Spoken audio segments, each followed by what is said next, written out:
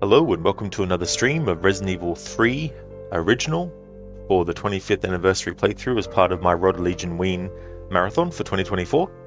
Hey there Lucas, welcome on in. How's your day going?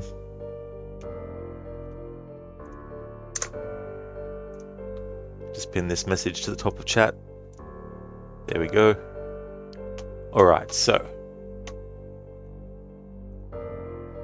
where we are up to in the game. So in the last stream, we saw the different variations on the sales office, with Carlos being there, and also with Nikolai being there as well. Also showed the variation where if you go to the substation first, before the sales office, and you do things there at the substation, I showed that Nemesis will turn up after a couple of different scenarios there as well before you go to the sales office. And I was actually on my way going back to the substation because what I need to do there is showcase all the different variations for your choices and all that as well. Plus it'll be also good to recap, and what I need to do too is make sure that I continue on remembering which save states I've actually saved on, so I don't save over the wrong one accidentally as well. And so need to load up one of the save states as well. I think both of them I got to the garage as well. Yeah, so my notes that I've kept, because I'm also logging what I do so I can better make sure I'm doing things correctly as to how I want to play through the game for this playthrough. So I made a save on save state 1 at the garage, and made a save state 2 at the garage as well on the different things. So what I need to do now is continue on, and at the substation there is the zombies that try to break down the door to get Jill. You can either head to the emergency exit or you can increase the electricity output. If you head to the emergency exit, Nemesis will appear outside, but only if you go directly to the substation and you don't visit the sales office. But that's one of the options. I already showed it, but that was in a different context, but I need to re-show it again in the new context. Then the other choice is to increase the electricity output, and then you've got the one where neither decision is made as well. So on both save files now, I've actually gone to the sales office and coming back to the substation as well. So it's time to do the garage part, because we're on the way back to the substation. We've got to go through the garage. Alright, so with the garage, there's the earthquake. Okay, so there's a few different options as well. So I think what would be best is to load up save state 1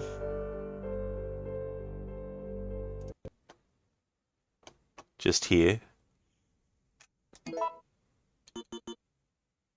Or I've got the mixed oil and the battery and the crank. Okay, so the earthquake will appear after getting the oil additive. And so we have the option to climb up and then jump down, or neither decision is made. This doesn't have any story significance as well. Okay, so first things first, I'll cover the first choice, which is to climb up.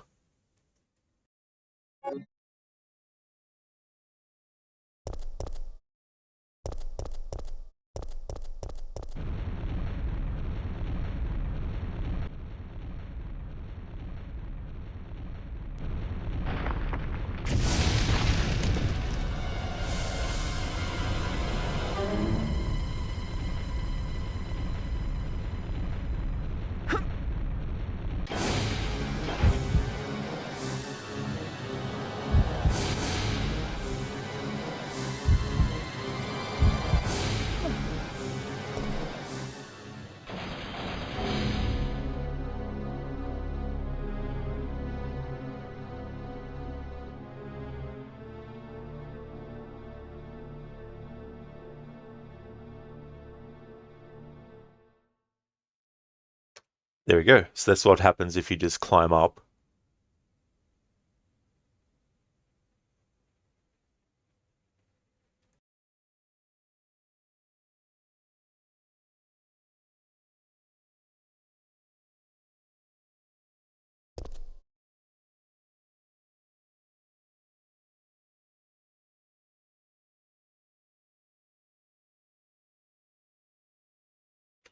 All right, so saved over that. Now I need to make sure that I log the new stuff.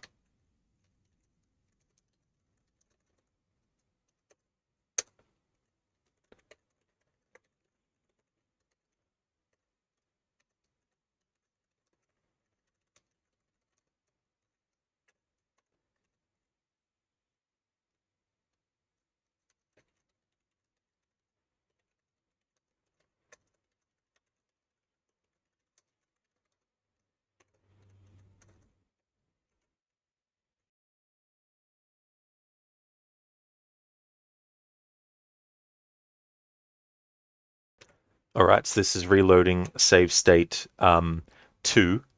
And if I have a look at Garage Earthquake, jumping down, small underground passage. Okay, so there's two variations on the underground passage. So what I'm going to do is show both, but I'm not going to save on this second save state until I've shown the other one. Hey there, Sona, welcome. How's things going? You cannot pass. I am a T-800 of the Secret Fire, the Kindergarten Corp, the Commando. The dark fire will not avail you, Predator. Go back to the shadow. You shall not pass. Thank you, Dr. Darling, for redeeming that as an Arnie impression. Very nice. I'm liking the taking quotes from Lord of the Rings and changing things to match Arnie and his movies. That's really cool.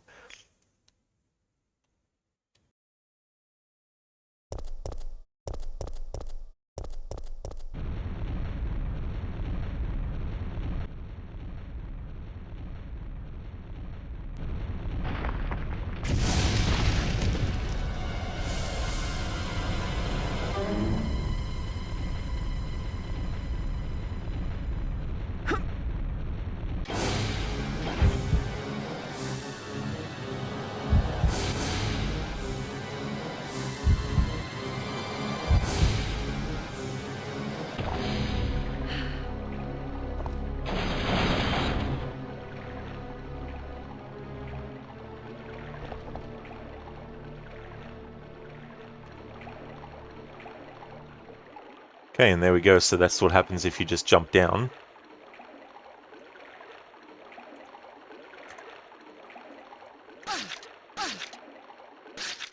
Oops. Just need to update my log.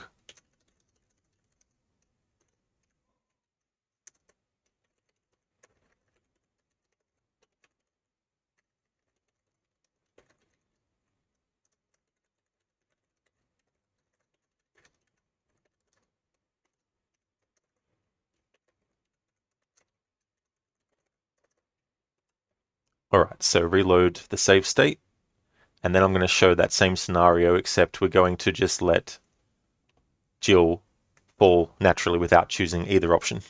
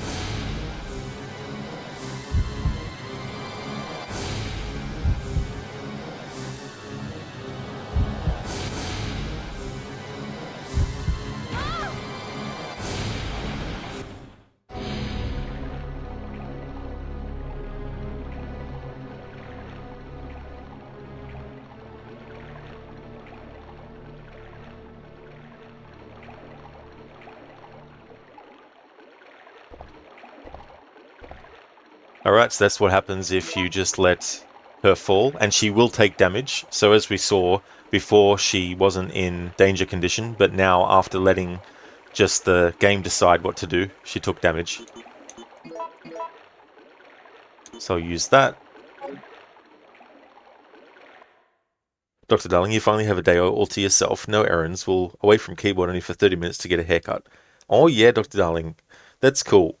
Well, that's no worries at all. I hope that you get the one that you want, and I hope that they do a good job too, as well.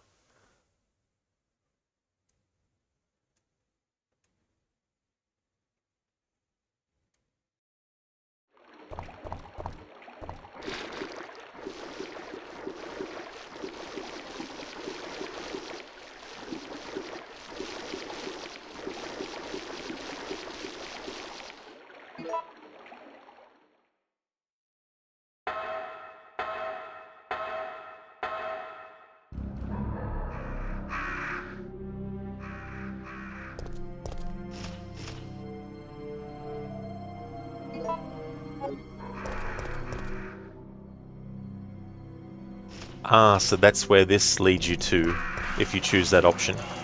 Interesting.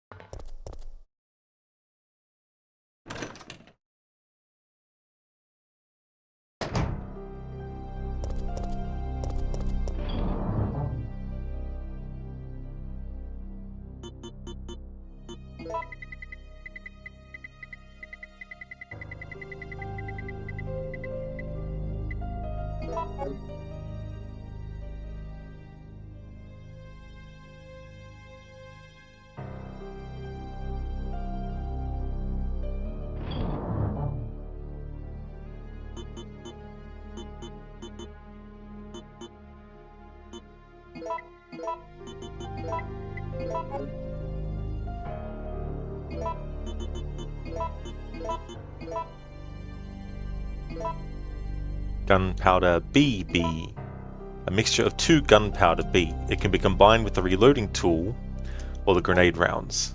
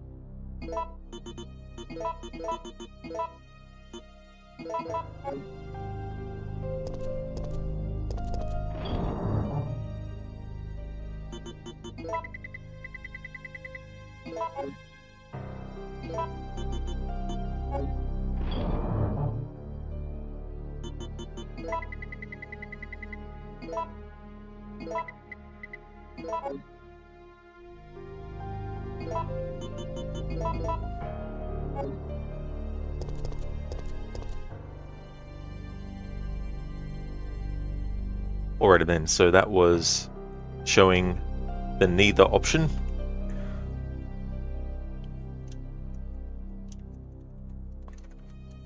So now I'm going to make a save. Save state 2.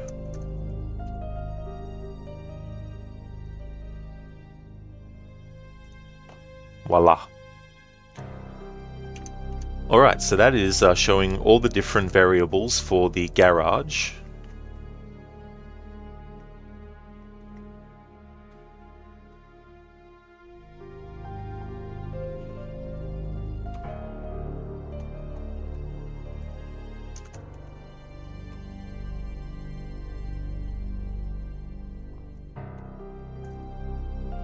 Okay, let's go back to save state 1.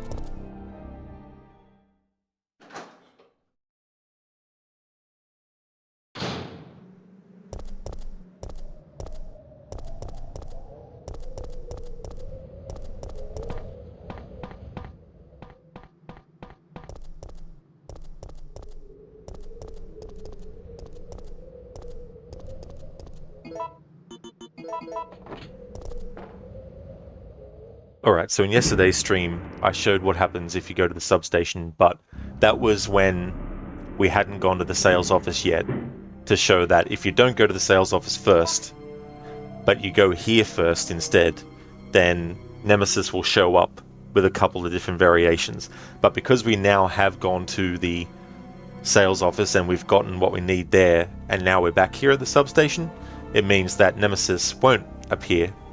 So now that I've got this sorted, I just need to get right to the spot.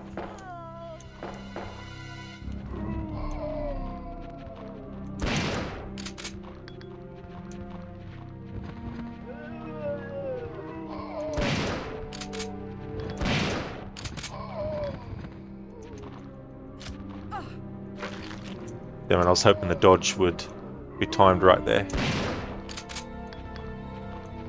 Of course, even on easy mode, we've lost that much health, so we're back down to caution.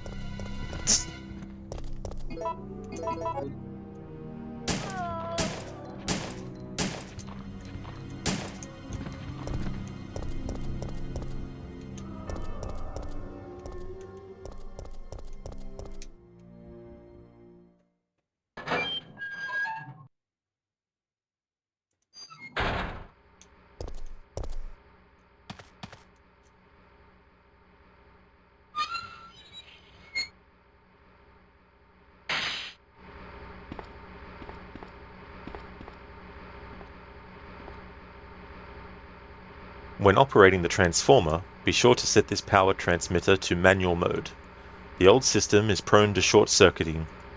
Be careful not to let it exceed maximum levels. Will you set this device to manual mode? Yes. So the last time I was here showing things, I didn't interact.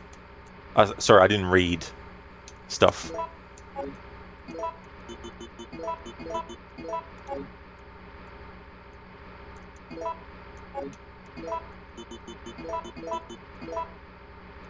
Gunpowder B, B, B.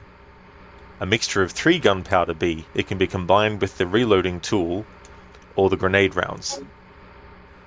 Hey there, Alamouse. How's it going? Stars. Indeed. The classic one-liner, literally, from Nemesis.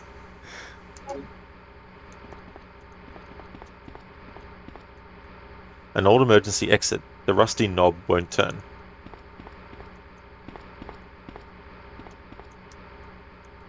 High voltage control room. The lock will be released at 115 volts to 125 volts.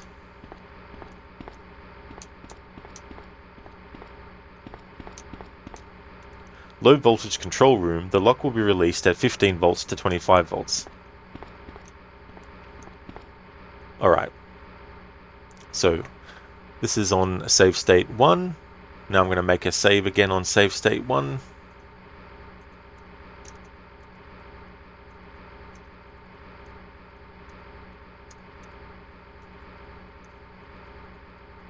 Now I'm going to reload save state 2.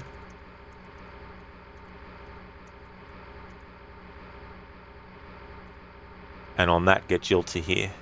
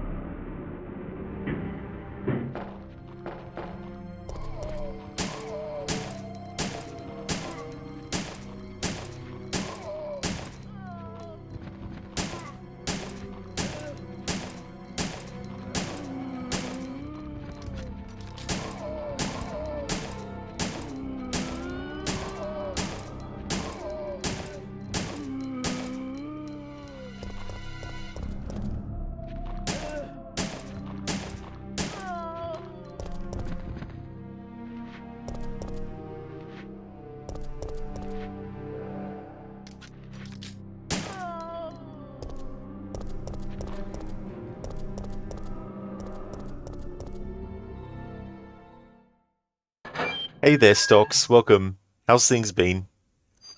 Good to see you in chat again. I'm doing well. I'm celebrating this game's 25th anniversary, and I'm doing a playthrough where I'm showing all the different kind of choices that the game throws at you, and also showing what will change depending on certain kind of actions and stuff. So I'm currently up to this substation now to show some variations of what happens. But I'm doing so after having done some other stuff, and this location that I'm up to, if you don't go to another location first before turning up to this spot, you'll get a different set of circumstances as well. So I covered all that, and now I'm actually recovering the substation, but now having gone to that other location first. This is an example. So it's a pretty complex way of doing it, so I've had to make sure that I'm keeping a log of what I do so I don't accidentally save over the wrong save state. I'm using emulator to make it easier. I was actually using the in-game saving as well on top, but I decided that it would be easier to keep track of saves if I was just going by the save states. So we're up to the substation now. Going to show some different outcomes and stuff. So as you can imagine, it's added a lot of time onto the playthrough. There's also a part where I didn't realize a certain change was happening, so I had to basically restart the game again off stream and then create a new save file for that one and insert showing some stuff that I missed. It's lots of fun in games.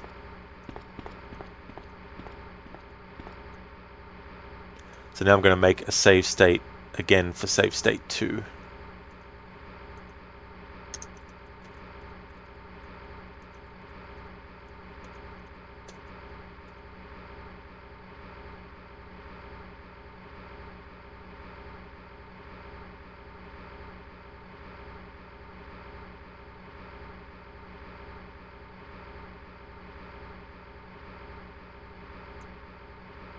Alright, so up to the substation on both save states now.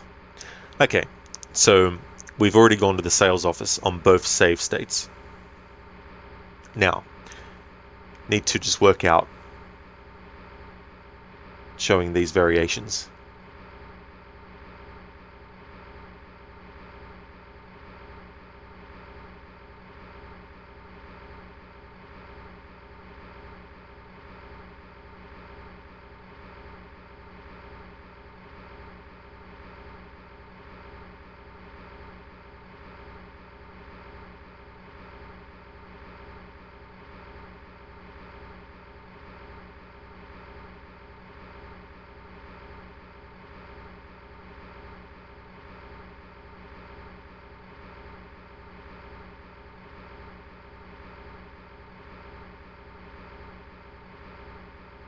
Dr. Darling downloaded the Lake House DLC yesterday, now to play the entire game. Oh, cool. Yeah. Yeah, I'm looking forward to the Lake House. I still have the game installed after I finished my playthrough of it recently, so I need to get onto that and actually play it off stream first. But if I can fit it into the month, I will. But this playthrough for Resident Evil 3 taking as long as it has so far, and how much longer I have left, I'll probably only be able to fit this and Silent Hill 4 into the month as well.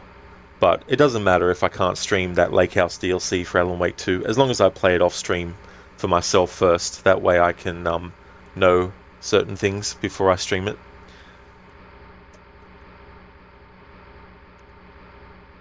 Alright, so head to the emergency exit. Increase electricity output.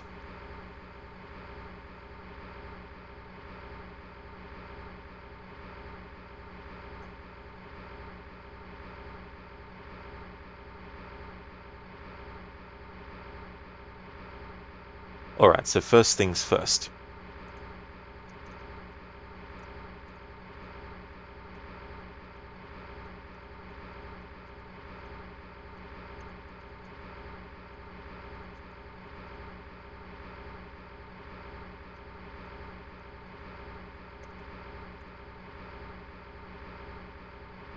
Alright, so reload save state 1.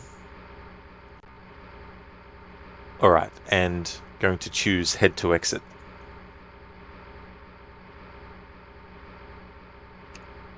There is a transformer that supplies power to the facility. Will you push the switch?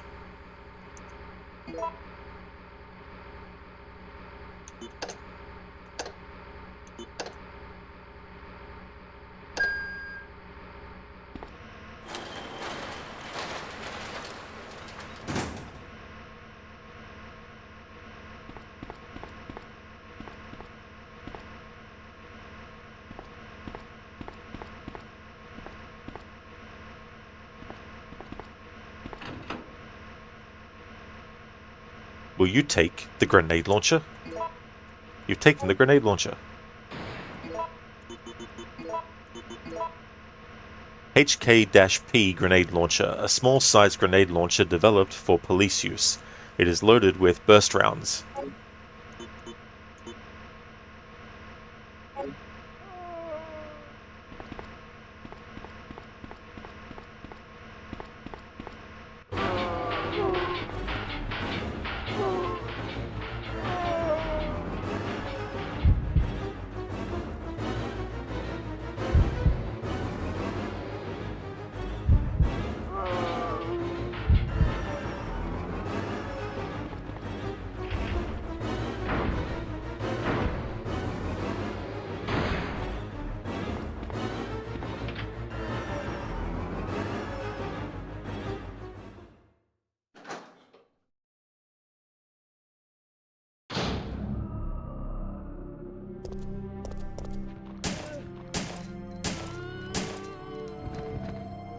Okay, so that is what happens if you just head to the emergency exit.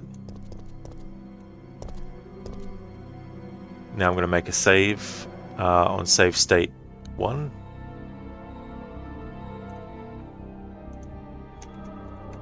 Make a note on that.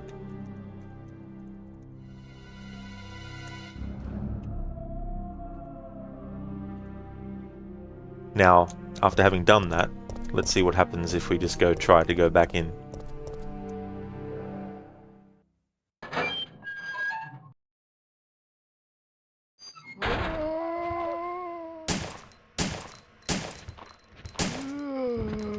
Alright, so the zombies are still in here, of course.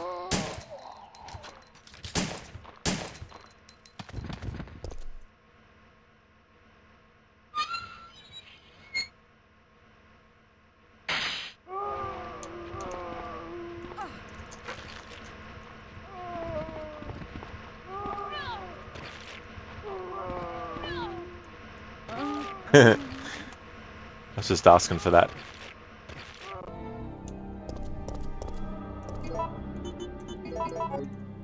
Alright, shotgun time this time. I still have to show the other variations as well. I mean, technically I already have, but I should play first, then talk, Rod.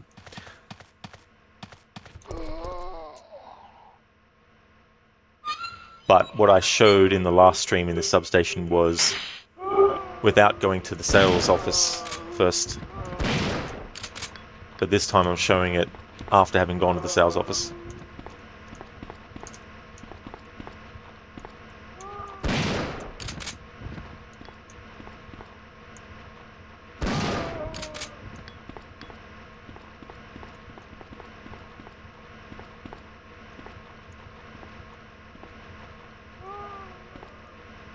Alright, so you can still open this other one.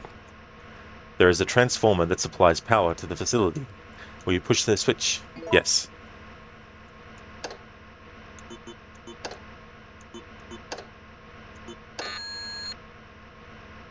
Nothing happened.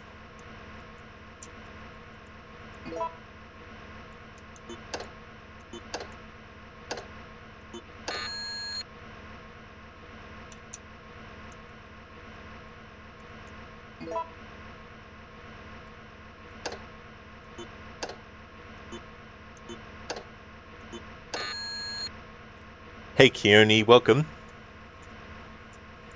How's things?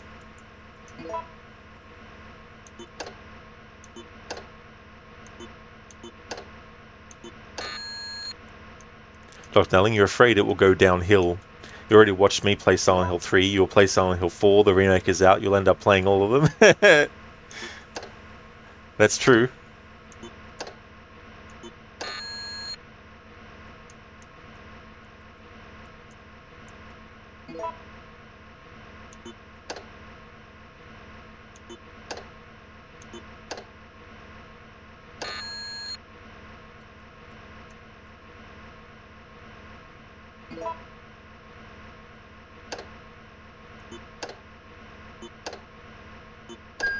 There we go.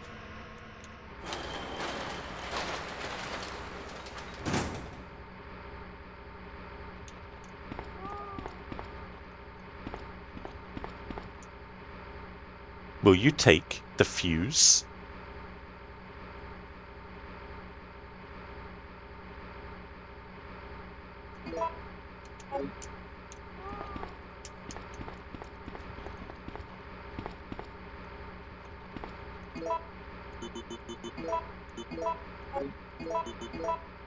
A fuse for the high power supply to be used for large size machinery. Keone, you're doing good. Hope it is all is well. Very nice. That's good. Glad to hear that. As for me, things are going well. Doing more of this game. I'm glad that I started to make a log of the things that I do, so I can keep track of what save state I've currently loaded up or saved on, so I don't accidentally save over the wrong save state. Dr. Darling, you need a Silent Hill playthrough with only music, ambient noises on, no mic either, so that the hills are silent, lol. Yeah, I mean, the thing about, you've probably worked this out by watching Lucinda play Silent Hill 2 Remake, or you might have seen it in my playthrough, but the radio, when it makes noises and stuff, um, you can turn the volume for that or down all the way, so that even if you have the radio, it won't actually make the noise when an enemy is nearby. So I could imagine doing a playthrough where you don't have the sound on at all, you know, like not even have the sound effects, just have the music or something, so it's just like, yeah, can't tell when there's an enemy nearby and all that kind of stuff. Really cool way to play it, stuff like that. But yeah, Silent Hill 3, I think I couldn't make it so that the music was only heard and not the sound effects and dialogue. So what I had to do for that playthrough to celebrate its 20th anniversary last year was just basically stop and wait till music had played, and then when it looped, move on. Kind of like what I'm doing with this game as well. These older games where you can't choose to change the... On the PC version of this you can though, but on the console version you can't. You can only change from stereo to mono. Hey there, Stan, welcome. Were the hills alive with the sound of music? Nah, they were actually dead with the sound of silence. That's the Silent Hill version of that song. It'd be like a death metal song. The hills are dead with the sound of silence. Gosh, darling, can't believe you waited almost 25 years of PC gaming to play the RE games. Now it's time for Silent Hill. Yeah, I mean, there's just so many games that come out, and like there's even a lot of horror games that came out around Resident Evil's time that I haven't played, like Parasite Eve, for example. I haven't played any of those. Um, the Clock Tower games, I've played a little bit of the first one, but I haven't played it all the way through, and I haven't played the other ones. I played a little bit of a game called Haunting Ground, or Haunted Ground, or something. You play as this girl who has a dog, and it's one of those games where you don't have weapons. You got to sort of like hide, and you got to, push things over and all that kind of stuff.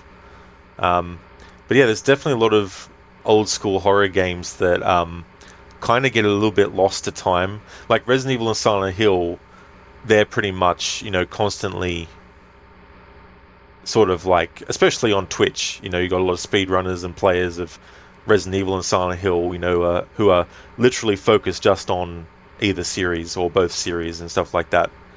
I mean, I wouldn't mind being like that for some series, but the problem with me is sooner or later I'd want to play other kinds of games and stream other kinds of games. So after a while it'd be like, yeah, I don't really want to just stick to the one game and one franchise as well. Which is why I do a lot of different ones, and I don't just stick to one only. But it's just the nature of, you just get into the mood to play one game versus the other and stuff like that. But yeah, the Resident Evil games and the Silent Hill games, they're the ones that you normally see a lot of on Twitch. But then you've got like the other ones, the other games which are a bit more kind of like obscure nowadays as well. Series that didn't really hit the heights of Resident Evil or Silent Hill, that either never got more than one game, or they did, but that was a long time ago now and stuff. Like the Alone in the Dark games, there was 3 of those, I think, before even the first Resident Evil came out. Or maybe the first 3 Alone in the Dark games weren't out before the first Resident Evil, but Resident Evil wasn't the first game of its kind in existence. Alone in the Dark was, but Resident Evil popularized it and put it into the mainstream, whereas Alone in the Dark wasn't put into the mainstream as much. I mean, not to say that the fans of the Alone in the Dark series don't have any valid points about liking it. I'm just saying that out of the 2 franchises, Alone in the Dark and Resident Evil was the one out of the 2 that really went out into the mainstream, and more people have probably heard of Resident Evil than Alone in the Dark. Just goes to show that just because you're the first of something as well doesn't mean that you're going to popularize something either. But at the same time, it doesn't mean that there's no value in it as well. I haven't played all through the Alone in the Dark games, the first 3, with the fixed camera angles and stuff. There was another one with fixed camera angles too, but they've long since abandoned that style too. But the first one was very, very sort of like interesting. I think it was like 1992 or 1991, somewhere around then. But then you got like games that are probably so obscure that it's only people who really, really have played a lot of obscure games that would be like, yeah, there's also this series as well. Like, you look at side-scrolling beat-em-ups, for example. The big ones are Streets of Rage and Final Fight and Double Dragon. But then you have in between all that, you have these other side-scrolling beat-em-ups, which, there was this Super Nintendo one called Rival Turf as well, which was a poor man's Final Fight. Um, but you got a lot of clones of games too that come out, and then you got those side-scrolling beat-em-ups, which are not traditional in the sense of it's only using fists and feet and maybe picking up like a weapon, but actually having weapons and stuff. But yeah, there's just so many games that have gone by the wayside, and while others have risen to the top, especially in mainstream terms as well. Stan, a friend of yours was speedrunning Alone in the Dark 2008 so much he memorized most of the lines in the game. Oh, that's cool, Stan. He'd be able to have the dialogue audio turned off and just basically do the lines for it. Dr. Darling, Ubisoft can't catch a break. They disbanded the team that made the latest Prince of Persia game. I heard about that, yeah. They cancelled the early access and season pass for AC Shadows. Yeah, I saw that too as well. Yeah, I don't think it's going to come out in February next year, actually. I think they'll delay it further in the year of 2025. They probably want to move it away from Ghost of Yotai and its release as well. But yeah, they're definitely in a very, very tough spot. Star Wars Outlaws didn't sell what they were hoping. And then you have, let's say, Assassin's Creed Shadows being delayed. Now you got, this stuff happening. I wouldn't be surprised if they've either cancelled the Splinter Cell remake now, or they've basically just halted development on it temporarily. Because that was a game that was announced in 2021, the Splinter Cell remake. And we're now almost at the end of 2024. The only thing that they did in a major way for the remake of Splinter Cell was to have a video celebrating the 20th anniversary of the first game, but that video was done back in 2022. And so now it's almost 2 years after that video where they talked a little bit about what they were going to do with the remake. So they've got all these sort of like projects in development, and I think there's just too much as well. And it doesn't matter what company you are. If you have too many projects happening, then sooner or later one of those projects at the very least is going to suffer because of the fact that you've got all these other games that you're developing as well.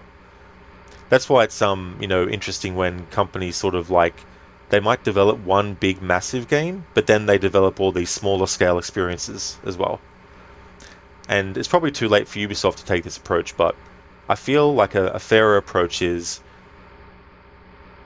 do one big game and do maybe 2 smaller scale games and make them experiences that are not overly long, that don't overstay their welcome. And then if those smaller projects do well, create more quote-unquote episodes for that story, or do a sequel to it, things like that. But yeah, I think what they should also do is take the approach of, like with Mortal Kombat 1, they didn't reveal that that was coming out until I think a few months before the game actually came out. Like companies now, when they're like, we're now working on this project, it'll come out in 5 years. It's like, well, that's great that you're working on it, but why couldn't you have told us like a year out at least from when it was coming out? I know they want to create hype, but if you're going to hype up a game for 5 years, then that's a lot of time you need to hype the game up for. Whereas you can really hype up a game quickly if it's only like a year out from release, or 6 months out from release as well. But then again, these days, a lot of games come out and they're not fully finished. And the people who buy them, when they first come out, are essentially paying to become a tester for the game.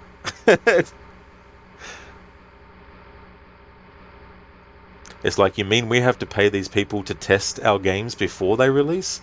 How about we do some of that, but how about we also make sure that we don't release a fully finished product? That way people who are interested will buy it, and then we can fix stuff later as well. And depending on the game too, and there can be sort of different variables, but it's this kind of thing of, oh, it doesn't matter if the game's not fully finished when it comes out. They're going to patch it.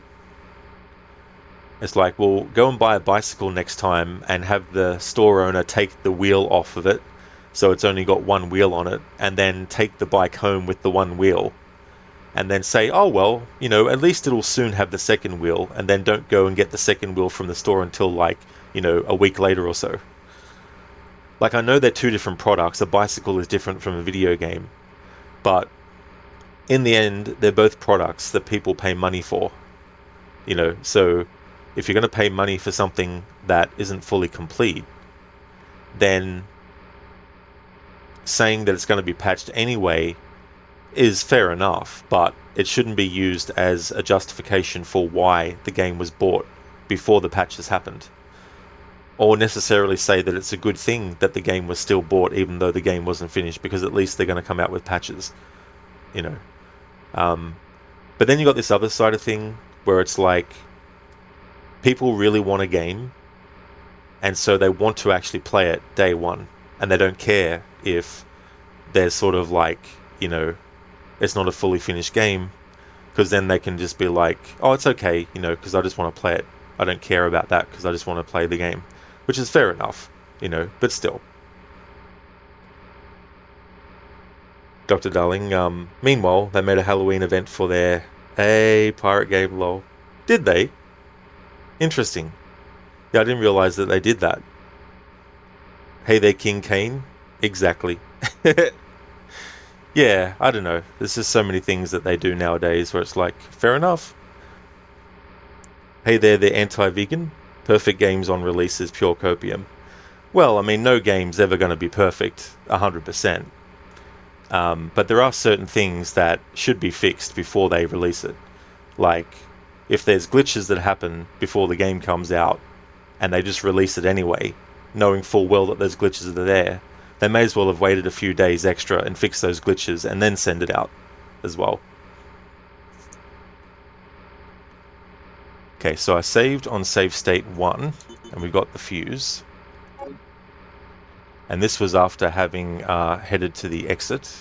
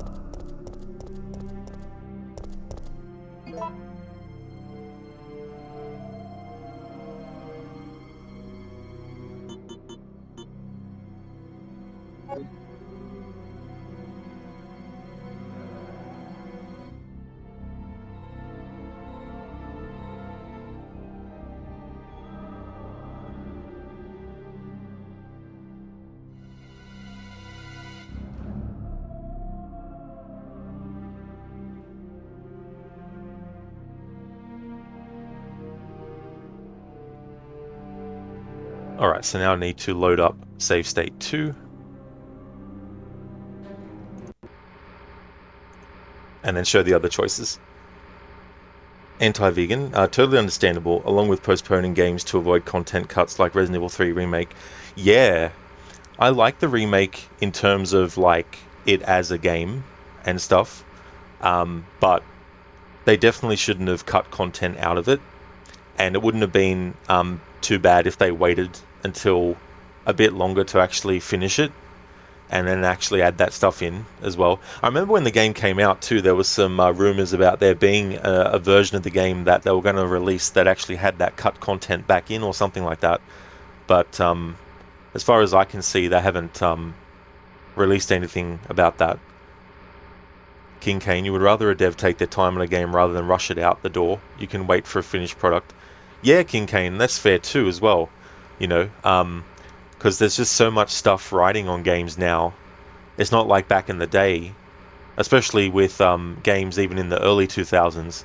Like, back then, there wasn't really a big push to make sure that games came out before they were finished. Not to say that there were never ever glitches until newer games, obviously, even old games have glitches and stuff. But the bigger games got, the more time they spent on them, the more money they cost, and the larger in scope they became. Those sorts of things started to pop up where it was like, oh shit, you know, we need to release the game to start making money on it, but it's not 100% finished. Oh well, 90% will just have to be good enough, and then go from there as well. Dr. Darlene can't wait for Resident Evil 3 Remake 2. Resident Evil 3 Remake 2. Yeah, could you imagine that as well? Like, holy shit. Anti-vegan, you think you put in around 110 hours on the remake of 3? Oh, very nice. Yeah, that's one I've only played a handful of, well, a couple of times actually. Um, the Resident Evil 2 remake, I've definitely played more. But the thing about these games too is that even the old school ones, I don't play them regularly enough as well. This one, for example, the last time I played was probably back when the remake of 3 came out, because I wanted to play through the remakes and the originals of 1, 2, and 3 in release before Resident Evil 3 remake came out. Hey there, Dumbledore. Welcome on in. Original game, you see, graphics. Absolutely, yeah. Yeah, the old school graphics. Good old 1999 PlayStation 1 era graphics. Anti-vegan can't beat the OGs. I mean, they're definitely great. It's a shame that they haven't done, like, it'd be cool to have remasters of these games that have new graphics, but it's the same, like with the old Tomb Raider games that they've released remasters of recently, where it's basically the same game. They haven't sort of like changed the story or anything like that, so it's not a remake, but you can switch between either graphics at any time. I think that'd be kind of cool if they do that. King Kane, the OGs has heart and soul. They really do, The fixed camera angle kind of thing, it's popped up here and there in certain other games since Resident Evil abandoned it. I don't actually mind it. I know it's a style that, probably people who only play the newer games wouldn't think much of, which is fair enough. This shit happens with everything, even music and all this kind of stuff. Alright, so substation. On save state 1, I showed heading to the emergency exit. So now we're going to, on save state 2, increase the electricity output as the option instead.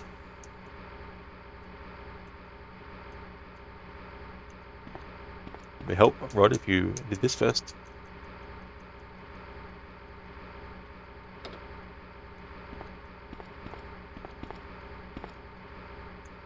So now when you couldn't beat the first Resident Evil on your DS, your younger cousin borrowed the game and he couldn't get past beating the game after he figured out how to acquire the shotgun. Meanwhile, when he gave you the game back, you were able to finally beat the game. Well, that's good that you're finally able to after all that time as well, but that's definitely fair too.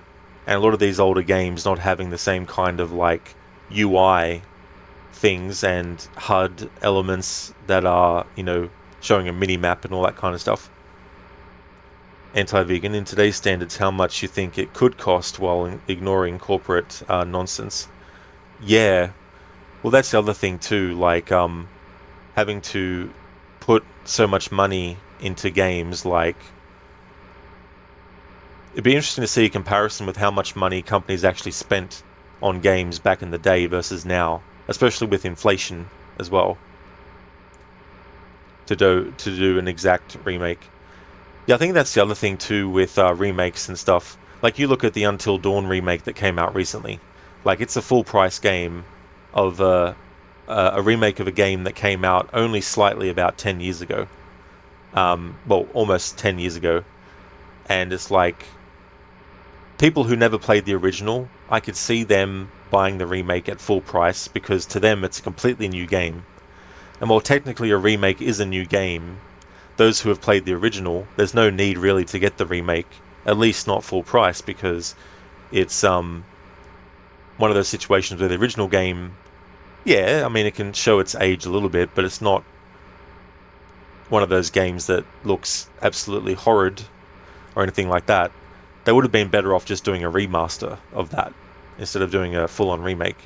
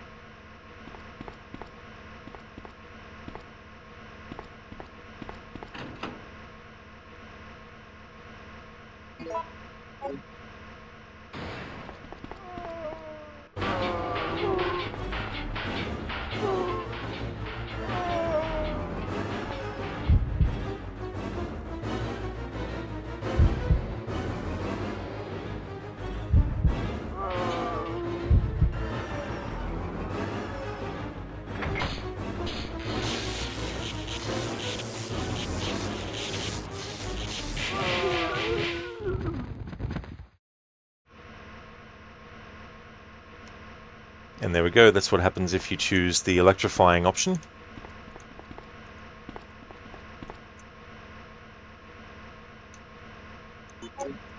The voltage number has been changed, possibly due to the short circuit.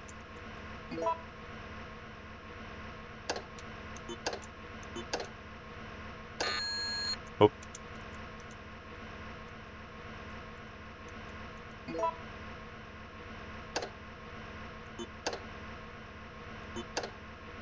Ah, hang on.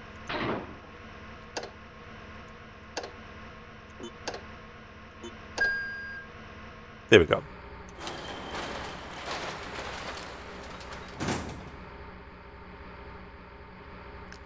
Alright. Now to show what happens if you just choose nothing.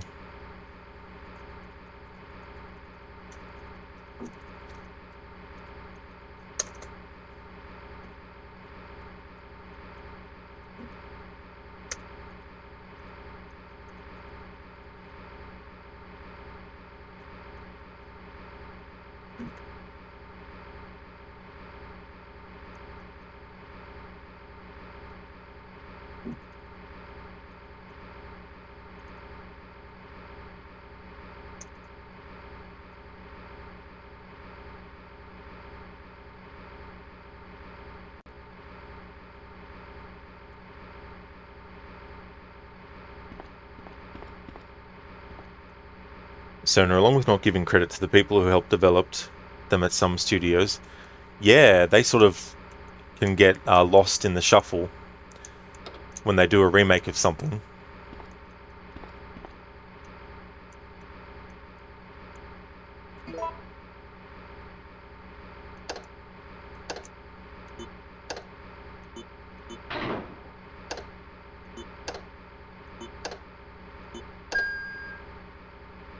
Alright, this time I'm going to go and get the fuse first.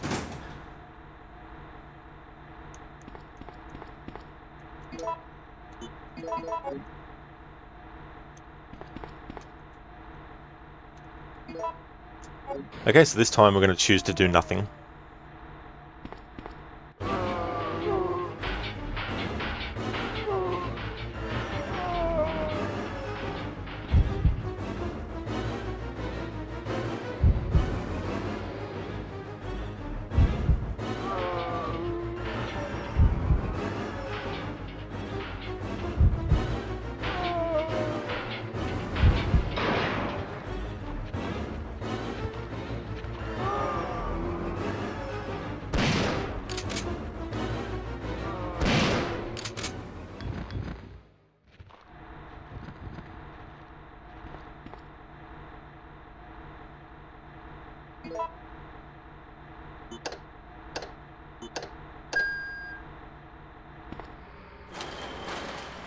And that's what happens if you don't do anything. The zombies just break through and attack you.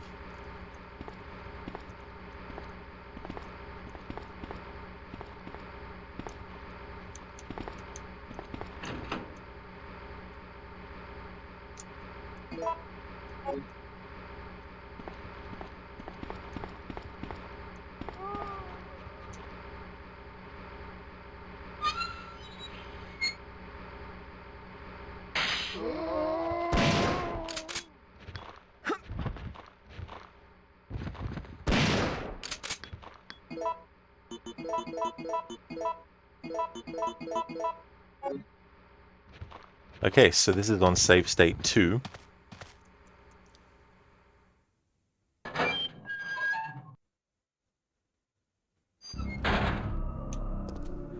Now to make a save on save state 2. And make a note of that.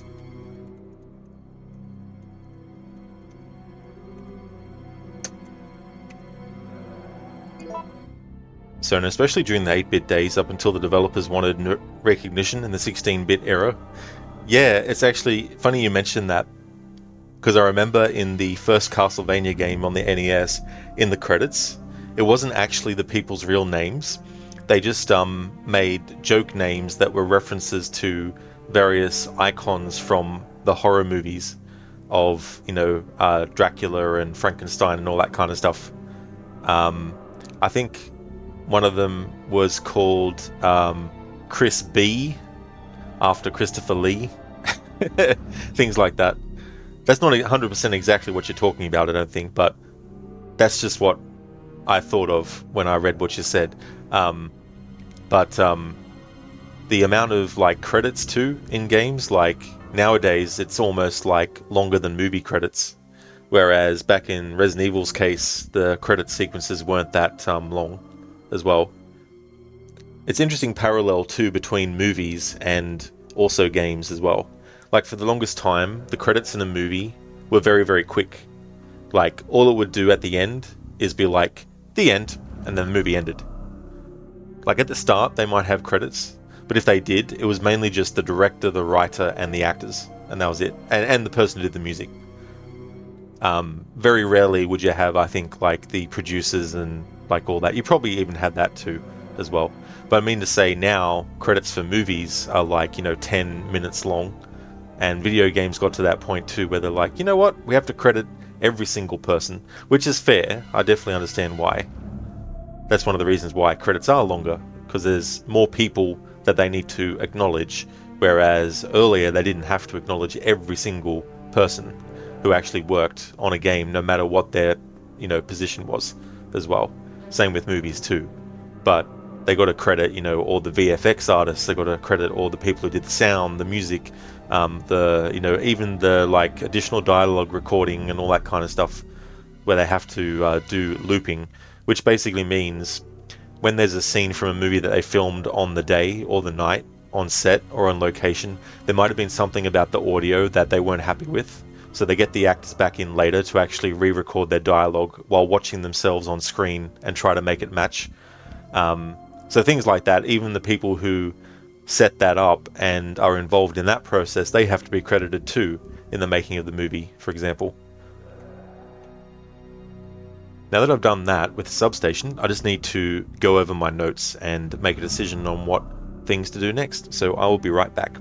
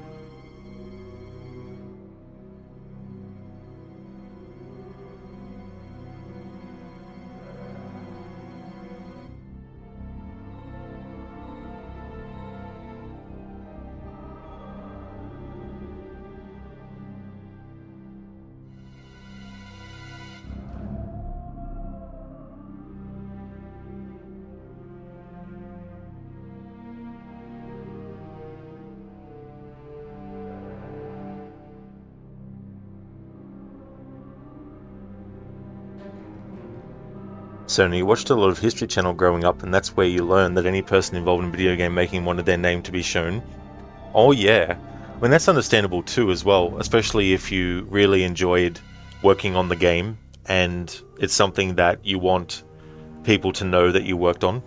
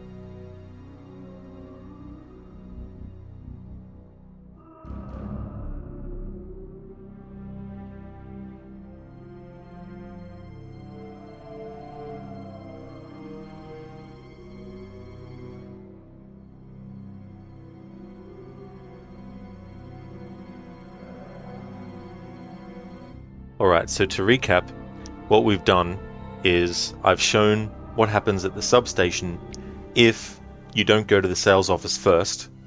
That was in yesterday's stream.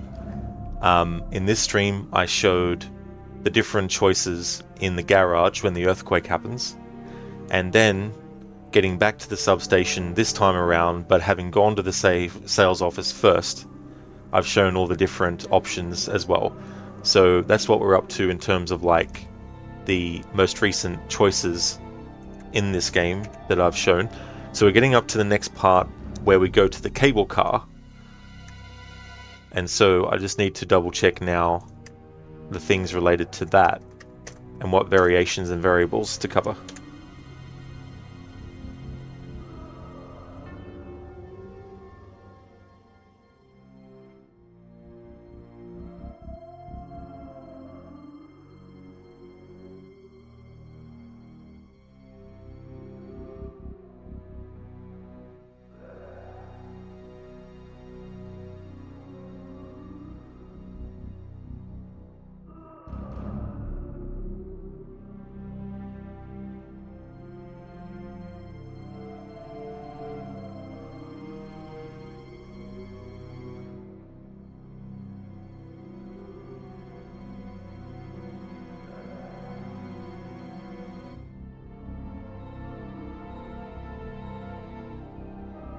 Hey there, Creant. Welcome. It's your favorite game? Very nice. Yeah, this game was the first game in the series I played back when it came out. Came out the same year as another game in a different franchise that was also my first time playing a game from that series, which was Tomb Raider: The Last Revelation. Both came out in 1999. And this one, I wanted to do something for its 25th anniversary, so I decided to show differences between the choices that you make and stuff. Hey there, Ryu. How's things going today, dude? Grant, same as you. You did 3 and 2 and 1. Oh, very nice. Yeah. It's so funny because I remember playing this one first and then the second and the third as well, and I don't remember feeling like, oh my god, I've been spoiled or anything like that. I really still liked playing through 1 and 2, already having played this first as well. You going well, Ryu? That's excellent. You just woke up? Well, I hope you had a good rest, dude.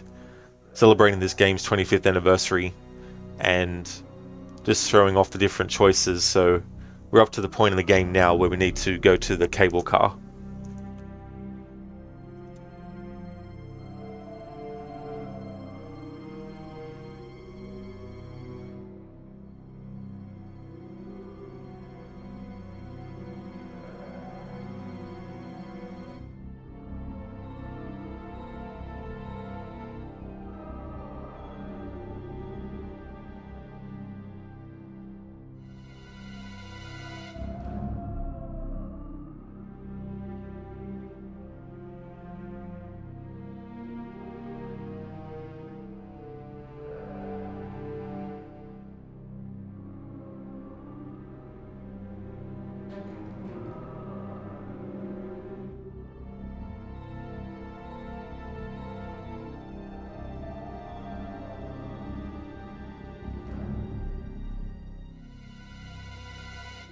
Brian, you remember that you used to call this the prohibited game because it was too scary for you? Or was it? Yeah.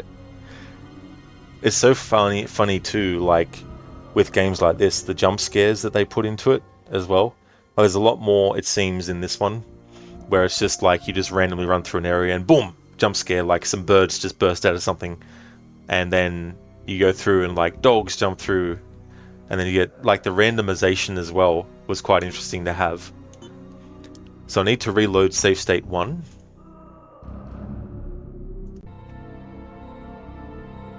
And we're going to go to the cable car.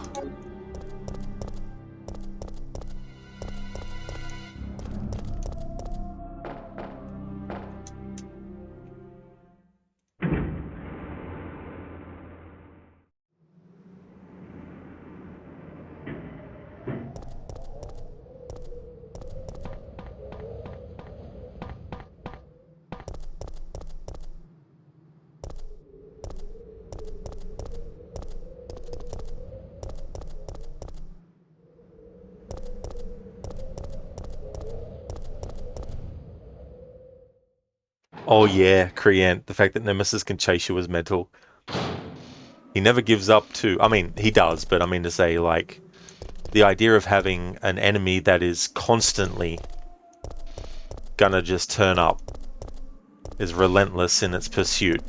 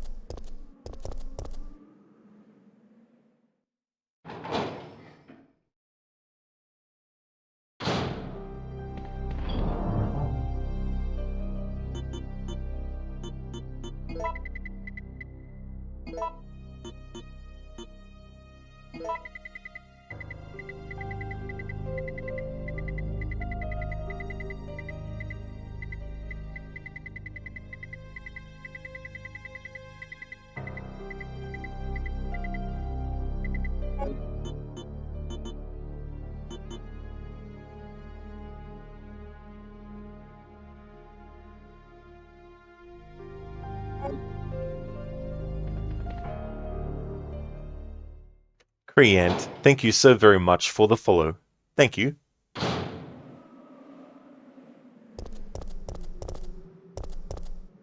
Hey there, Arabian Luffy. Nemesis and Jill still have a score to settle. The only solution is a wrestling match. Hell in a Cell. Actually, that'd be cool to have like a wrestling game and someone to mod in characters like that. almost like make it a celebrity deathmatch kind of thing, except it's not celebrities but actual video game characters and stuff.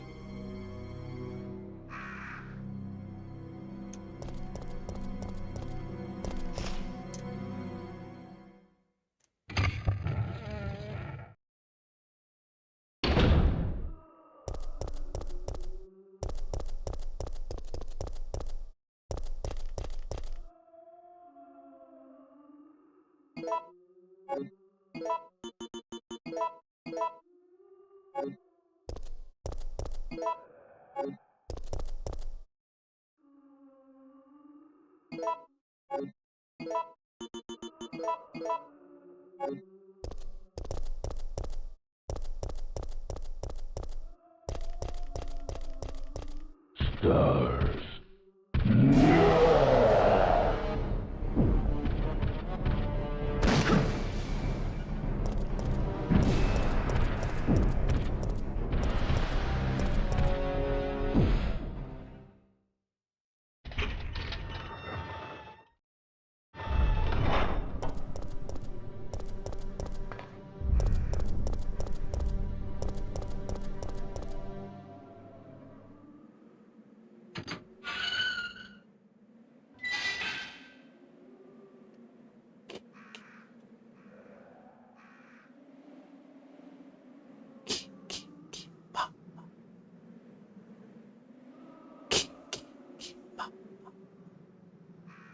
Hey there, Lidus. Thank you for redeeming that. And stars chasing you, Sarah Connor, all over Raccoon City. Oh wait, I'm in jail. Shit, that went smoothly. Bang, get to the chopper now. Really, T-800?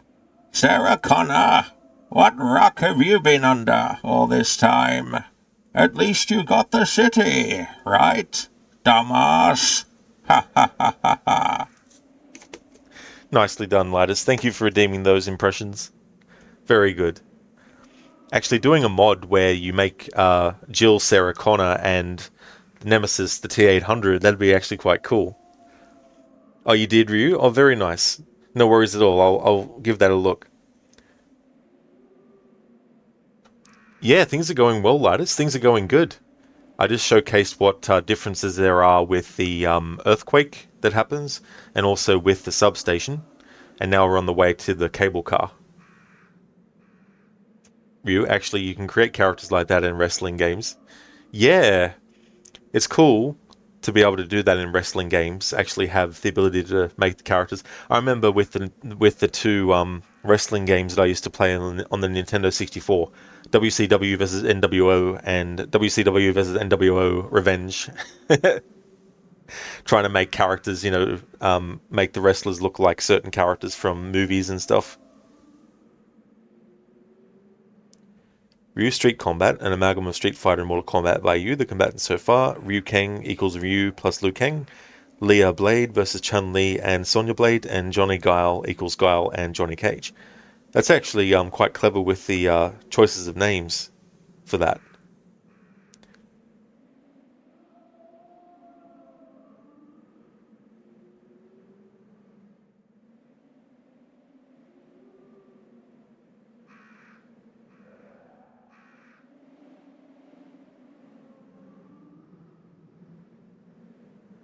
Yeah, it's an interesting combination of the different clothing elements from both characters as well.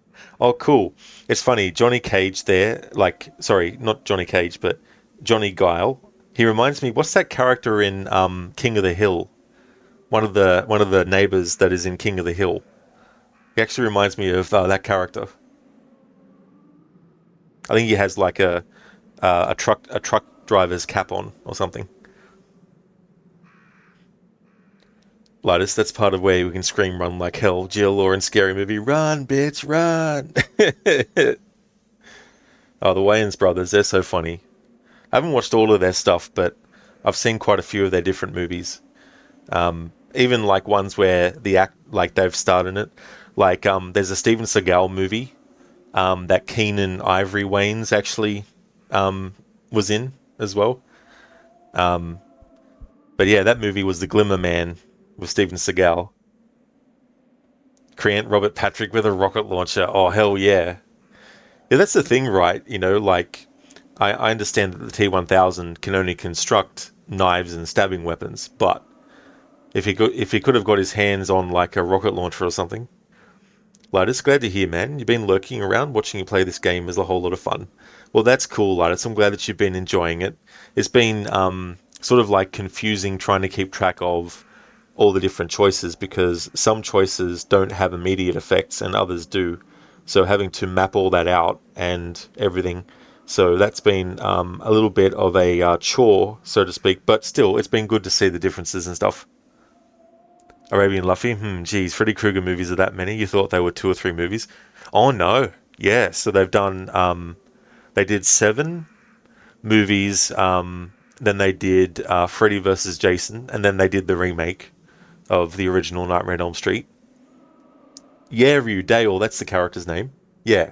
That's who that Johnny Guile made me think of. So now what you find funny about Johnny Cage is that in the later games he's so vain that he had his name tattooed across his chest. That is so true. You know, I still my favorite rendition of Johnny Cage is still from the 1995 movie. I just think Lyndon Ashby did such a great job as a character in that. Creant used to make Tekken characters on SmackDown versus Raw. Oh, very nice, cool. Yeah, having the versatility to do that kind of stuff in games is really cool. Like I think I look at games now that are so intricate that you can, make the characters look even more like someone from real life. Just the amount of time it would take to get things just right. All the different aspects of the characters, like their face and their lips and their nose and their jaw and their chin, all that kind of stuff. We definitely will do more Street Combat characters. Oh, very nice, dude. That's cool. Yeah, it's interesting combining the two franchises and sort of like coming up with an amalgam character. So you haven't seen that movie in 20 plus years. It's one of those ones that I watched the fuck out of it when I got it on VHS I was about 12 at the time, and I just went nuts for the movie. The VHS got to the point where the top of the screen had those loops that come down on it, and sometimes there'd be like that wipe that happens on VHS. But yeah, when it got into like the era of DVD, I didn't really watch it as much, but I still like the movie a lot though. It's still a really good video game adaptation. But yeah, I still remember going to see it at the movies when it first came out and really, really loving it too. I was even sort of like, so excited when I got back home. I was humming the theme song and everything like that, you know. So it's very, very much one of those things where it's like, we'll always remember. Mortal Kombat 95 is great to this day. Yeah, and the thing is too, like, it wasn't even a game filled with, a lot of fatalities and stuff either, but still, it managed to be a big hit as well.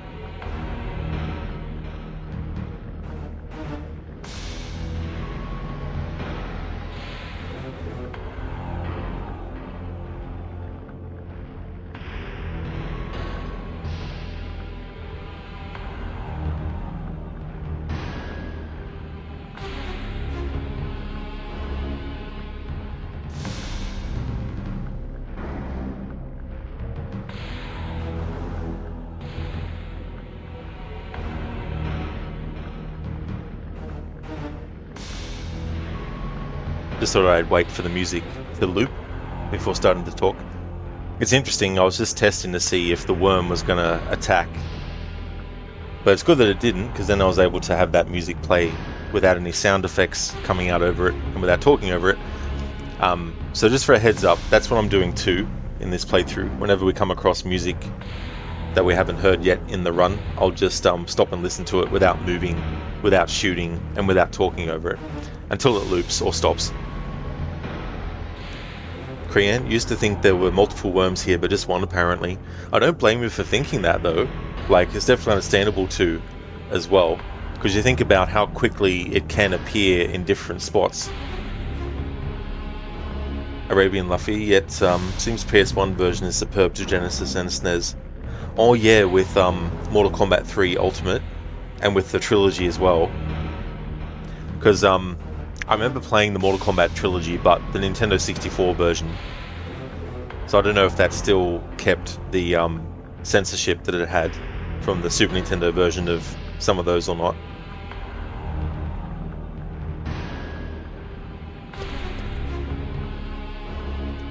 It's a switch for the elevator of the ladder. It seems that it's not functioning due to lack of power.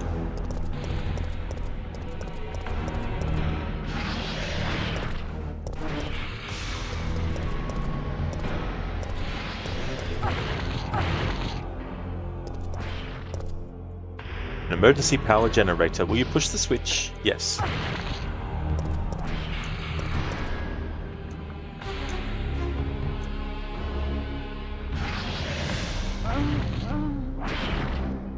I asked for that. Alright, that was save state 1.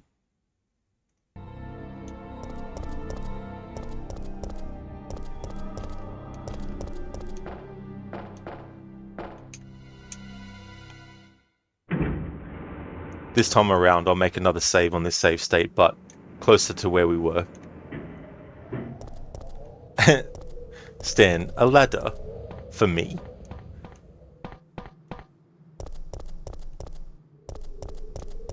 Review. Mortal Kombat 1 on SNES is the only one that had such censorship, or at least watered down fatalities.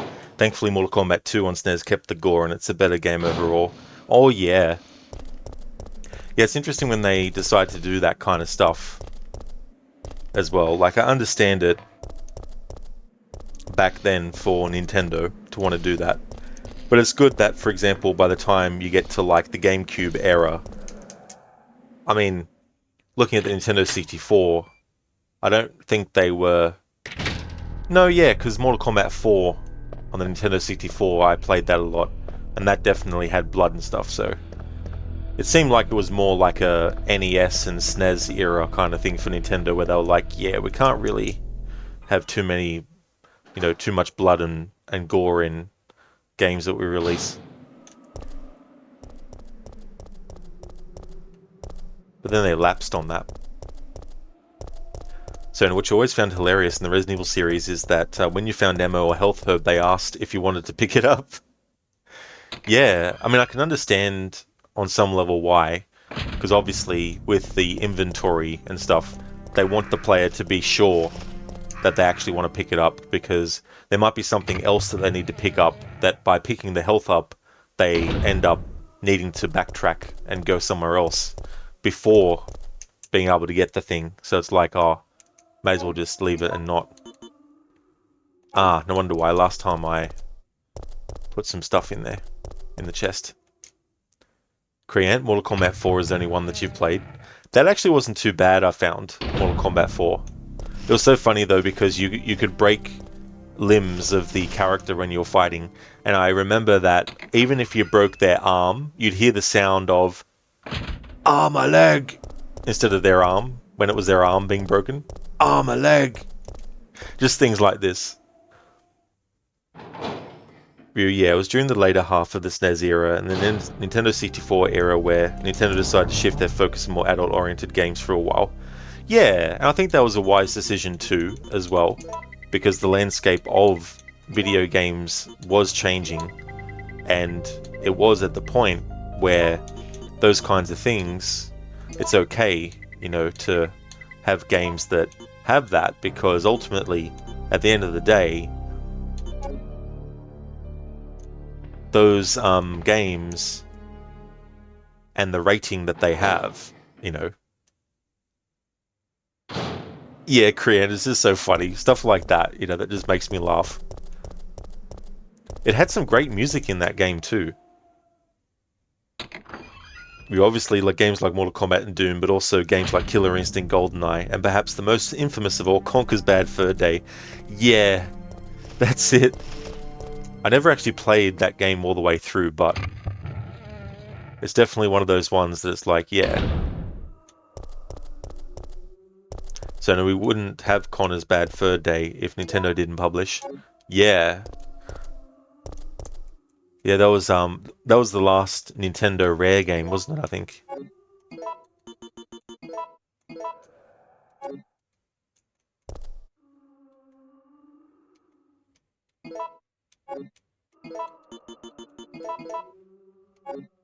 That's right, Kriant. Yeah, you can use weapons. Yeah, I think that was the first game in the series to have each character have their own weapon that they could use during the fight. It's funny, these things that weren't in games in a series originally, and then they actually added them, and they're things that now are just a given. You just expect them to actually be already available for the player to actually to use and stuff. I'm going to make another save on save state 1 at this point here.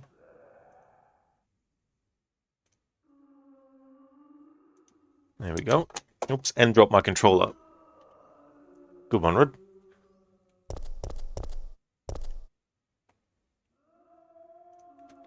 You, the one game where you fight a giant monster made of shit too. Stars.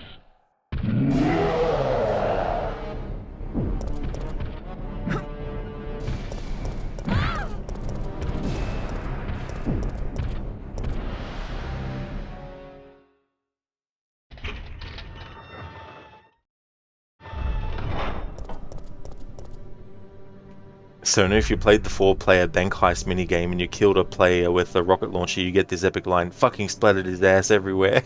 Yeah.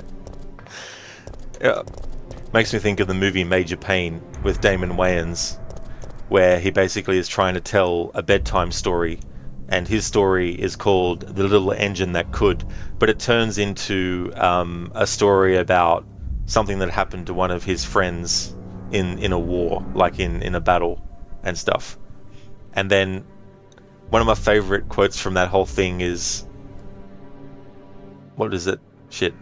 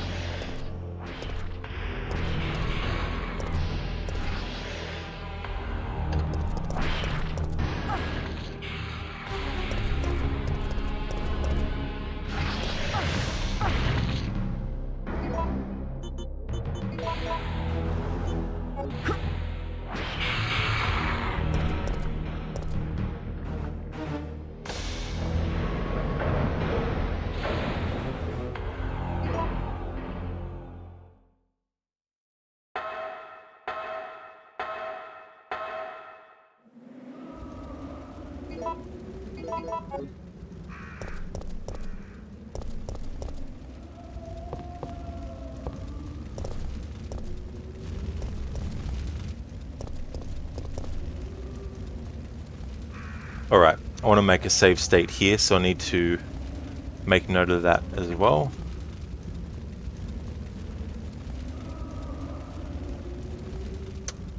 Now I want to reload save state 2 and then get up to this point on that as well.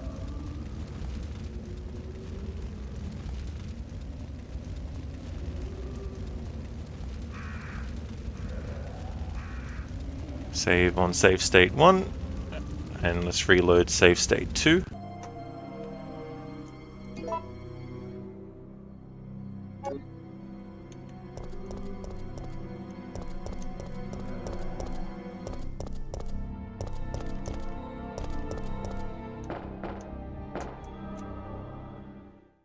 So another great line was a hungover conker trying to pee on enemies, having to pee on enemies to escape, and you just hear a random enemy, I got pee in my mouth! Oh yeah. What a way to dispatch enemies. Krian, it's a chill morning, at least here. Oh, very good. Yeah, it's good when that can happen as well.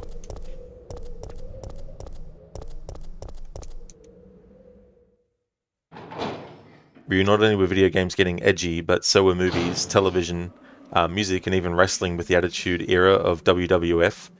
Yeah, there definitely was a push for that in multiple different forms of entertainment as well.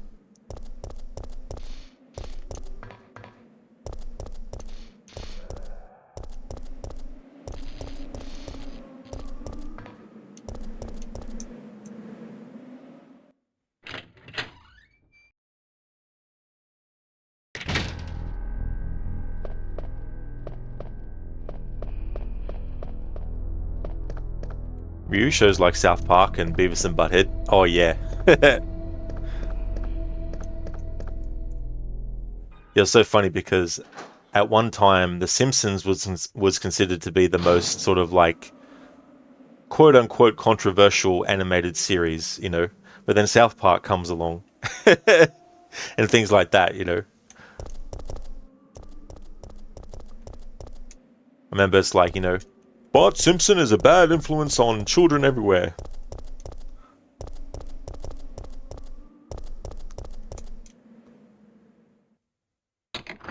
Bart's like, I didn't do it.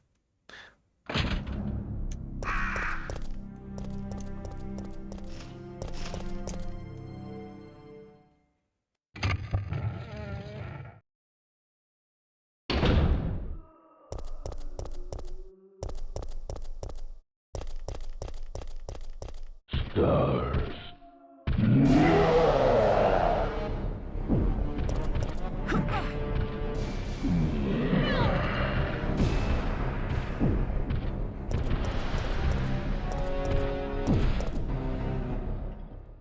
And then South Park stitches people's mouths to others' butts to create a human centipede just to make fun of Apple.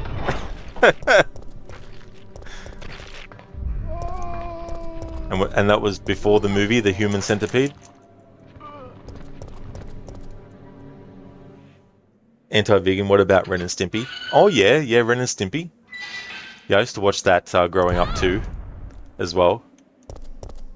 What would gross me out sometimes is the close-up shots that they would do of Ren and Stimpy.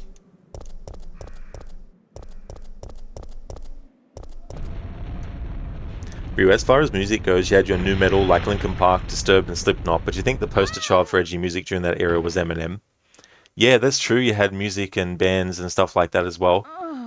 That was sort of like in that edgy sort of thing.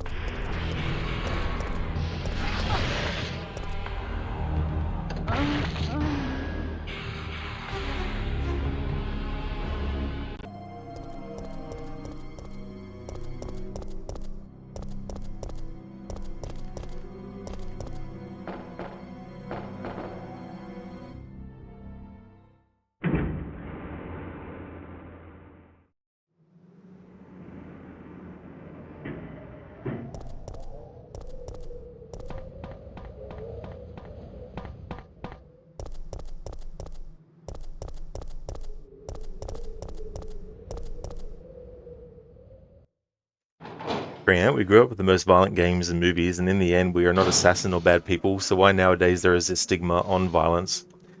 Yeah, it's kind of like, in some ways, they want to piggyback off how popular something is, because they know that, like, for example, if someone kills someone and they find out that they listened to a certain type of music or watched a certain movie. Now, granted, there are people who cite that something inspired them to do something, but at the end of the day, they still decided to do it. The game didn't force them to do it. So even then, I would say that people who do those things and blame why they did it on video games are also, you know, people that should be held accountable for what they do. You know, it shouldn't be the video game to blame for that as well. Because as we know, violence is something that didn't just get created in modern times. It's something that's been around for a very, very, very long time. Arabian Luffy, you wonder if anyone modded Nemi after the Undertaker, that one arm choke? Yeah, they could have done. I wouldn't be surprised. Anti-vegan, Beavis and Butthead was another. That's true, yeah. Yeah, Beavis and Butthead. I think, wasn't Duckman as well? Wasn't that also something on the lines of that? Either the future has gone or Demolition Man.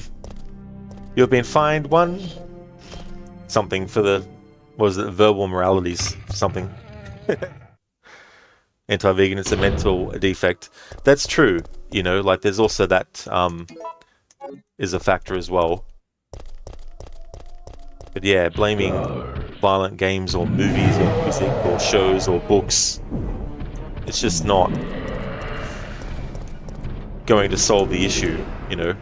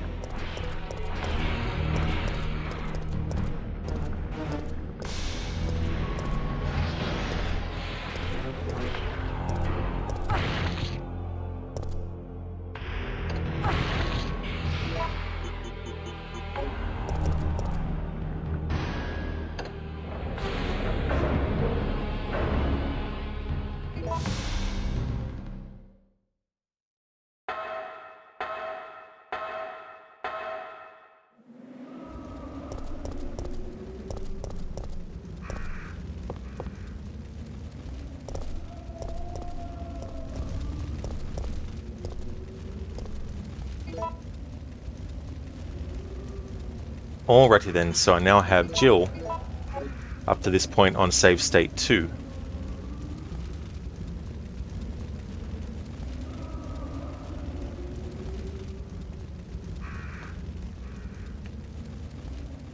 Alright, save on save state 2. There we go. Alright. Now to reload save state 1.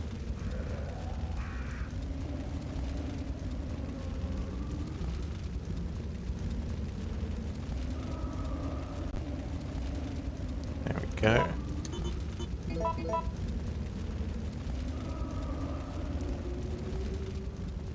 Mortal Kombat was the catalyst for the ESRB2. Oh yeah. Yeah, Mortal Kombat, Doom, games like that. Anti-vegan, like even being passively masculine seems to be a sin even when you know borders. I think in general, humans, you know, we can be good, but we can also be terrible, you know, to others, but also ourselves and things like that as well. And there's definitely a lot of things that, irrespective of what you like or don't like, there's definitely a lot of stuff that is going to be considered by some to be, oh, you can't. That's something that shouldn't, But the whole thing about video games and movies and that is like you got rating systems there for a reason. Like they're there to use as a guide, um, especially for people who are sort of like wanting to make a certain decision. You know, they're just sort of like things to have there. Hey, nah, bro, welcome on in. Must have been the wind that caused all the havoc in Raccoon City. It wasn't the T virus, it was the W virus, the wind virus. How's it going now, bro? Welcome. So we've reloaded save state 1, and we're now up to the part with the cable car. Okay, so there's a few options that you can choose when the cable car is about to be derailed. So you can choose jump out the window, you can use the emergency brake, or you can choose neither. So what I'm going to do is on save state 1, we're going to choose jump out the window.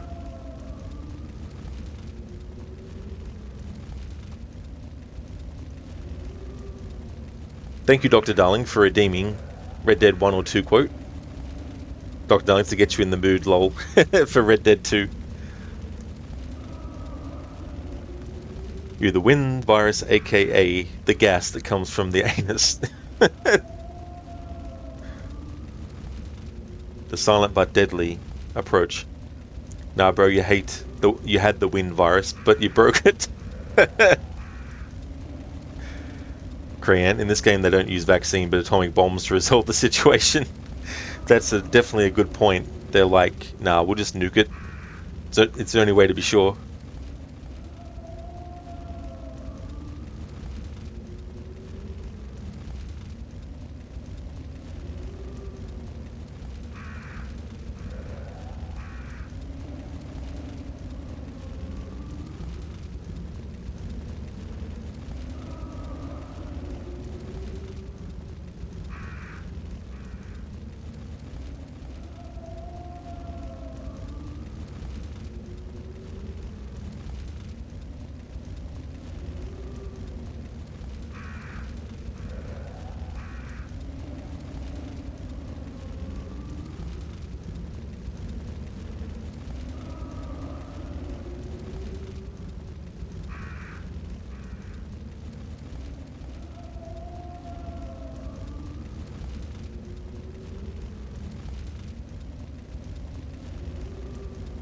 Okay, so I've got a quote.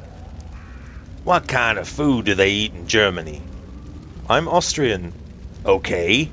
What kind of food do they eat in Australia? It is a miracle you don't fall down more often. That is a conversation between Bill Williamson and Leopold Strauss. Makes me think of the first Ace Ventura movie.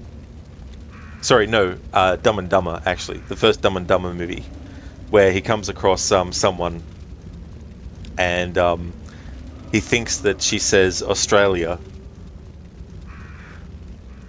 Thanks for redeeming that Red Dead 1 or 2 quote, Dr. Darling. So that was from Red Dead 2 as well.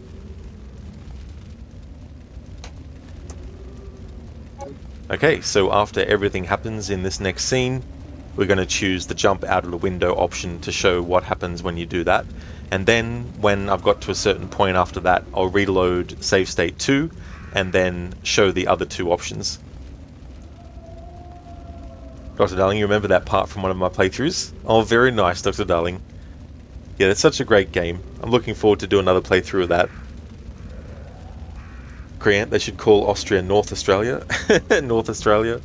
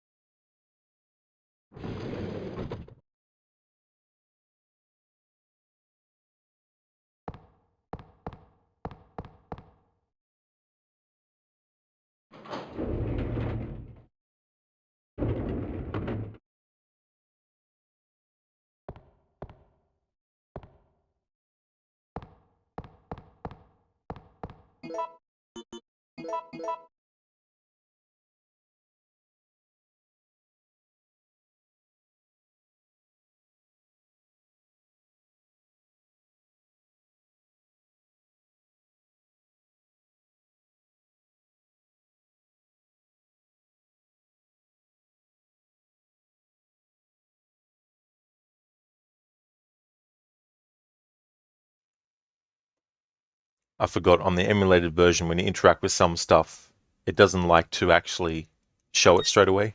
There we go.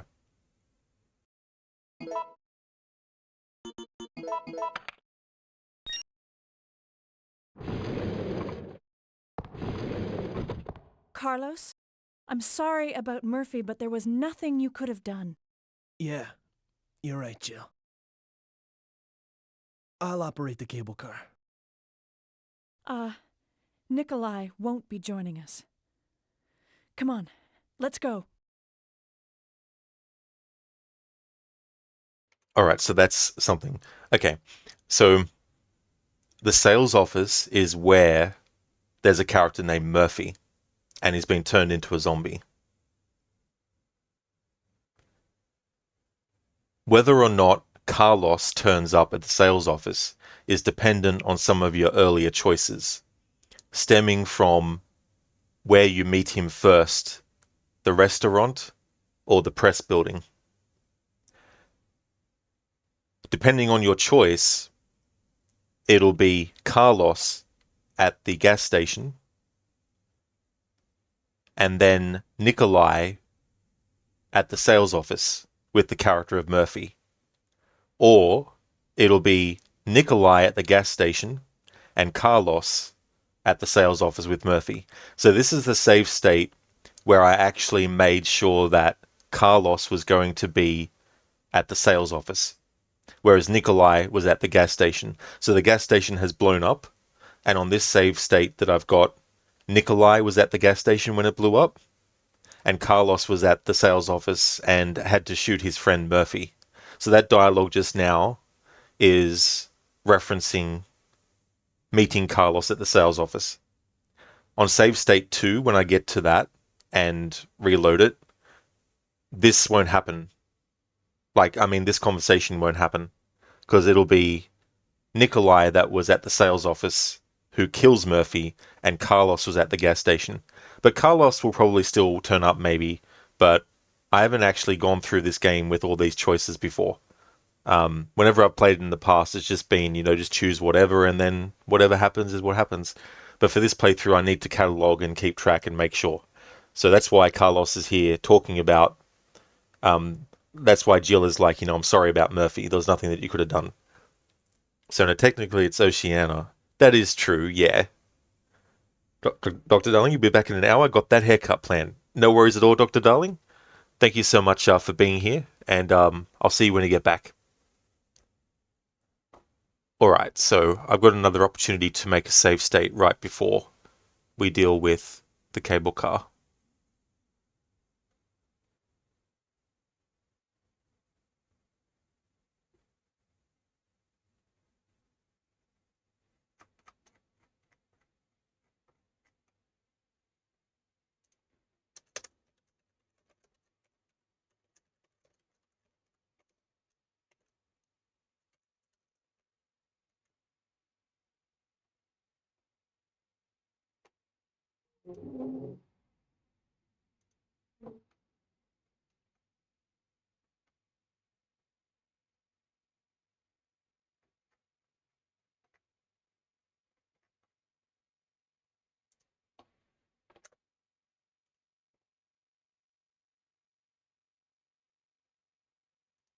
There we go, saved over save state 1. Curious how Nikolai used less shots than Carlos to kill Murphy? Yeah, Carlos unloads a lot of bullets into him before he dies. So as Australia is the country, not a continent. That is true, although I think it's also been classified as both at the same time as well.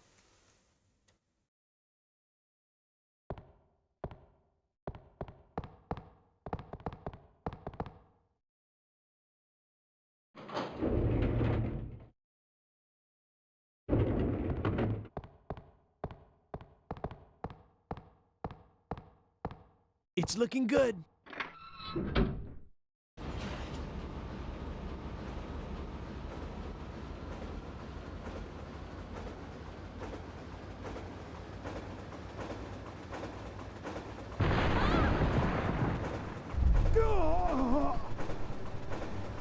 Mikhail!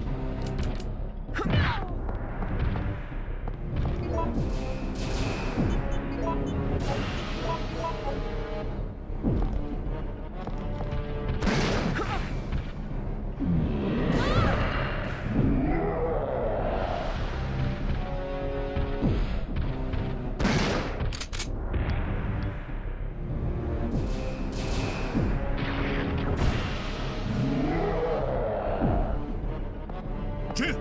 Get out of the cable car, now! Mikhail, wait, don't! Get out of here! Hurry!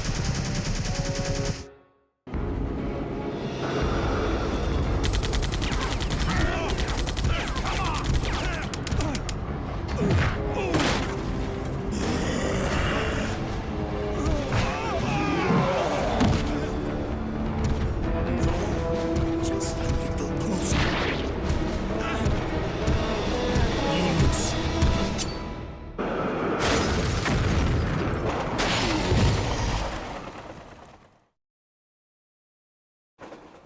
Mikhail.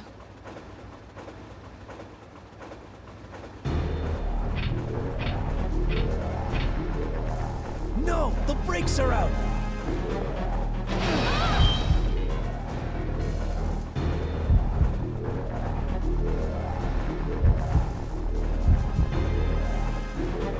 It's useless.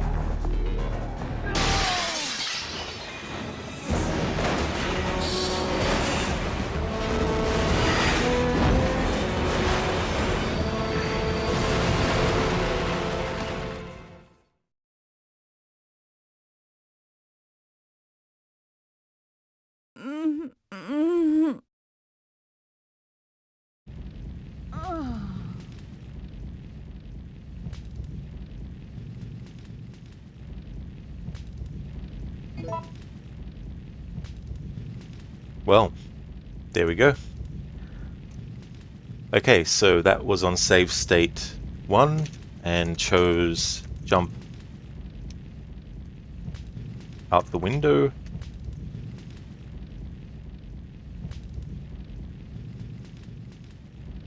Okay, now to save over save state 1.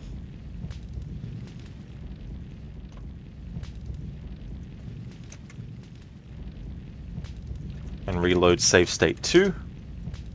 And then show the different choices on that.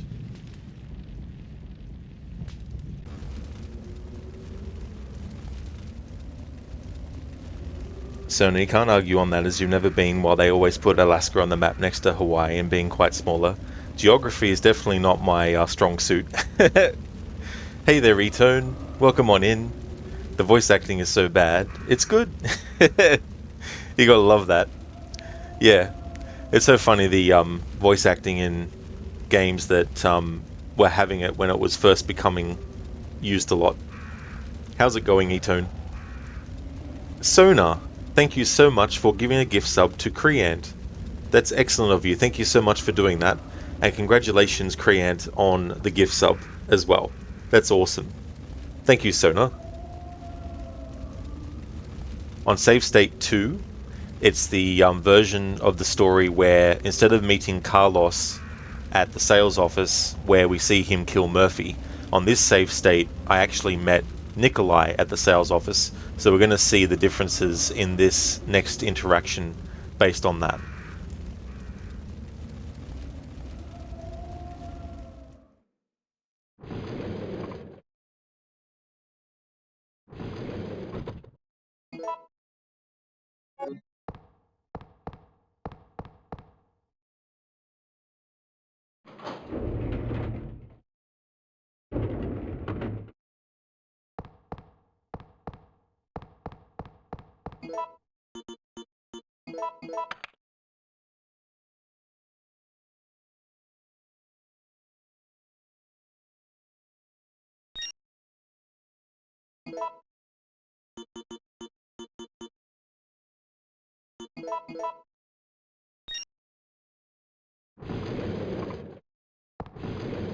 It looks like we're ready to go. Here, take this.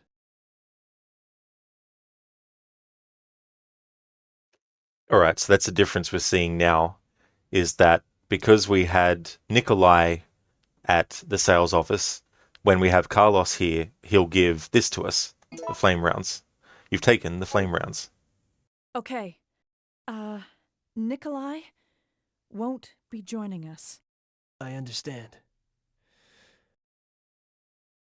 I'll operate the cable car. Let's go.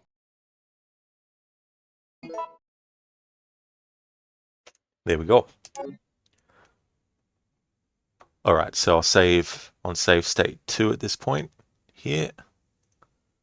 Make a note on that in my log.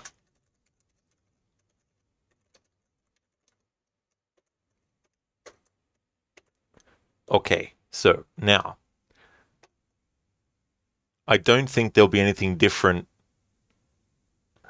Pardon me. I don't think there'll be anything different if we choose jump out of the window on this save state than what we saw if I chose it on save state 1. So yeah. Pardon me. Yeah, so jump out the window. Jill will enter the clock tower through the back door. Carlos will give to Jill some freeze rounds for the grenade launcher in the main hall. And the fight was Nemesis. Okay, so we haven't gotten to that part on save state 1 yet, but alright, so use the emergency brake. If Jill uses the emergency brake, she'll enter the tower from the front courtyard. Carlos will not give Jill ammo, but will appear at the start of the Nemesis fight and destroy his rocket launcher before being knocked out, making Nemesis unable to use it. Alright, cool. So I'm going to show 2 different choices. I'm going to choose the emergency brake, and then I'm going to choose not choosing anything. But the story will play out as if Jill used the emergency brake if you decide to do nothing. So you haven't had an intellectual conversation in a while, and you are welcome. It's always good to have conversations like that when you can, if you can, you know. Creant, Carlos having deja vu. Yeah. It's interesting, though, because, yeah, if you meet Nikolai at the sales office and he's killed Murphy, then Carlos doesn't mention anything about Murphy. Like, not even saying, "Hey, Jill, you know, I don't suppose you saw anyone else from our unit, someone named Murphy?" You know, something like that. I was expecting that. But in any case, now it's time to do the next option, but this time on this save file, where I've had different choices.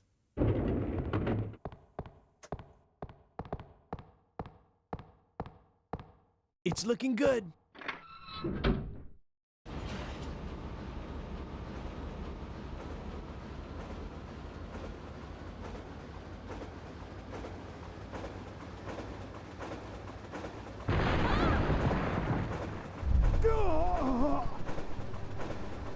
Mikhail!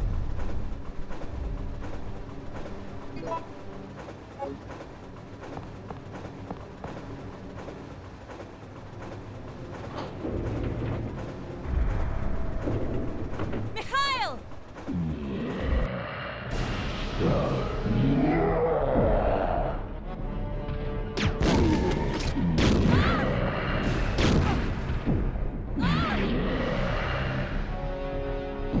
Alright, so I was at caution when I started that, which was enough for him to kill me quickly there.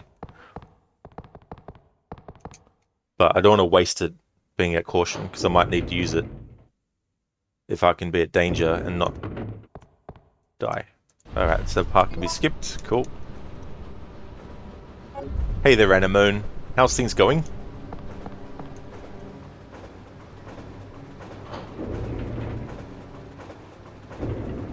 Mikhail!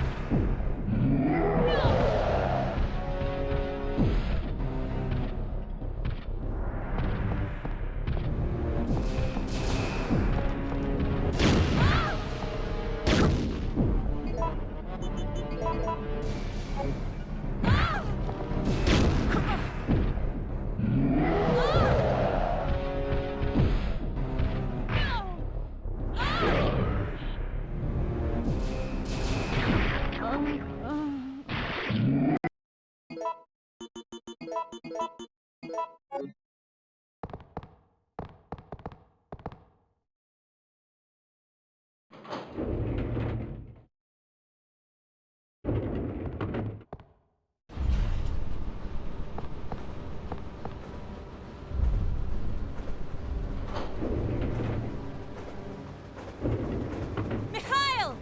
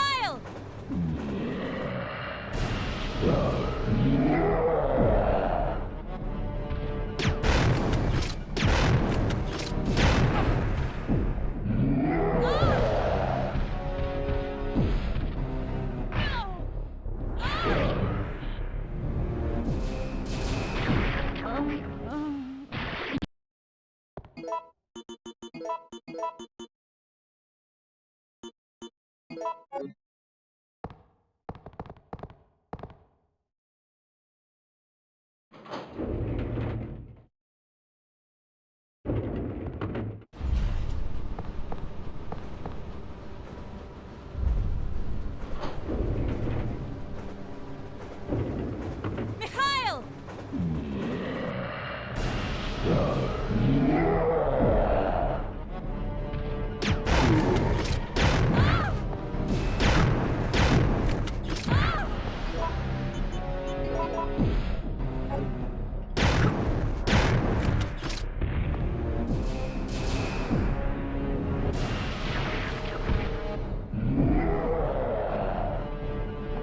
Jill, get out of the cable car now! Mikhail, wait, don't! Get out of here! Hurry!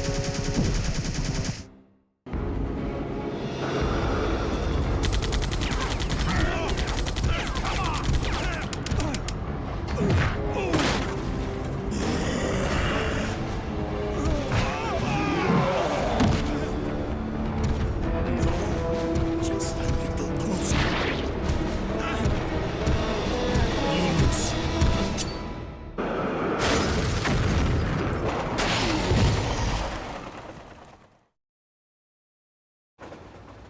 Mikhail.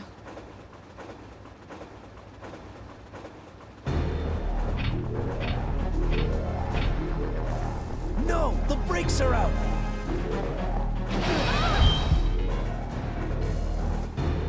Alright, this time we're going to use the emergency brake. This must be it.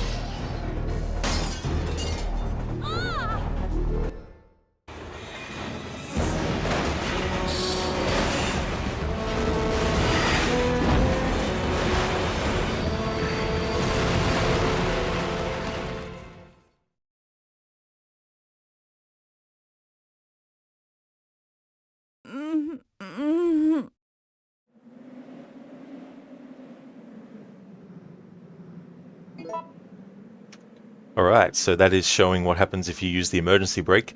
Now I need to reload on the same save state and do that little fight again with Nemesis to show what happens if you choose neither. Alright, so need to reload save state 2.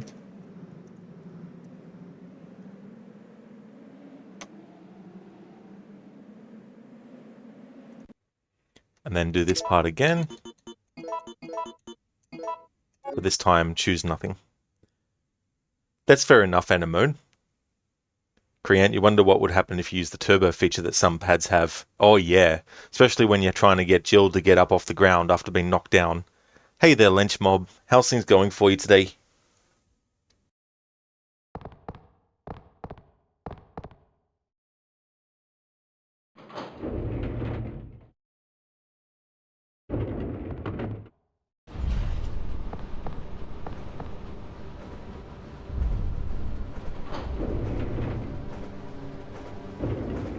Mikhail!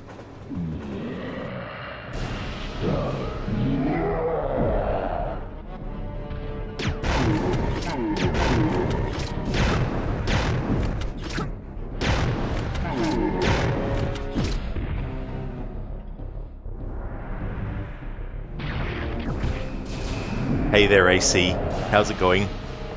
Jill, get out of the cable car now! Mikhail, wait, don't! Get out of here! Hurry!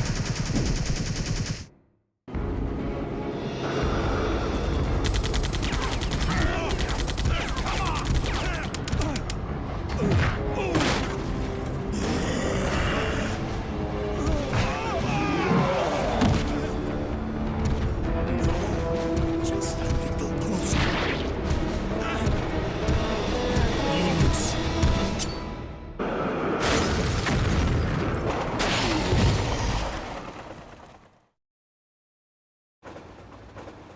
higher. Oh yeah, Kriant.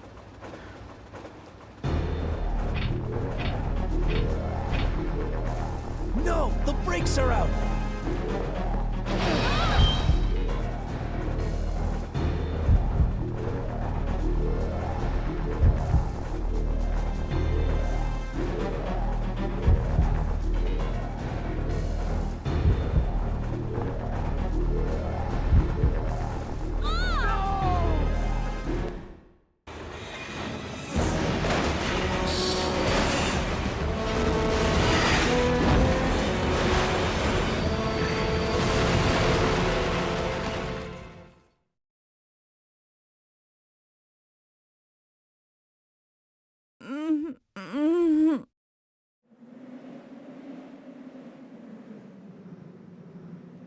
Alright, so there we go. That's what happens if you choose not to actually make a choice.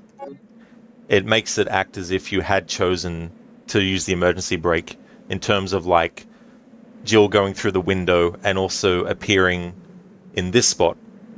Okay, so now that I've done that, I need to save on save state 2 again.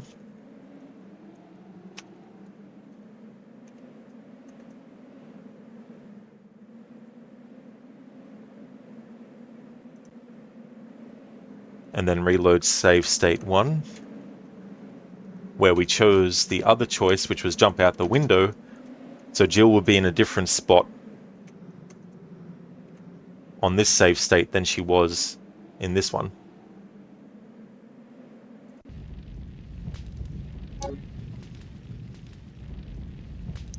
Lynchmob, kind of disappointed that your headset microphone broke today, but at least you're able to order a new one. So in the meantime, you're going to have to use it until your new one arrives tomorrow, but kind of glad it did break because you had this one for 5 years, so pretty sure it's about time for a new one. Well, that definitely is a large amount of time, and that's good that it's lasted for that long. I haven't actually had one last even that long yet, which is really annoying when you have to get a new one when the one that you currently have isn't really that old, but it breaks down and something goes wrong. So it's like, oh well, got to get a new one. But that's good that it worked out like that, Lynchmob. You're doing good, AC. Just finished up a stream, raised another $10 for PLL. Gonna chill and watch some Resi. Oh, very nice, AC. That's great. And GG's on that too. That's really cool. I'm glad to hear that your charity streams are going well also. That's excellent. Good that you're gonna chill out and watch some Resident Evil. I've been showing different outcomes for different choices and stuff. So we've just had the part where the cable car gets derailed. Create the legendary headset. It's good when you find one that really works well too. I hate the ones where you have to sort of like you have to, like, if you want to mute yourself, you have to actually like press a switch or flick a switch on it. I'd rather just have like the ability to on a controller just press it. If I'm streaming with a game, if I'm streaming directly from a console, like that's why I like the PlayStation streaming from that, because I can just mute myself by pressing a button on the controller, and it doesn't make a noise on the recording with me pressing the button to mute or unmute. Whereas when doing the mute and unmute with the headset switch, the sound of the rustling of the cords as I'm picking up the thing to then press the switch gets on the recording, so I'd rather not have that. So we're on save state 1 now, and we chose jump out the window on this one, which means that Jill is going to enter the clock tower through the back door, whereas the other option has Jill enter the tower from the front courtyard.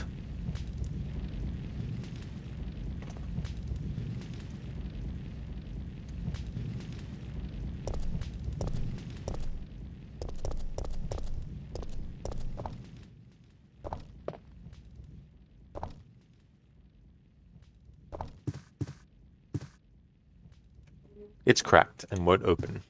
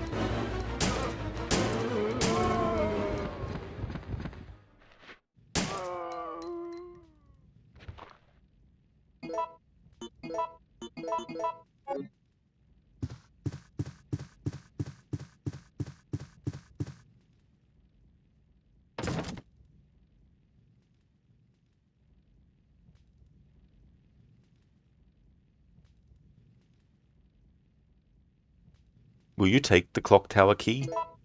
You've taken the clock tower key. It's a key ornamented with a clock part. It has a screw-shaped ornament to put a round-shaped object.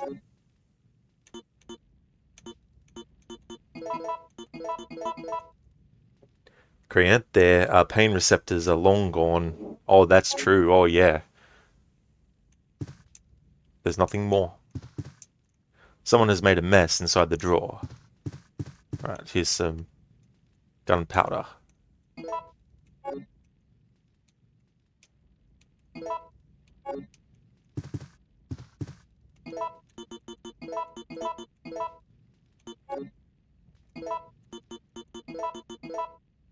A mixture of 2 gunpowder A. It can be combined with the reloading tool or the grenade rounds.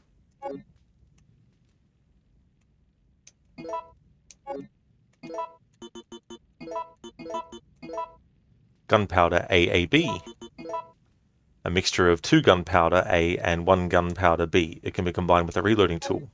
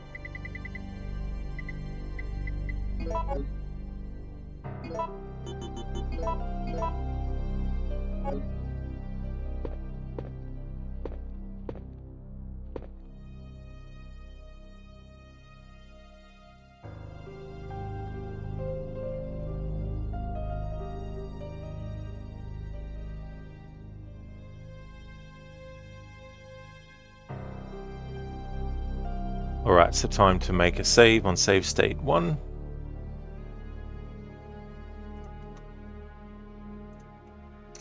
And reload save state 2.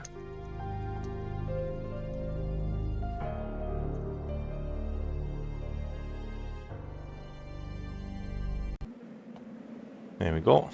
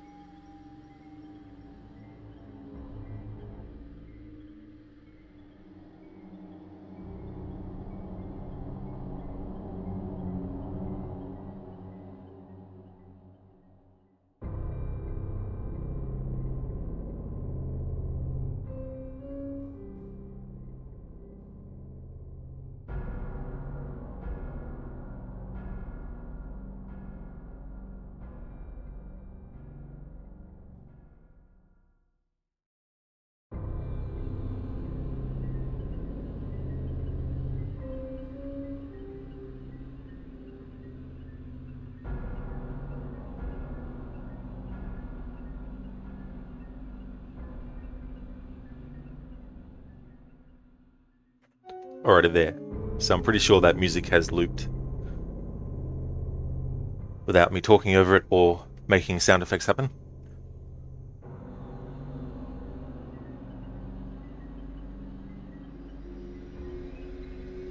Or maybe not, because this sounds different. Because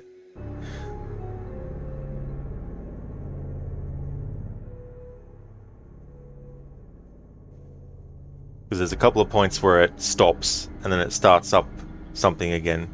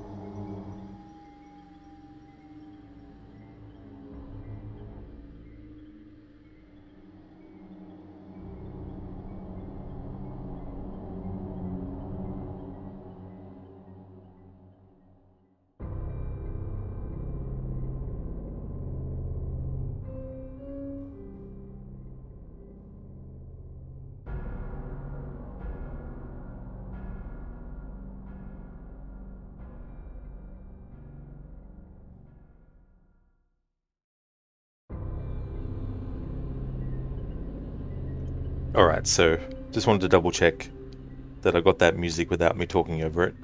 Lenchmob, thanks for redeeming a Arnie movie scene impression.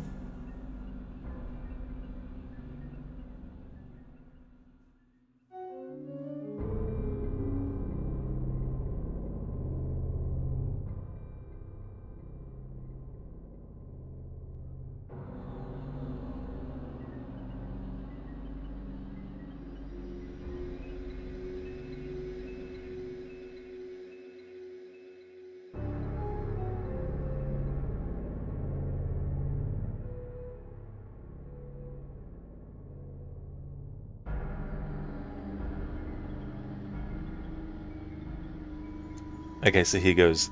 Wait a minute here. You're telling me that this thing can imitate anything it touches?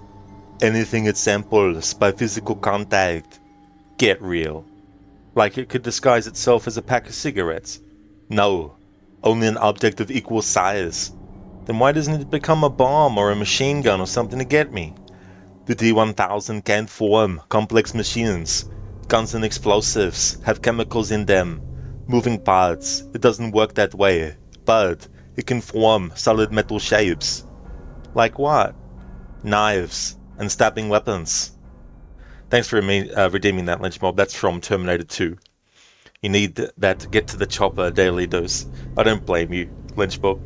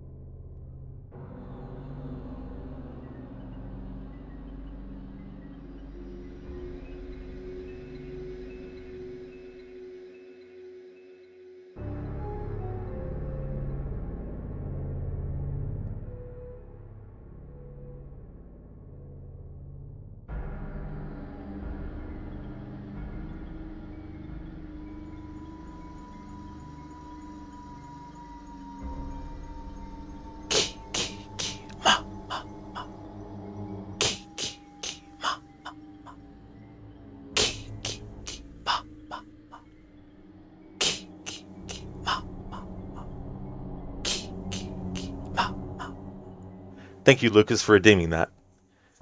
Yeah, Creant, that's another quote from Terminator 2. Your foster parents are dead.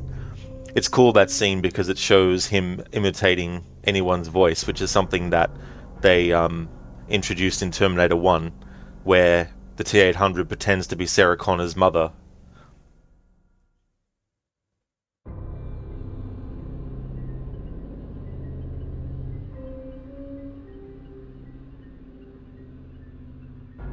Alright, so I need to save on save state 2.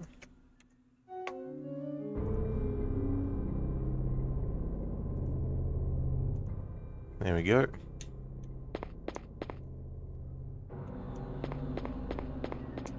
It looks as if it has not been used for a long time.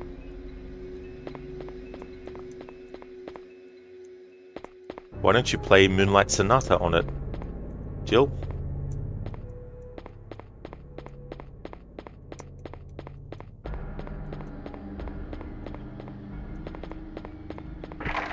It's locked. A clock is etched under the keyhole. Excellent. But on this save state, we don't have that key yet, because we made a different choice on this save state at the cable car, which puts Jill on a different side of the clock tower. Hey there, Spectre, welcome. It's going really good, thank you. How about yourself? Lucas, you're welcome. Thank you, Lucas. Sona, no fate but what we make. That's a good quote from that movie as well. Creant, just the other day you were watching some behind the scenes of Terminator 2. Oh, very nice.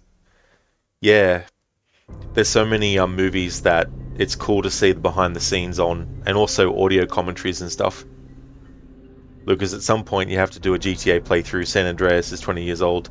Yeah, that was one of my plans, but I may not be able to get to it, because there's so many games I still need to get to before the year ends. I was going to do a 100% run, but there's no way I'd be able to do that with that. But we'll just have to wait and see.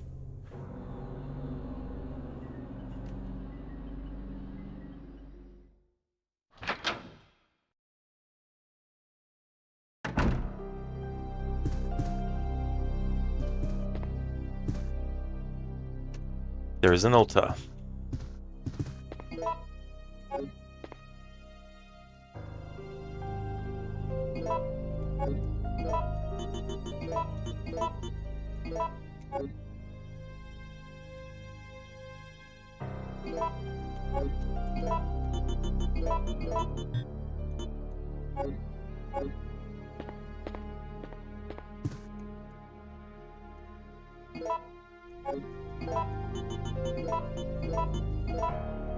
Gunpowder C. One of the items used for making ammunition. It can be combined with the reloading tool or the grenade rounds.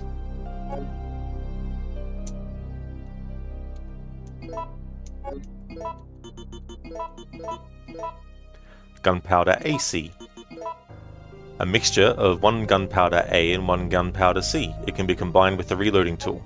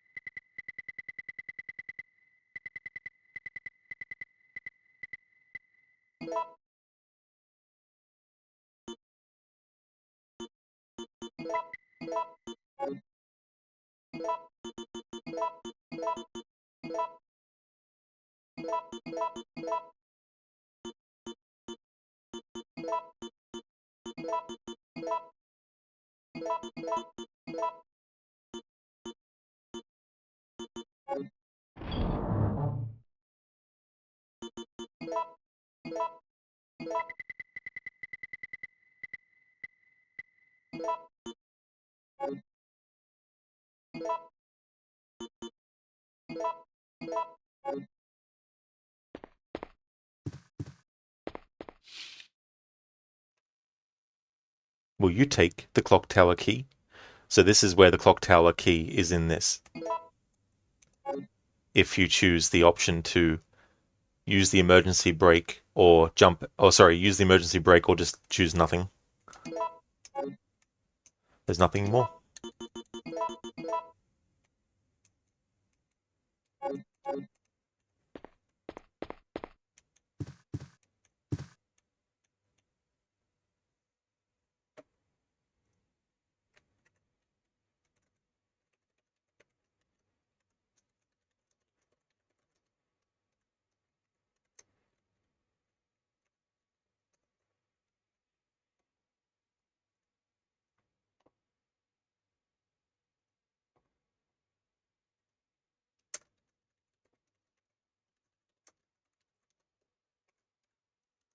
Alright, so I saved save state 2.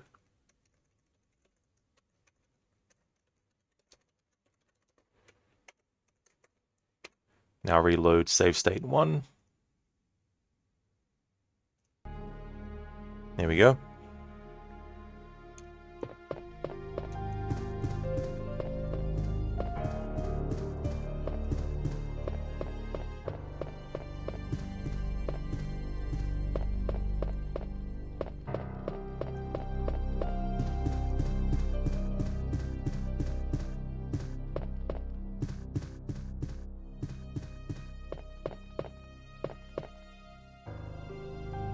Spectrum, pretty well. You watched Night of the Living Dead in 1968 last night. Turns out you've seen it before. Oh, you did? Okay. Well, that's cool, though, that you watched it again. What did you think of it on a rewatch? Ah, yes, the old gunpowder and the Elter trick. Get smart.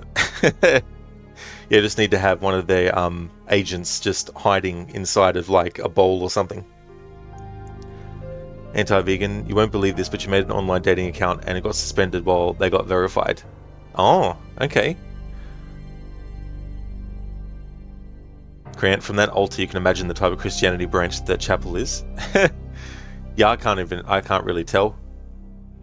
Gladys, this isn't backseating, although it feels like it. Mixing 3A's big jar of pistol ammo, 3B shotgun powder, but you think AB gives you magnum rounds. You think you don't remember exactly, but if 3Cs do, you get the grenade launcher ice rounds. You don't remember, but man, this game had some creative shit when it came to ammo stuff. Oh yeah. I don't think even the instruction that you find in this, the item, tells you all that as well. Hey there, cool man. I'm doing well. How about yourself? How's things going? Hey there, Afro. That's some sturdy furniture. It really is. Absolutely. Spectrum, honestly, you almost turned it off. Are the sequels better? Oh, that's definitely fair, Spectrum. Yeah. Well, the sequels are very different in terms of, like, scope. Like Dawn of the Dead is set in a shopping mall, and it was done in the 1970s. So it's in color, but it's a lot bigger in scale, a bigger budget than Night of the Living Dead as well. And then you got Day of the Dead, which is a smaller scale again, but this time it's in a military bunker where the scientists and the surviving military are basically at odds with each other as well. Um, and then there's so many other movies that he did too, as well, that are sort of like set in the same universe, but not 100%. Like Land of the Dead was the fourth one, and then you've got like Survival of the Dead, then you got like Island of the Dead, then you got Dead of the Dead, and Deader of the Deader of the Dead. I just made those last two up, but still. But the only ones that I've seen is the first four movies in his zombie series: Night, Dawn, and Day, and Land of the Dead. Cool, man, you're doing well. You just found something surprisingly awesome. Your PS3 can still run Netflix. Oh, nice. Yeah, I never had a PS3, but that's cool that you can actually run Netflix on it. Anti-vegan, new account, never heard of the app and was truthful. Yeah, I'm not sure what to say there, really, with that kind of stuff. But yeah, it'd be annoying if you just want to set something up and it just denies you for no reason, it seems. Spectrum, you don't mind small-scale bad effects, but bad acting is hard to take. Yeah, I don't know. I don't think you'll find any of his movies that have amazing acting in it. Because, it's more about the spectacle of the zombies and the gore and all that kind of stuff.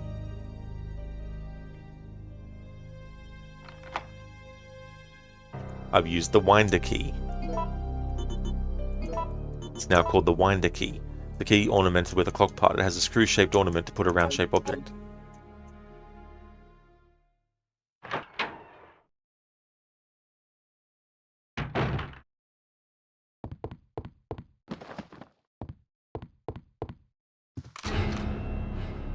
Carlos! Phew. Well, we both managed to survive. Maybe we can start helping each other again. Yeah, it's been rough. But we can rest now. No, we're the only ones left. There's no rest for the wicked. Here's a gift for you.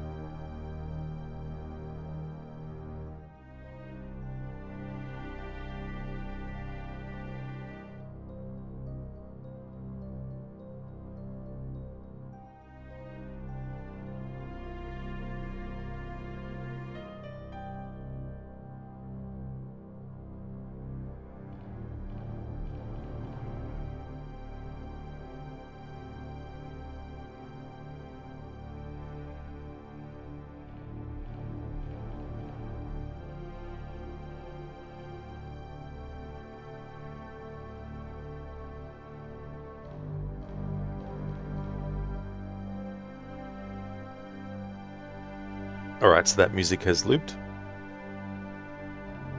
Cool, man. Granted, the graphics aren't the best in today's standards, but who cares? Netflix works and you can finally watch Edge Runners. Oh yeah. There's definitely a lot of games that it doesn't matter how long it's been since they came out, they can still be enjoyable. It might be hard for people who are used to newer games to go back to the old ones, which is fine. But for those who enjoyed the older ones, it's cool to be able to revisit them and still enjoy them.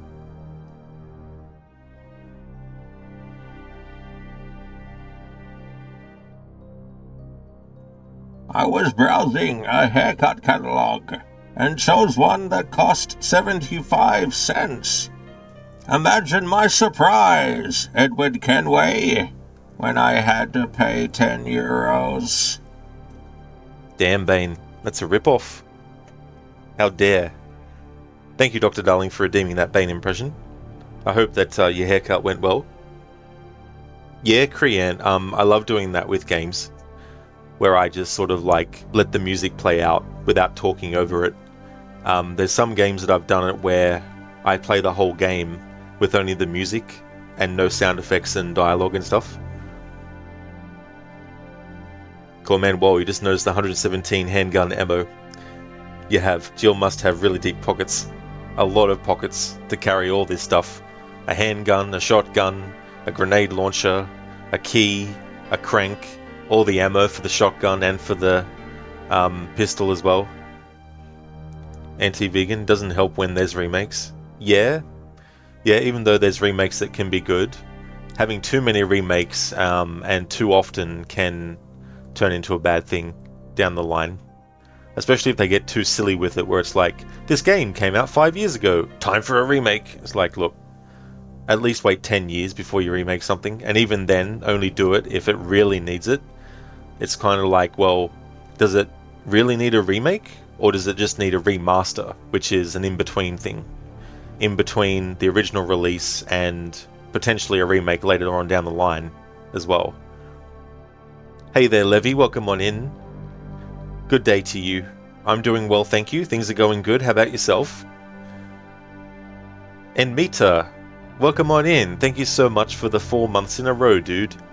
Thank you very, very much for that. How's things going? Hope you're having a good one. Thank you so much. Levy, that's good to hear. It's going well. Oh, very nice. That's awesome. Especially too with the year getting close to the end. Especially with, Christmas almost around the corner. I'm doing well, thanks, Mita. Things are going good. How about yourself? Dr. Darling, 75 cents is the price for a certain haircut in Red Dead 2, by the way, lol. Yeah, I wouldn't be surprised. I haven't committed to memory all the haircut styles and how much each costs, so I didn't realise. So the technology changes fast, but not fast enough for a remake to be made in 5 years. That is true, Sona. Yeah. There's not really as big of a jump between generations of games nowadays than there was back in the day. And Mita, all good? You had an amazing week in Sweden. Now you're back home. Oh, excellent, dude. That's cool. That's good that you're able to have, I don't know if it was a vacation that you went on, but that's cool that you had a week there and you enjoyed it as well. Cool, man. Need an opinion on a game, Metal Gear Revengeance. Is it good? Sorry, cool, man, but I haven't played that one. The only Metal Gear Solid game I've played was the first one. And even then, that was years and years ago. Fuck, I can't remember the last time I did, to be honest. It probably would have been the early 2000s. Will you take the freeze rounds? You've taken the freeze rounds.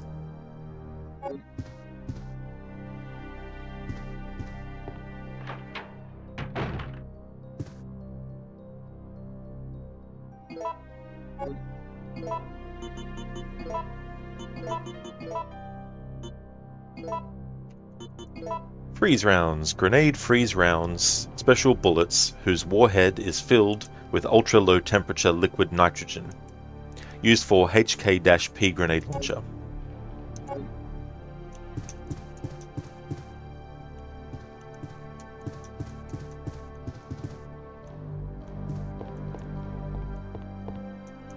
There's nothing suspicious here. There's nothing suspicious here. Art picture postcard. A picture postcard of antique clocks. The following verse is printed: "Give your soul to the goddess. Put your hands together to pray before her." You've taken the art picture postcard.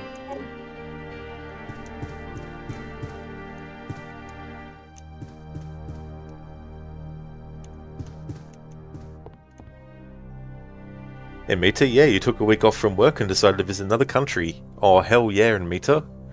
That was definitely a good idea. And to be able to do that too, and enjoy yourself as well. Had you been there before, or was this like a revisit?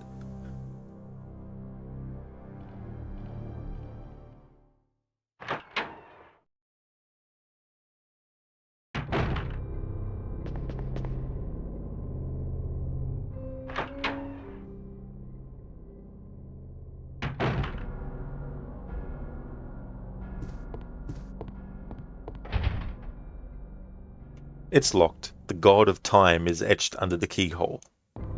First time in Sweden? Oh, very nice. Well, that's good that you enjoyed yourself there. Going to a country for the first time and being able to enjoy.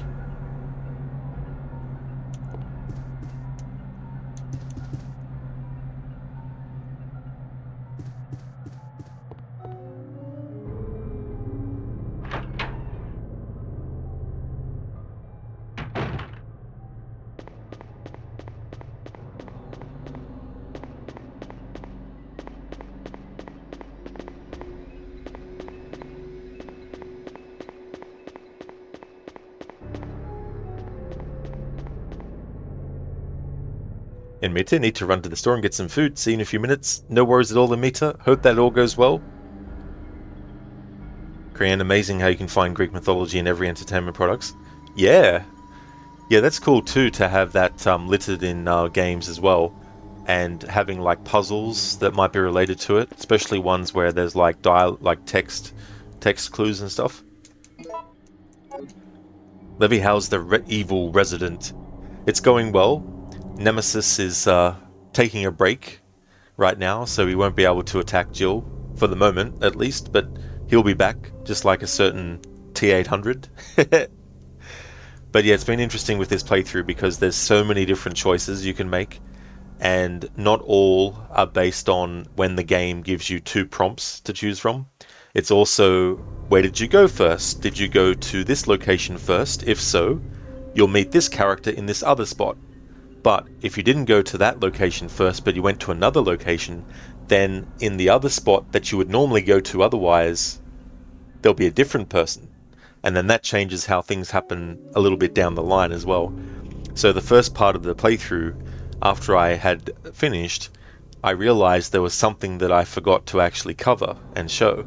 So what I had to do is I had to look at a guide and then look at my VOD and then have a notepad and basically take the guide, put it into the notepad and edit it so it was more sort of like concise for myself, so I could just see things better at a first glance looking.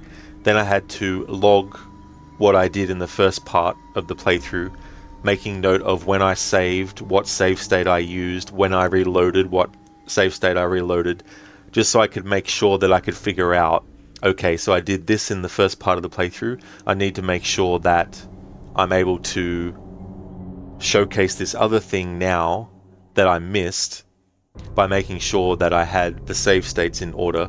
So I had to go back and forth and look at that to figure that out.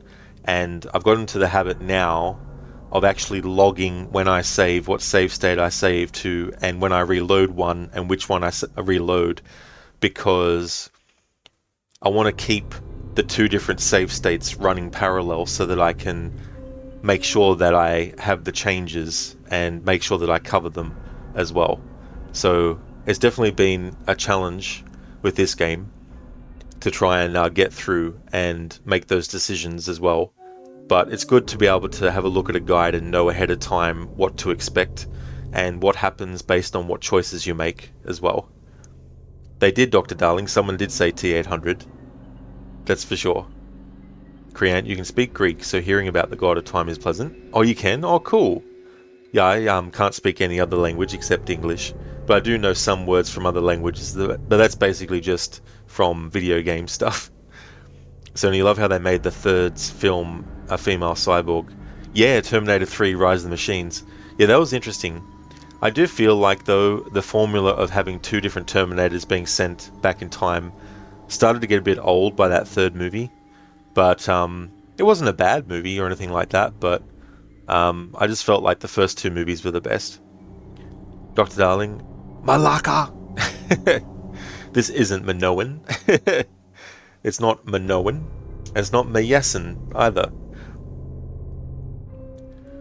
He's holding something in his hand. Operation Instruction. Order for UBCS Echo Team. Wipe out the downtown area of the infestation and then evacuate the remaining citizens to the clock tower.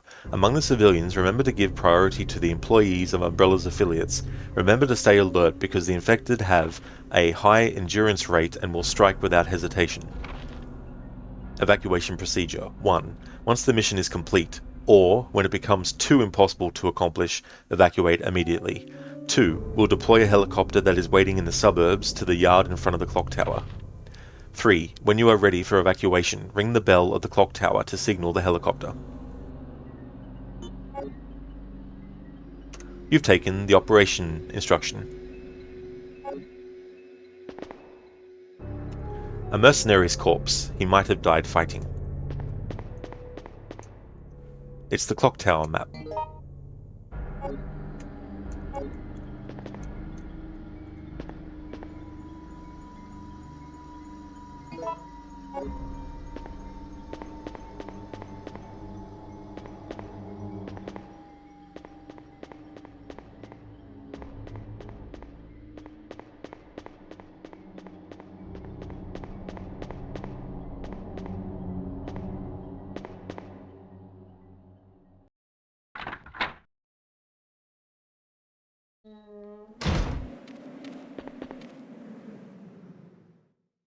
Nah, bro, where is Charles Lee?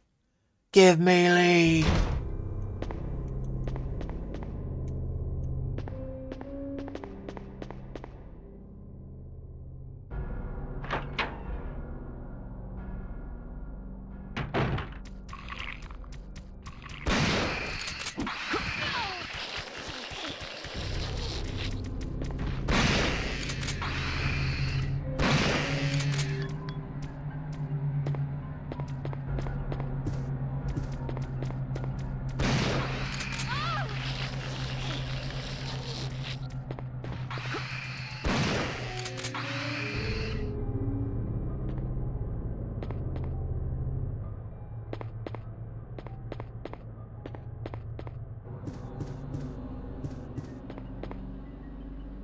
There's nothing in the fireplace. No secret items or anything in the fireplace? Say it ain't so. Missed opportunity.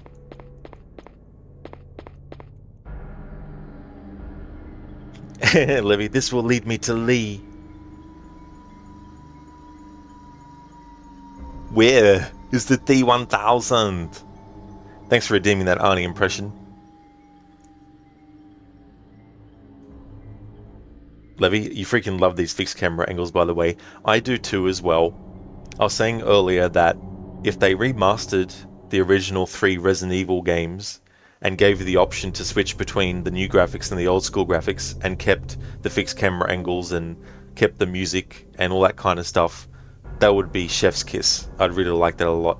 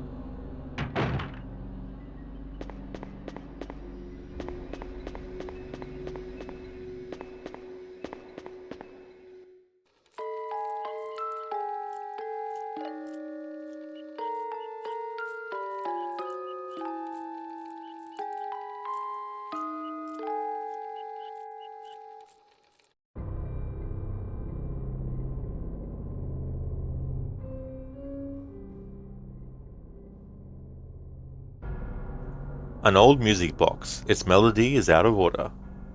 You think?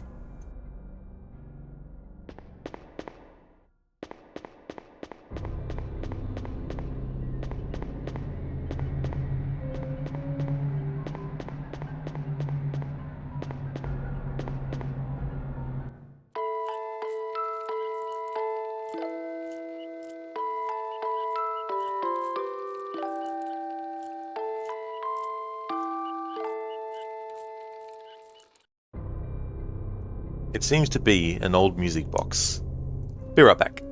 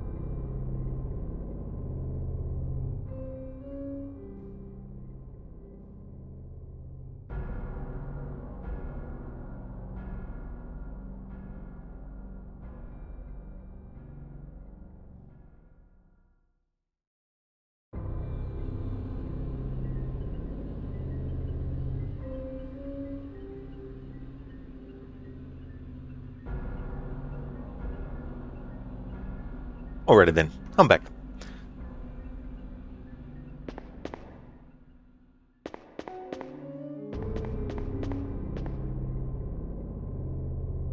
Alright, so now I need to make another save.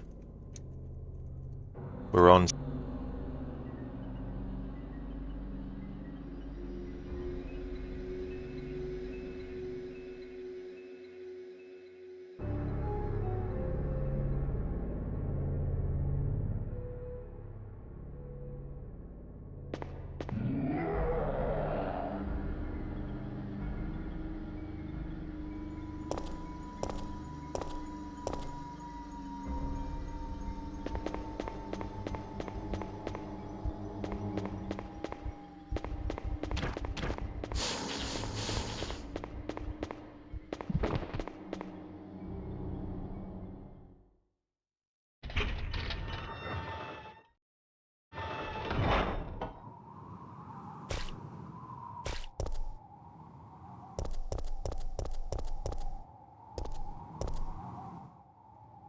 There's a keyhole on the ornamental copper plate.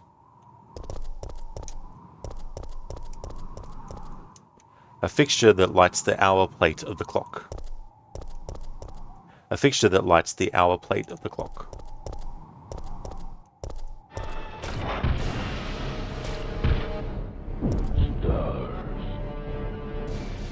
Alright, so this is the balcony part that I was reading about. Alright, cool. So now I know that going up there at all will trigger that at this point.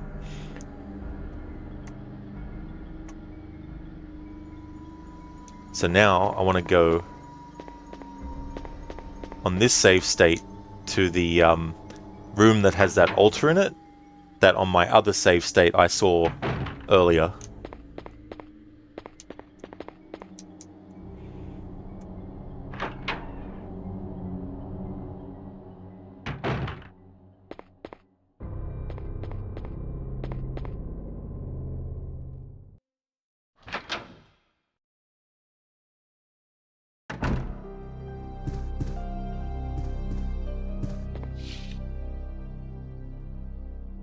Will you take the clock tower key? You've taken the clock tower key. It's a key ornamented with a clock part. So that is a bezel key. So we combine that with the winder key. Oh no we don't, that's right, it's a separate thing. Whoops.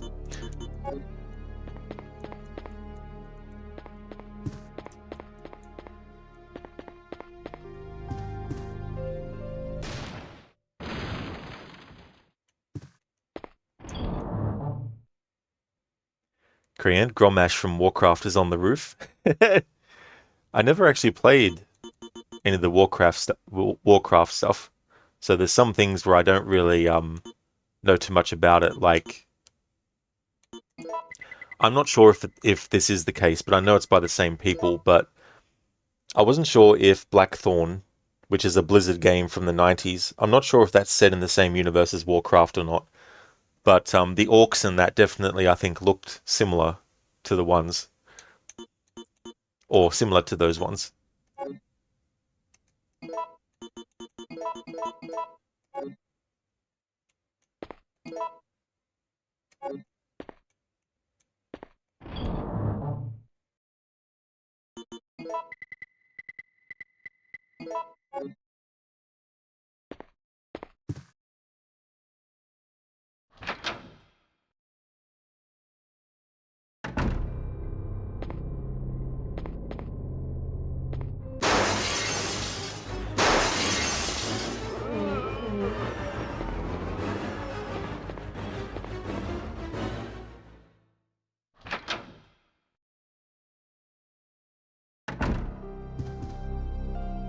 So on the other save state, that didn't happen when we came back out of this room.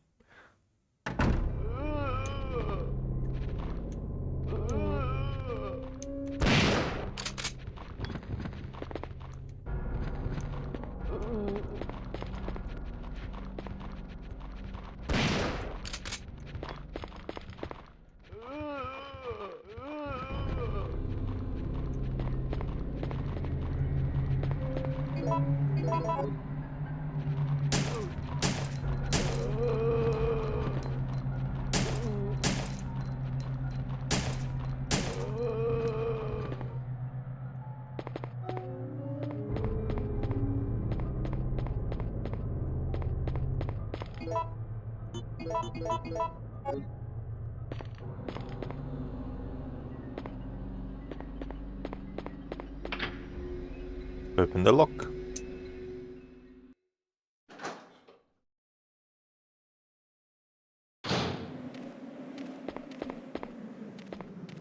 Hey, that's all good, Sona. That's no worries at all.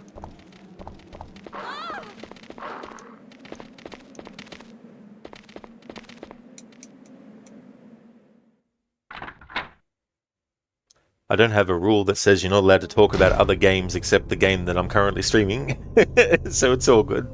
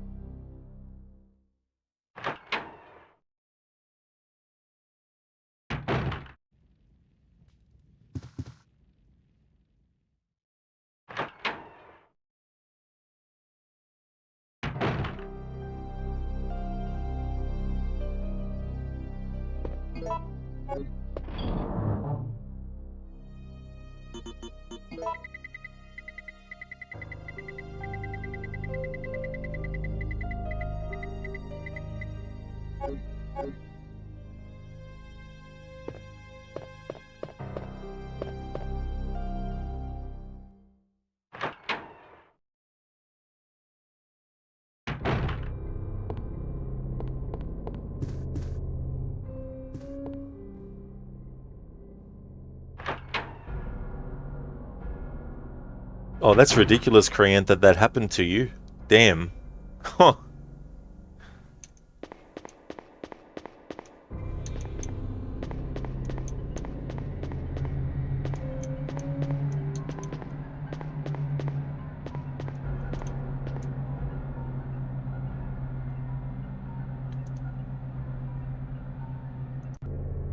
Alright, yes, so save state 1 was here. Alright. Just do this part again.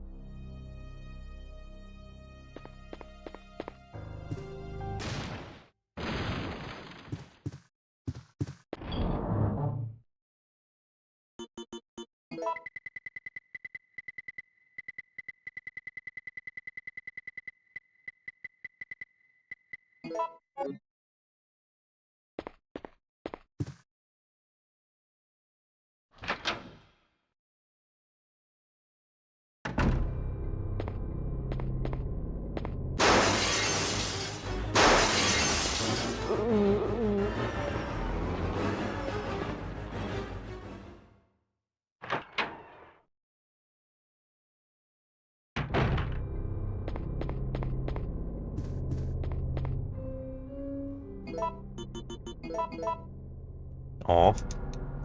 I thought there was something that would happen if you used the lighter on the fireplace.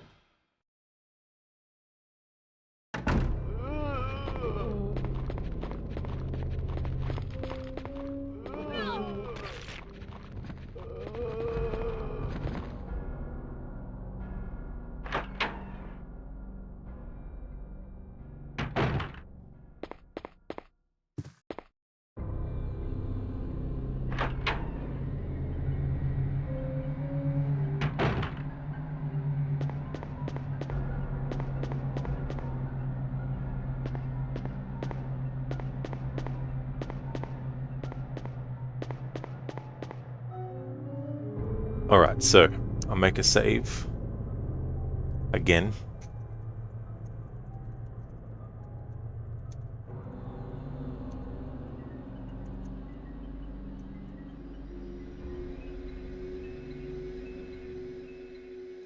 Save state 1. Creant, what about the green herbs outside? They have a random pattern to spawn? Not too sure, to be honest. I wouldn't be surprised if there's like a random pattern to them.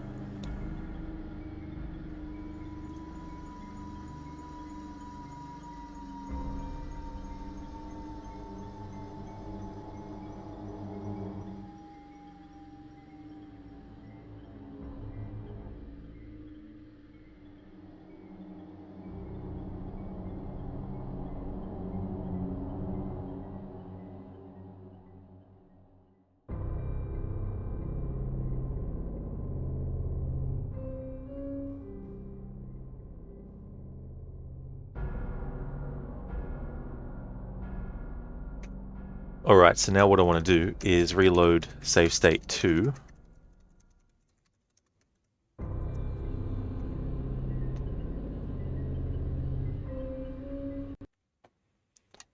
Which is where Jill is here. So now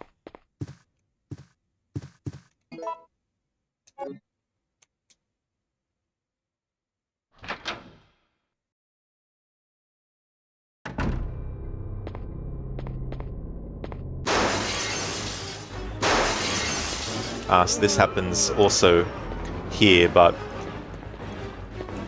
it happens at this point.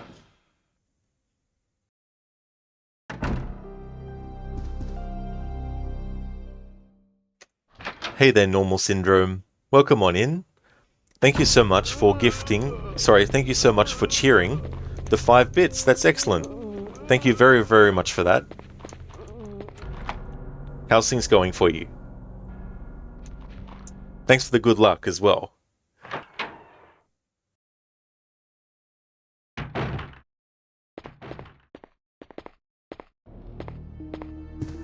Carlos, I don't believe it. You're alive.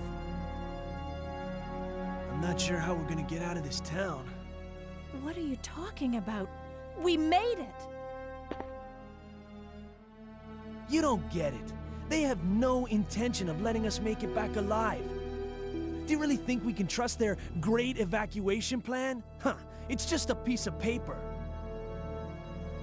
But we don't have any other choice than to trust them right now.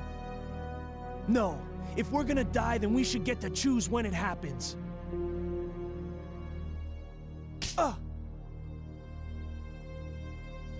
So that's it then, huh? You're giving up? No. I can't handle it.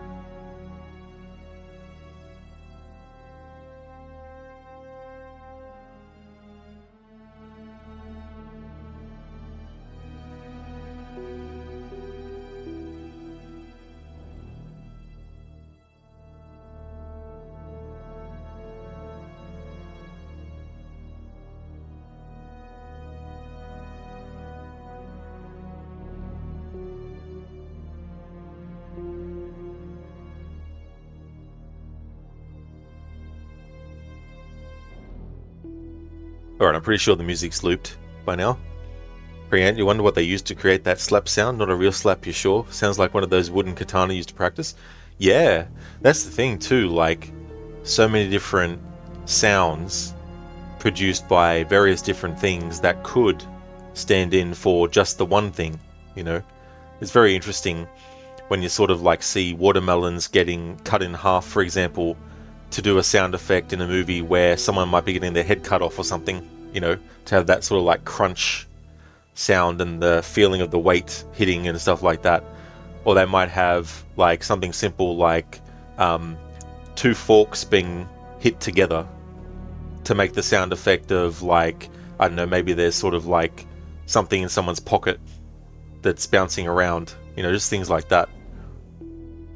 So in this save state, we find Carlos here, and he doesn't give us any ammo, and this is a result of either using the emergency brake when the cable car was about to crash, or choosing to do nothing. Whereas on the other save state, we met Carlos in another spot, and he gave us the freeze rounds, because in the cable car we chose the option of jump out the window as well. So there's little changes like that here and there which happen as a result of your choices when it pops up saying choose this or the other. But in the case of the emergency brake, choosing to do nothing counts the same as using the emergency brake. So that's why Carlos is there in this part, and different dialogue with him. He sounds a bit less optimistic with this approach, and that's why Jill slaps him to try and like snap him out of it. Whereas on the other save state, he didn't say such things as well. So it's very interesting, those little differences.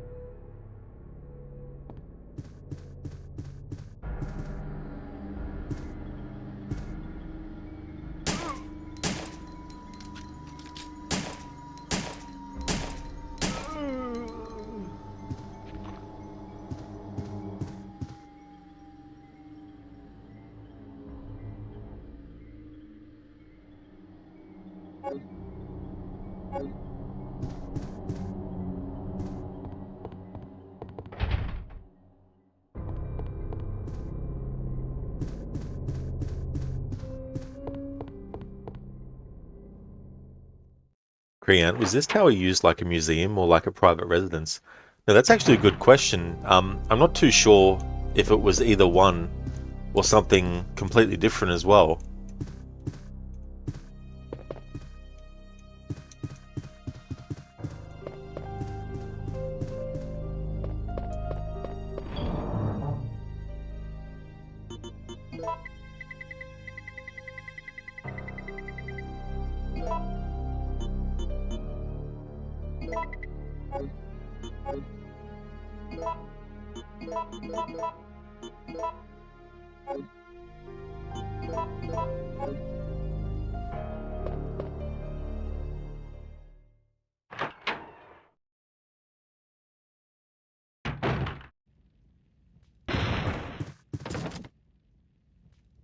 Alright, so on this save state, because we had a different choice with the cable car, which put Jill on a different position in relation to the entrance to the clock tower.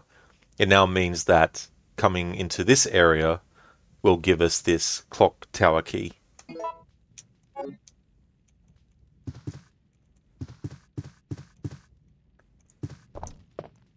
This is still the cable car. It's just that on the other save state, because I made different choices with the cable car, Jill ends up on this side straight away if you choose to just jump out the window. Whereas if you choose to use the emergency brake or just not make a choice at all, then Jill won't be put here, but in a different spot.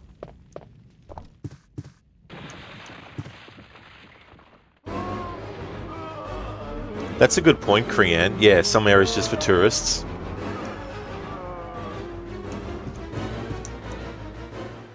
I wouldn't mind, and I'd like this for Silent Hill as well, have a version of Raccoon City that you can actually just explore and do sort of like a tour mode where you would go through and you can choose to have enemies or not.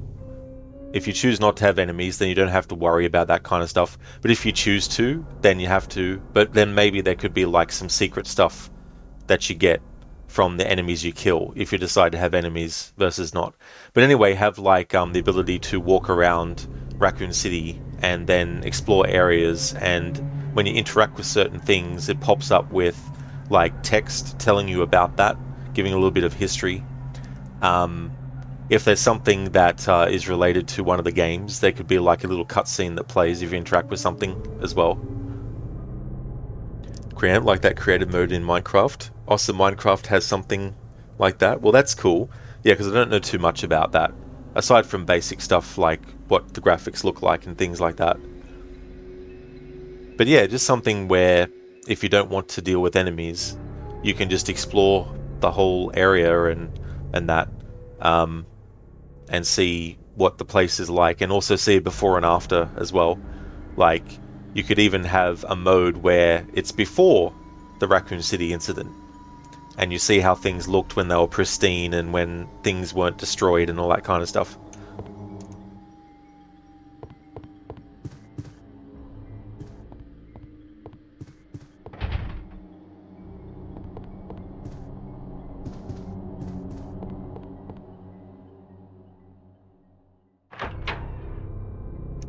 Alright, so I'm at the point now where I want to show the differences with the balcony part with Nemesis.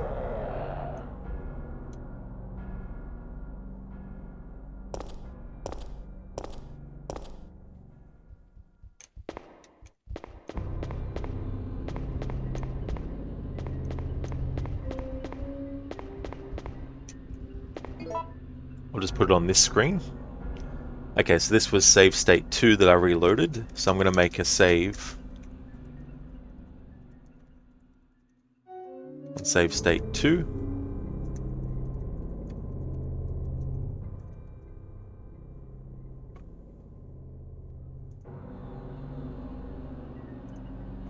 And then reload save state 1.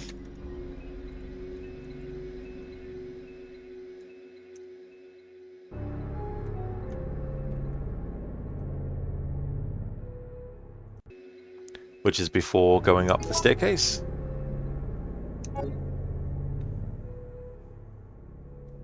Thanks for putting those commands in, Kriant. So I need to actually update the horror schedule there too, because I did a stream of Jack the Ripper DLC for Syndicate. But yeah, after this game I've got Silent Hill 4. I still have the more to potentially be added before the month ends there, just in case I can. But I still don't know whether I'll be able to fit the Silent Hill 4 playthrough and something else afterwards. So Silent Hill 4 might be the last game for the month of October. But we'll see how we do, because there's still quite a few days left. I actually haven't decided what I'm going to do for the Silent Hill 4 playthrough, whether I'll do a thing where I show all the different endings or whatever. I'll actually have to look into that, because the closer I'm getting to finishing this game, the earlier I'll have to know that stuff before jumping to Silent Hill 4. But yeah, I don't want to just play through the story and then be like, that's the anniversary playthrough. Most likely I'll probably want to try and listen to the music when I can, and all that kind of stuff, like I did with Silent Hill 3 and like I'm doing with this game. So I've reloaded save state 1. Okay, so save state 1 was where we chose to jump out of the window when it came to the cable car. Alright, so now when it comes to the balcony, just need to double check some stuff on that, because I need to make sure that I'm doing the right things on the right save states.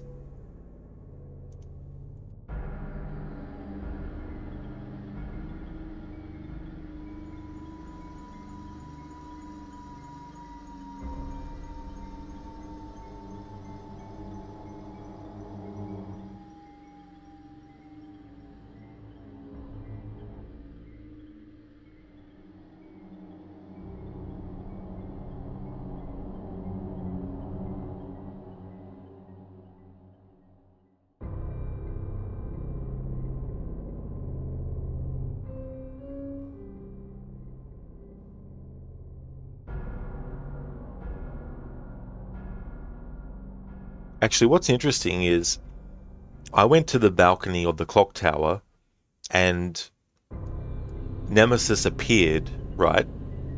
But the guide that I got the information from, that I put into this notepad of mine, it's got Nemesis confronts Jill at the balcony of the clock tower after solving the music box puzzle. Now, when I went to test before, I didn't solve the music box puzzle first. So Nemesis will still appear on the balcony regardless of whether or not you actually chose to solve the music box puzzle, it seems.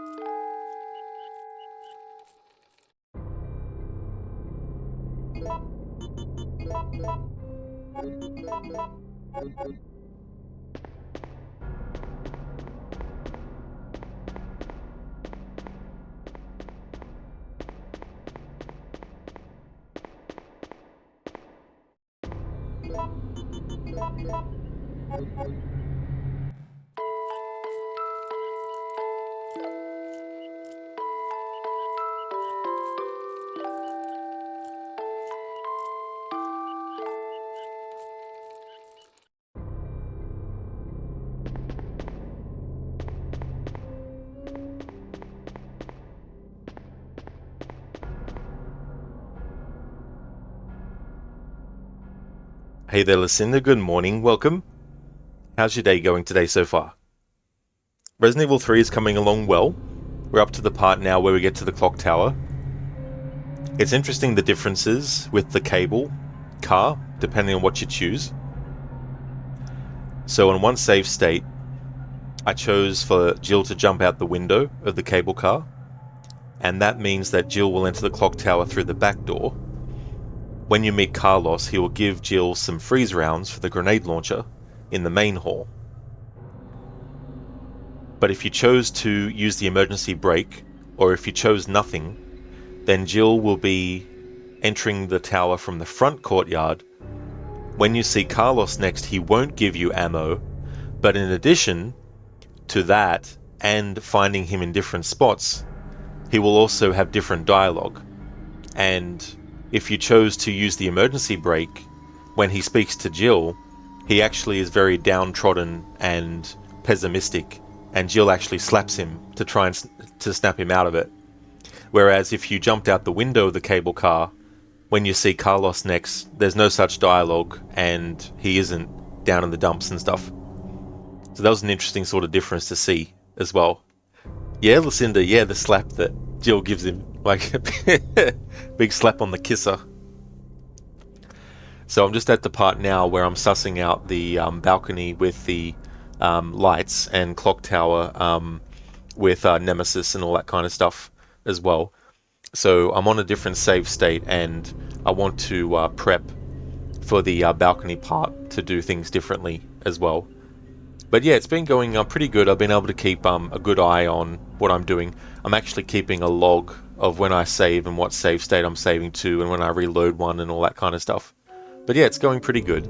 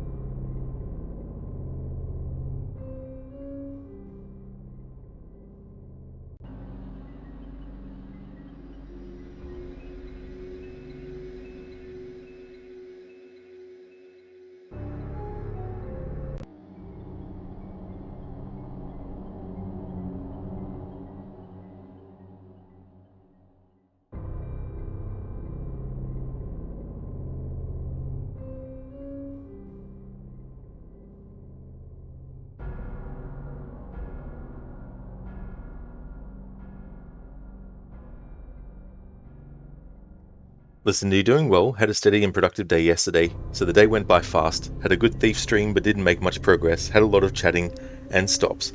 Well, that is really cool that you had a steady and productive day. It's good when those days can happen and also fly fast as well. And great progress too. Not making much progress. I mean, that's still progress. I'm sure that you were a little bit, at least, a little bit further away at the end of your stream than you were at the start. So that's a little bit of progress. That can go a long way. But that's definitely fair enough too, you know. Now that I've sorted out what I'm going to do, we're on save state 1. So that means when it comes to the clock tower balcony here, we're going to choose to use the light against Nemesis.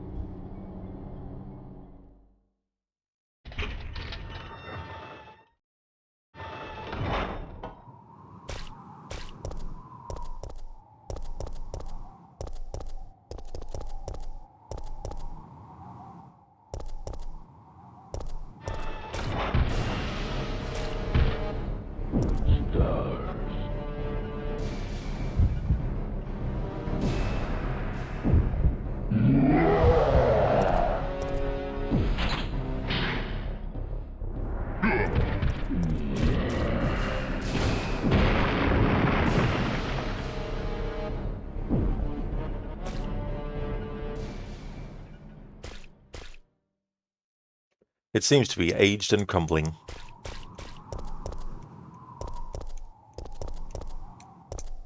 It seems to have been shorted out. That's what happens if you use the light against Nemesis. There's a keyhole in the ornamental copper plate. We'll use the clock tower key.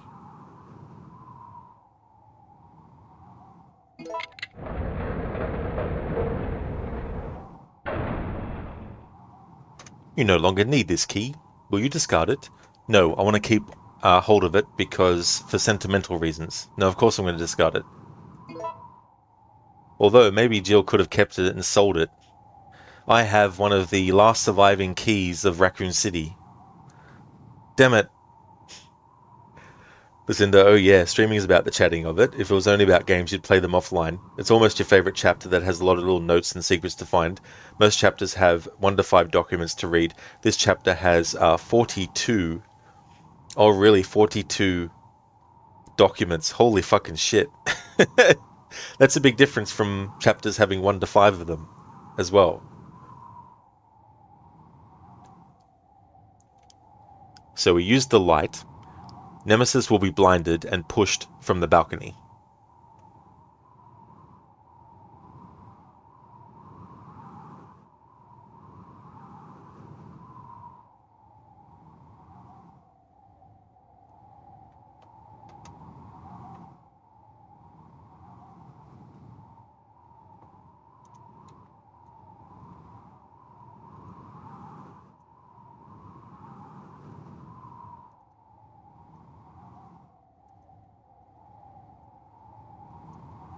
Okay, I chose use the light.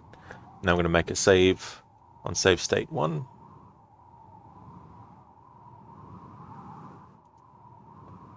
There we go. Now to reload save state 2.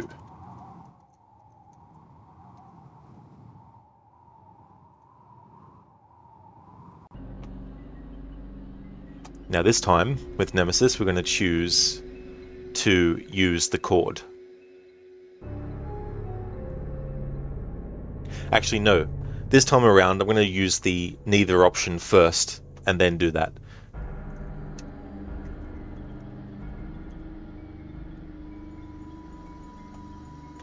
I'll do that one first, where we don't choose to do anything. Krian, so Jill had enough to push the Nemesis, but enough power to move a bell. Yeah, it's interesting when you put it like that, you know.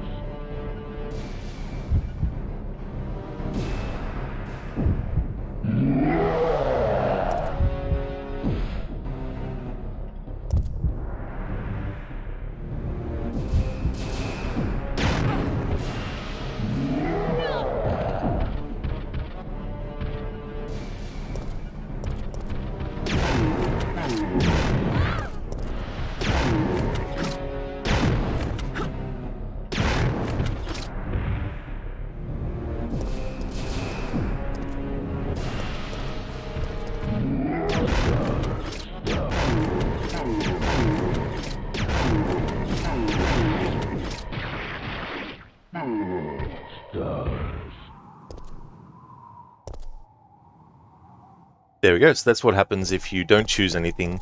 You either have to fight him or just flee. Alright, now to reload that same save state. And show what happens if you use the cord.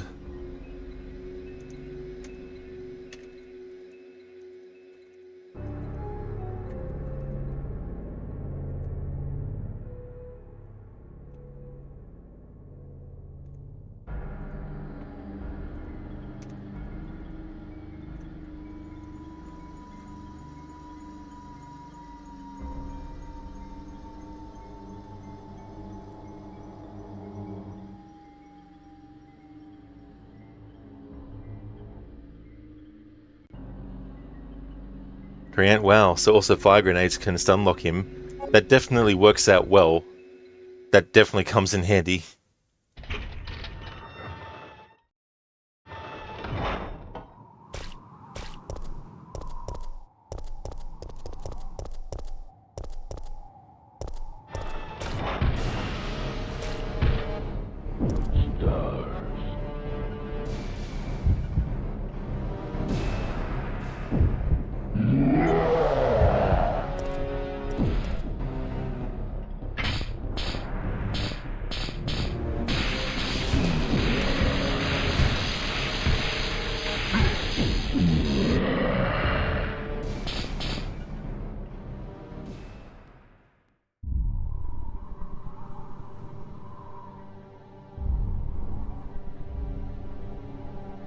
There we go, so that's what happens if you choose to use the cord. Knocks Nemesis out, allowing Jill to get an item from him without having to fight.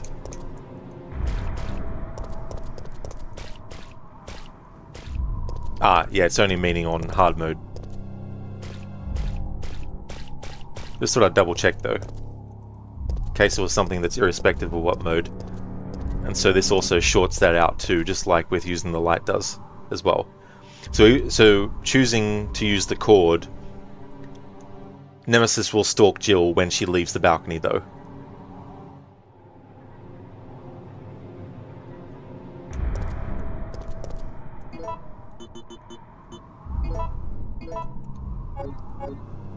Oops, wrong key.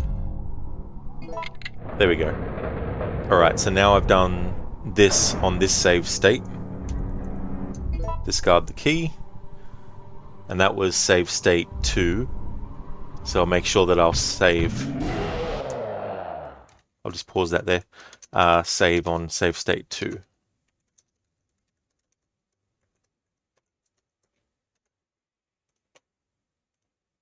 Actually, I'll just reload it and then do this part again. Creant, the first time you played hard mode, you were so surprised about the secret items for the big guy.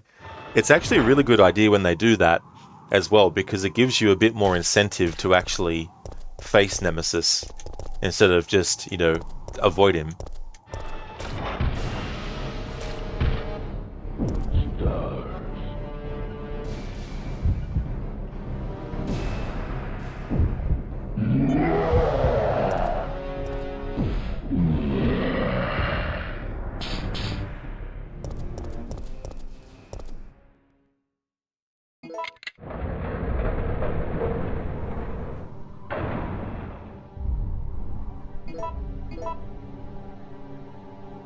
Alright, so now I'll save on save state 2.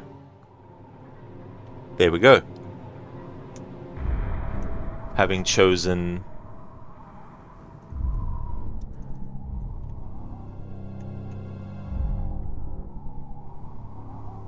to use the cord.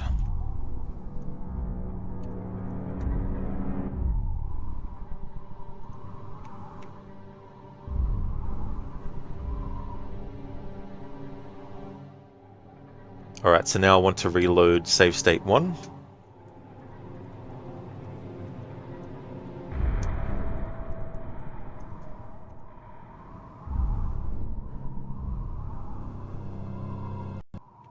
There we go. Now this is the save state where we chose to use the light on Nemesis here.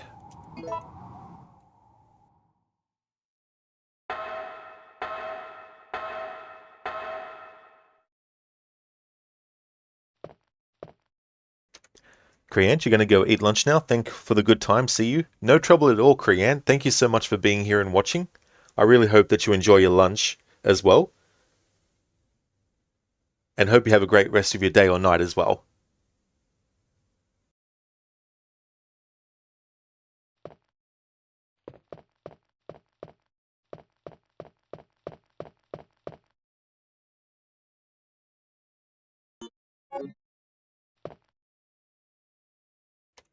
Will you take the silver gear? You've taken the silver gear. A beautiful gear made of silver.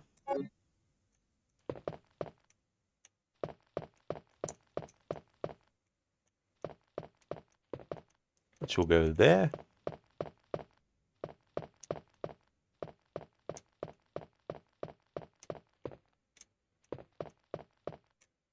A music box with elaborate ornamentation. There are switches marked A to F. Will you operate the switches? Not yet.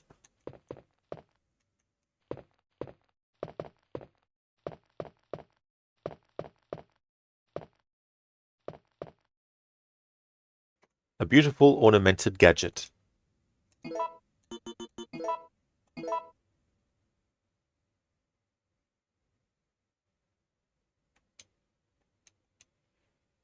Sometimes with this emulated version, it goes like this when you interact with stuff, especially when you're inserting things.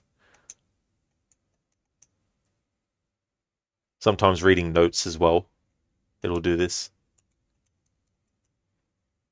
Just wait a little bit, see if it corrects itself. There we go.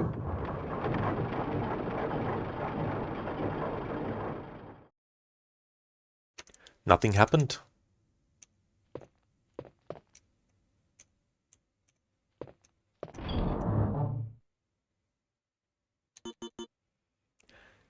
Hey there, streaming con. Welcome on in. Does this happen all the time? Sometimes, yeah. There was like a letter in the restaurant earlier in the game that I interacted with, and it sort of like did that. But then I tried interacting with it later on, and it actually worked fine. Things like that.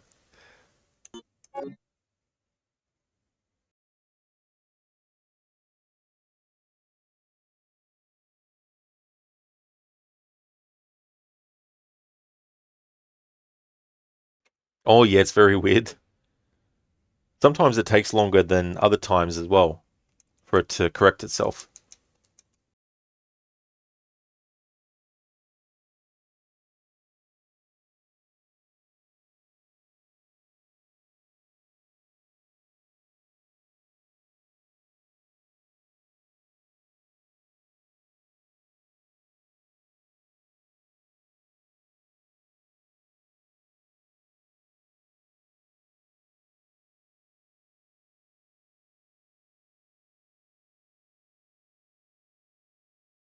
And then sometimes it doesn't at all.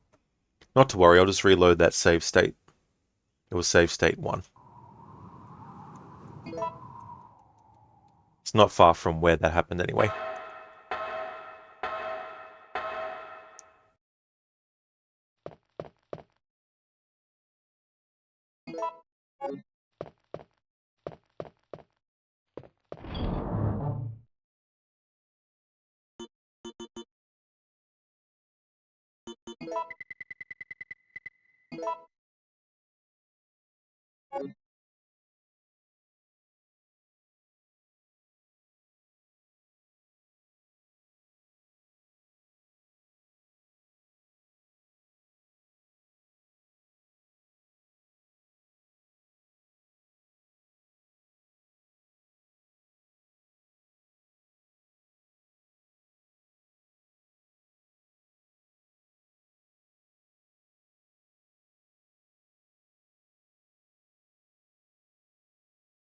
There we go, the game finally came back.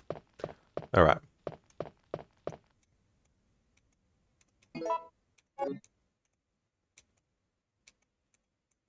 Indeed, streaming, yep, that's the next step.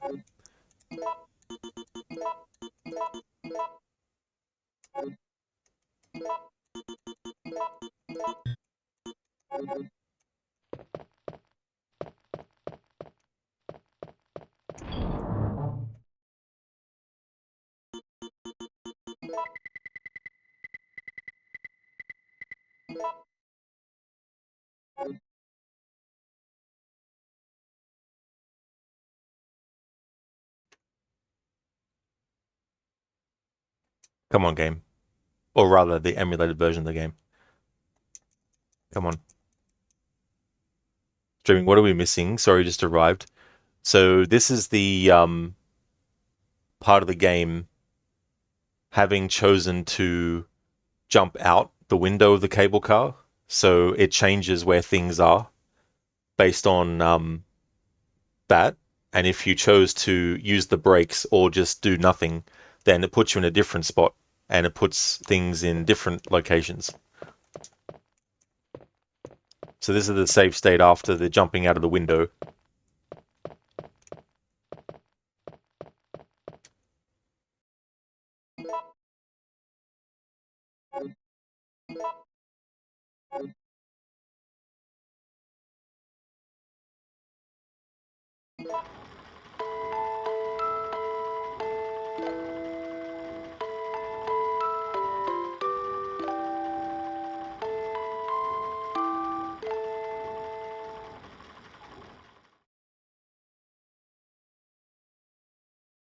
Move it up or down.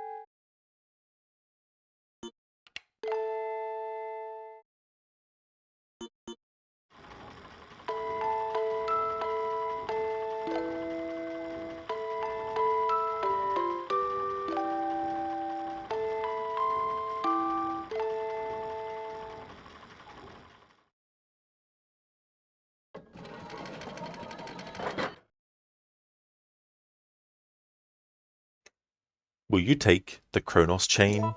You've taken the Kronos chain. Sona Ghost in the Shell's Dollhouse soundtrack you instantly fell in love with. Haven't actually seen that, but I've heard of it though. Isn't that like a classic anime, Ghost in the Shell? A chain made to adore a god of time. There's a small screw hole near the ornament. Kronos key. It's a key designed to adore a god of time. There we go.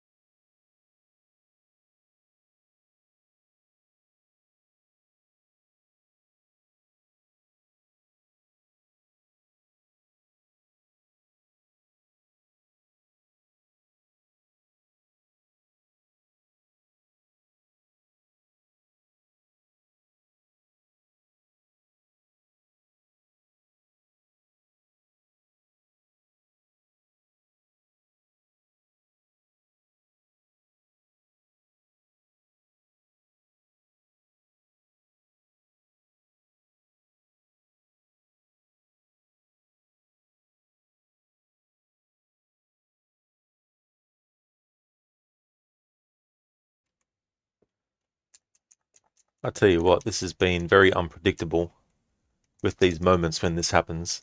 Sometimes it takes a while, other times it doesn't.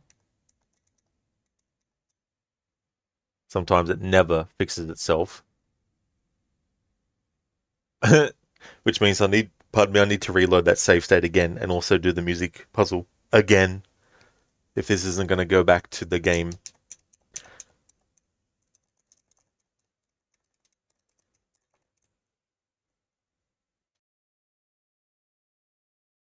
So it was 2001. That's definitely a long time ago now. Holy shit. Very long time ago. Ah, here we go. The game finally woke up.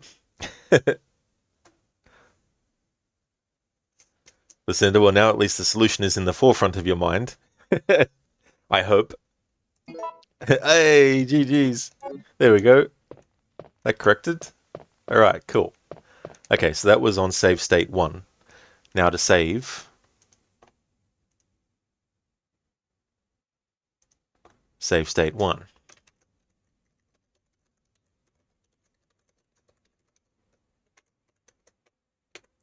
Alright, so that was having chosen on the balcony to use the light. Now I'm going to reload save state 2. And that was the one where we chose to do the chord.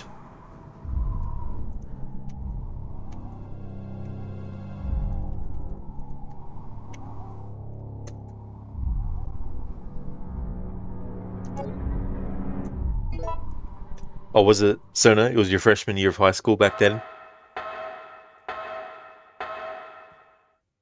That was in the days before things like Facebook even happened.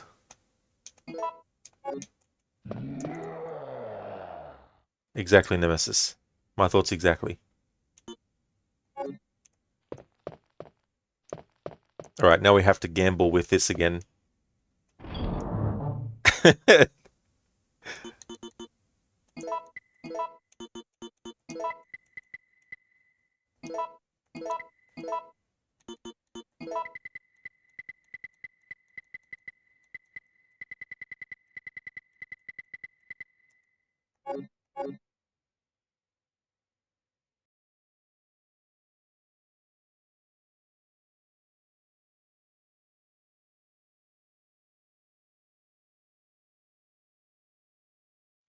Sona or Google, and everyone had a MySpace. Oh yeah. I first remember coming across that site. It was definitely interesting sort of concept.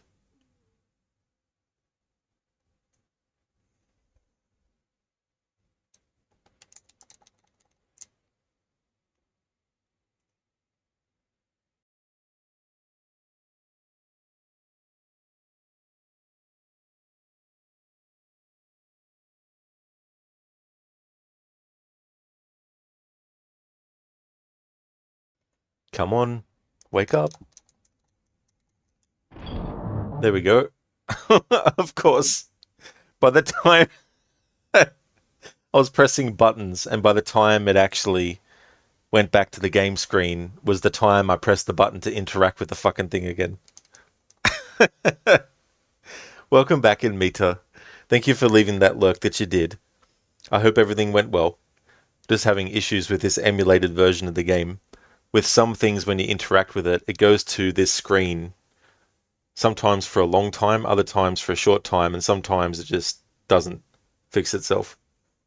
This time I won't press anything, then game. So no, where we were secretly taught HTML coding and trying to pick a top 8 friends list while having your favorite song playing in the background.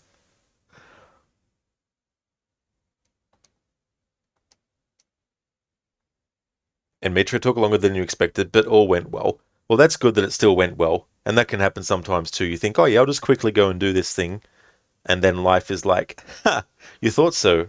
Here's some things to make it take longer. Like this emulator is doing to me right now with this game.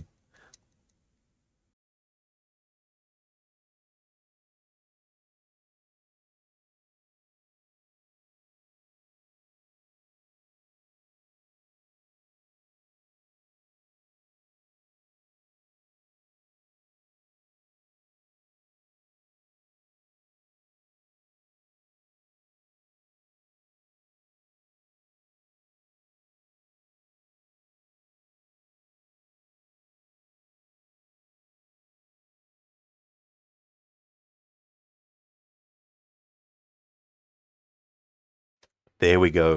All right.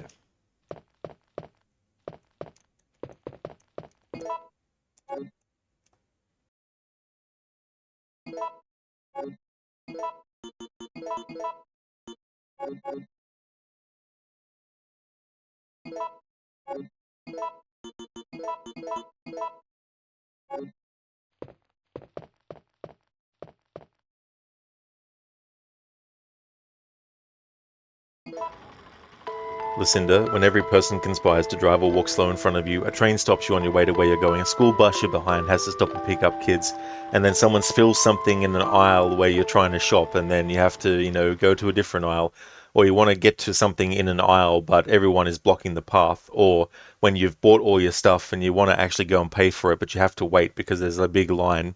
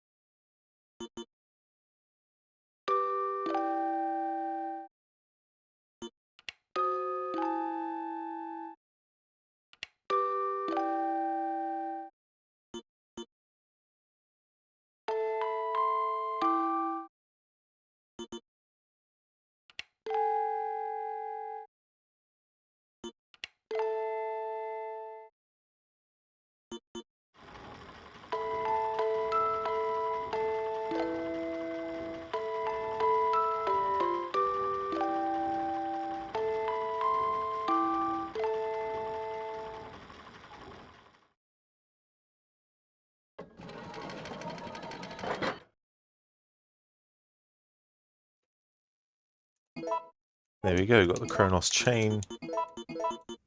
Now we have the Kronos key.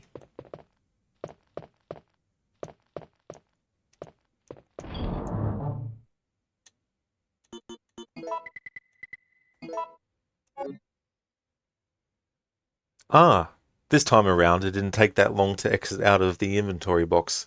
Nice.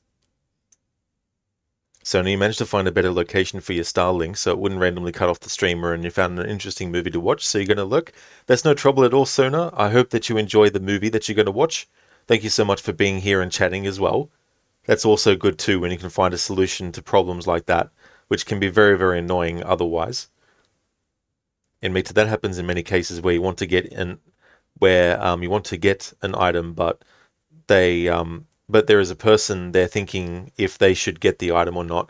Yeah, that's true. Being sort of like really indecisive and making people wait for stuff like um, sometimes depending on how much time I have to do something, I might just turn around and go to a different aisle and do something else or grab something else in the meantime and hope that when I go back to the aisle that I left, that they've actually, either moved on or at least they're sort of like still in the aisle, but they're not exactly in the same spot, so you can be like, oh, okay, I can get to this item now and actually grab what I want.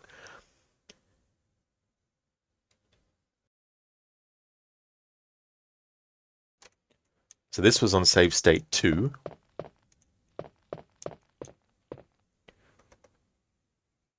So now going to save on save state 2. Make a note of that.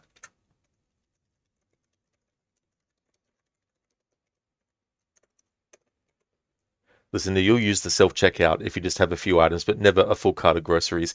Yeah, that's the other thing too. Like when people are like, I have 50 items in my trolley. I'm going to go to the self-service checkout. No one else who wants to use it wants to use it in a hurry, right? Because that's not what they're actually designed for. They're not designed to be used by people who only have a small amount of things so they can get in and through very quickly so that other people waiting can get their turn quickly. They're designed so that you can bring your big ass trolley with 50 items and just have everyone else wait, you know. Then you get the ones where it's like you've got the self checkouts that have the option of using, card or cash, and then you have the ones that don't have the option for cash as well. And so, sometimes people who need cash won't be able to use the one that they want because the person who just wants the card is using the one that also has cash. And it can be the other way around too, as well. All these sorts of things. And me too, yeah, although sometimes you walk around and when you come back, they're still there. That's true in me too. These things that happen like that just become so funny. Before I move on in this game, what I need to do is actually look at some of the notes that I've made and reorganize some stuff in my notepad as well. Listen, you never paid attention if yours takes cash, use card only. You mean you have backup cash at home for an emergency, but it's not a lot.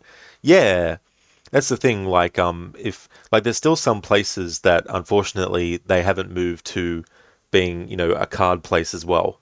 Like they only accept cash. Like there's some, not necessarily restaurants, but there's some fast food places where they only accept cash as well. So if you really, really, really want that, you have to go to an ATM and then come back with the cash.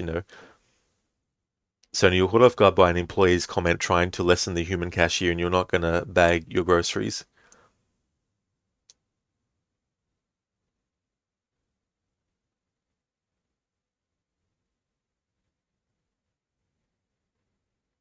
Oh yeah, and that's fair enough too as well, Sona. Sorry, I just had to reread what you said so I could comprehend it because I wasn't comprehending it properly. But that's on me though.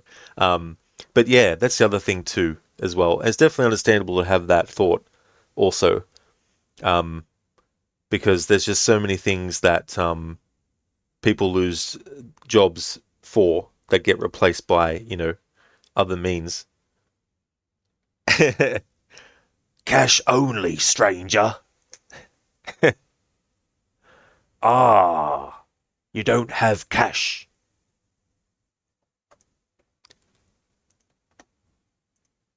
Be right back.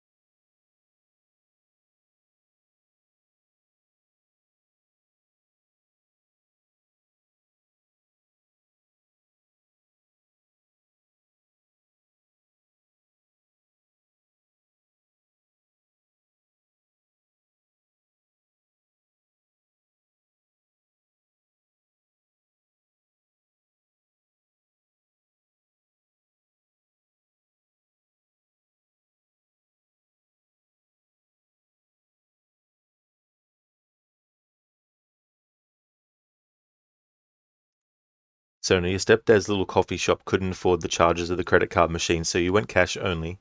A regular 8-ounce coffee was $1.50. That's definitely fair too, as well. And it's understandable if that's needed to be done too.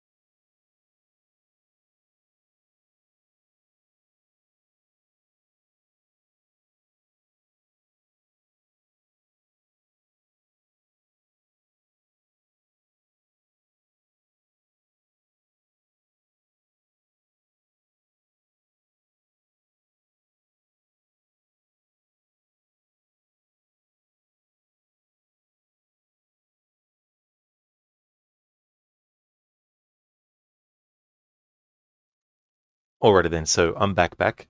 Time to reload save state 1, in which we've also gotten the Kronos key combined.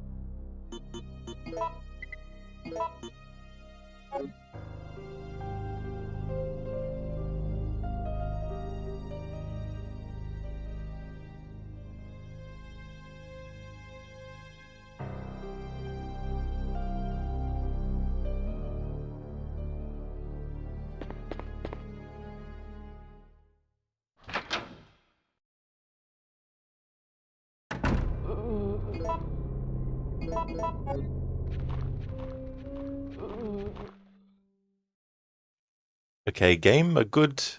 Oh, shit. Hang on. No wonder why. I unequipped the fucking weapon. Whoops. Like, don't tell me my R1 button, even though it's not the PlayStation controller I'm using, but the right bumper, in the case of my Xbox controller I'm using. Hey there, Pierwin. How's your day going today?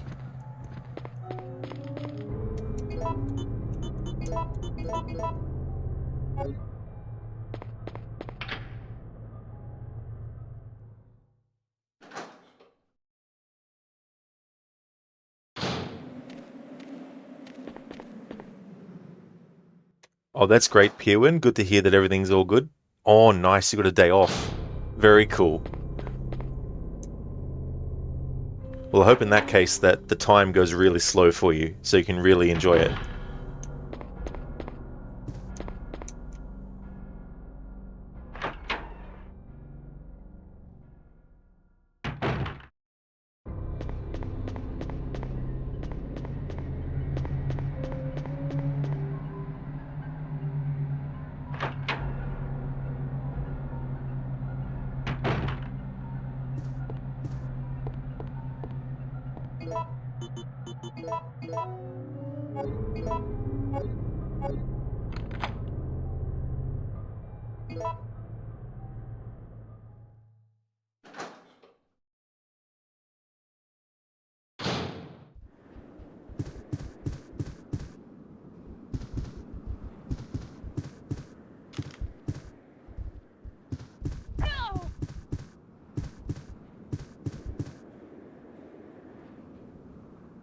Grenade rounds in the thing there. Oh, hang on.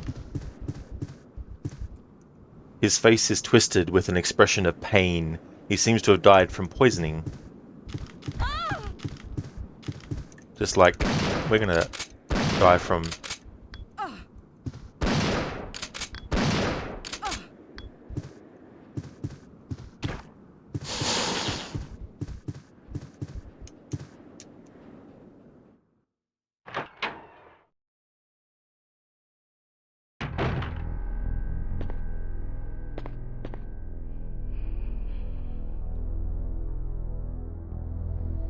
Mercenary's Pocketbook. September 26th. It's only been 3 hours since the mission started, but the team is down to me and Campbell. The number of the zombies is far greater than we expected. There is no hope left for this city. We have already injected the antibody for the virus, but I'm not sure that it will work. I don't know if I will survive. September 27th. We managed to reach the clock tower. Out of desperation, we robbed some wounded members of their weapons and used the surviving citizens as decoys. We were taught to do this in order to survive in that battlefield, but I never enjoyed it. However, a girl showed up at the clock tower before me. She is one of the survivors. She looks just like my sister before she starved to death. September 28th, daylight. I wanted to evacuate as soon as possible, but the girl didn't. Her father insisted that he wouldn't leave the city where his beloved wife rests in peace. I really wanted to save the girl, but Campbell said, "All I care about is our lives." That's how I felt before, but now... The clock tower has become a dangerous place, and I don't want to make any more mistakes. Danger. Good thing I wasn't poisoned. An umbrella mercenary. It seems that he died trying to shield someone's daughter.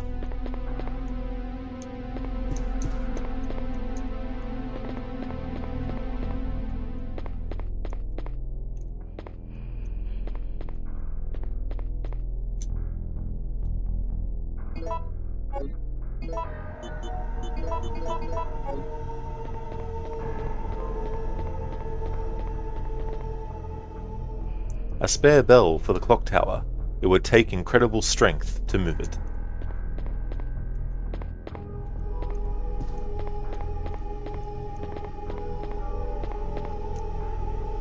Present goddess. There is a tray under the picture. Past goddess.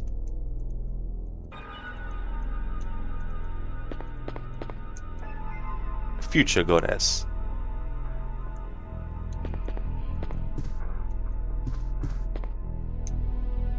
A maiden statue holding a tray. An amber ball is on the tray.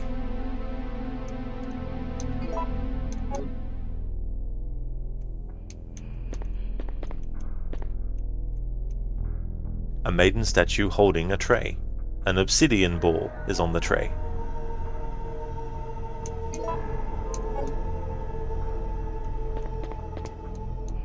A maiden statue holding a tray. A crystal ball is on the tray.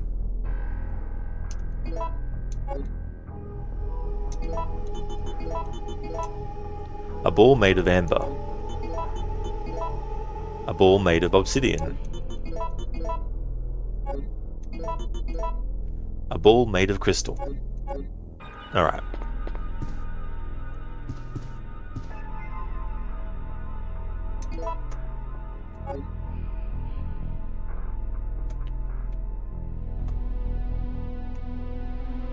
Alright, so time to save.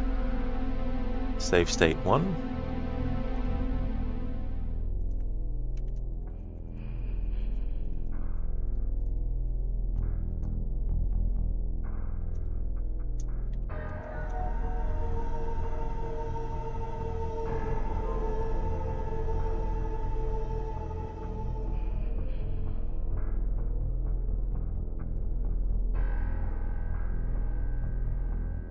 Alright, so reload save state 2 now. There we go. In Meta, thank you for redeeming the random horror movie quote.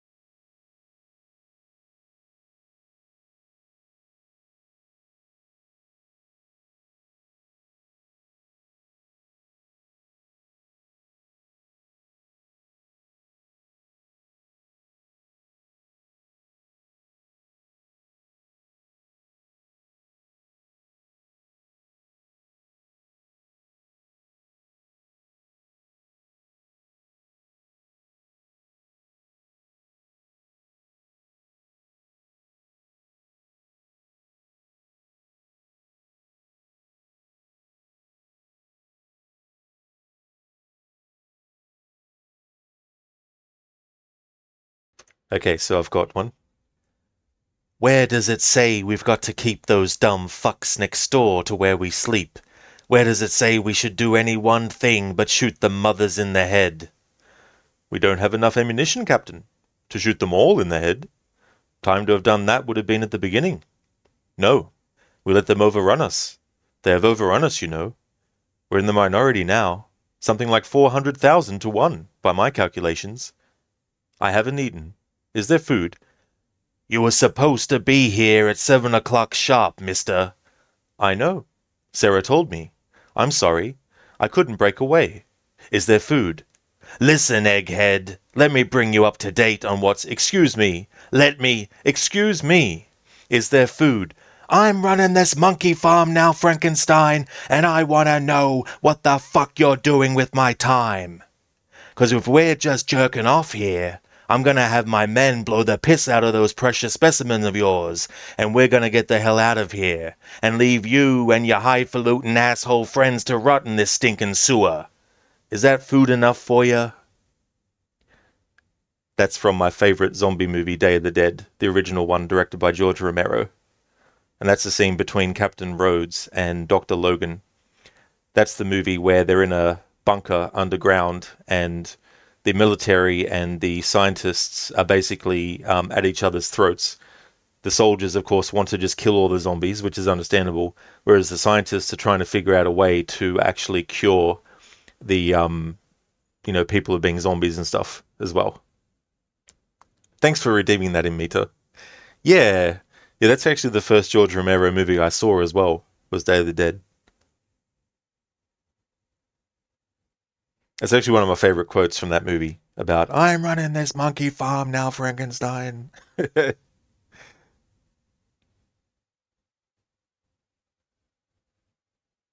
Lucas, you've seen the 2003 one? Yeah, I never saw that remake of Day of the Dead. I saw the remake of Dawn of the Dead. That wasn't too bad. But the original, even though it's a really, really old movie, I still think it's better than the remake. But the remake wasn't terrible or anything.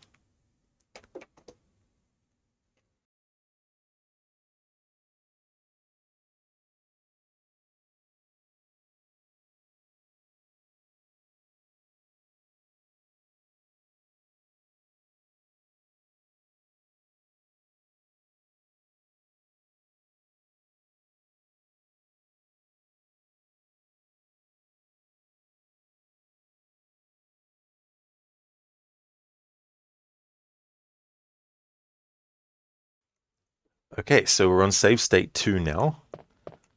So on this save state, I want to get Jill to where I was on save state 1.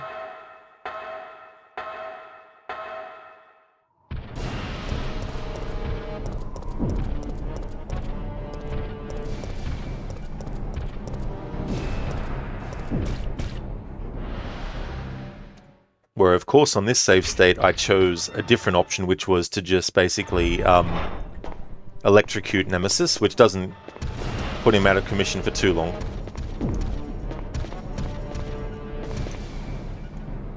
Whereas on save state 1, I pushed him off the balcony.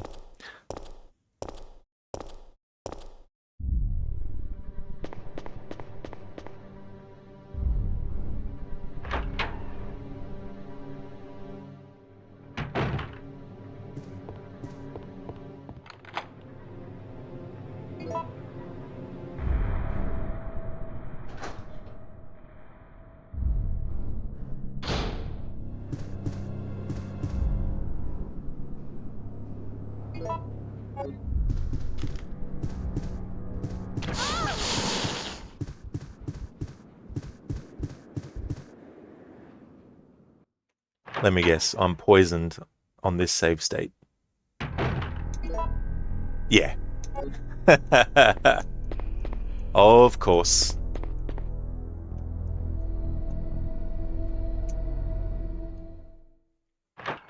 Now, I think this is the save state where I picked up some blue herbs. If not, I'll just have to basically reload.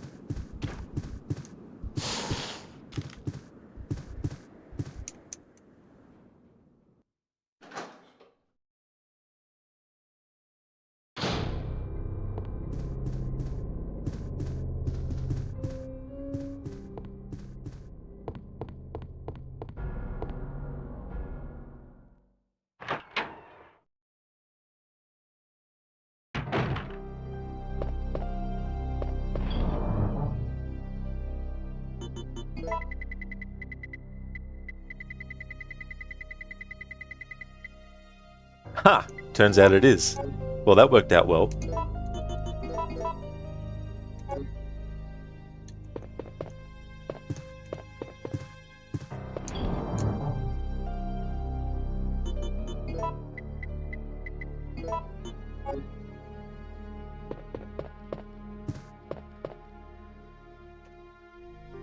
Lucinda, okay, Rod, it's about time for you to head off to work for the day. Hope you have a great rest of your stream. Thank you so much, Lucinda. Thank you for being here and watching. I really hope that you have a great day as well. Thank you for popping in.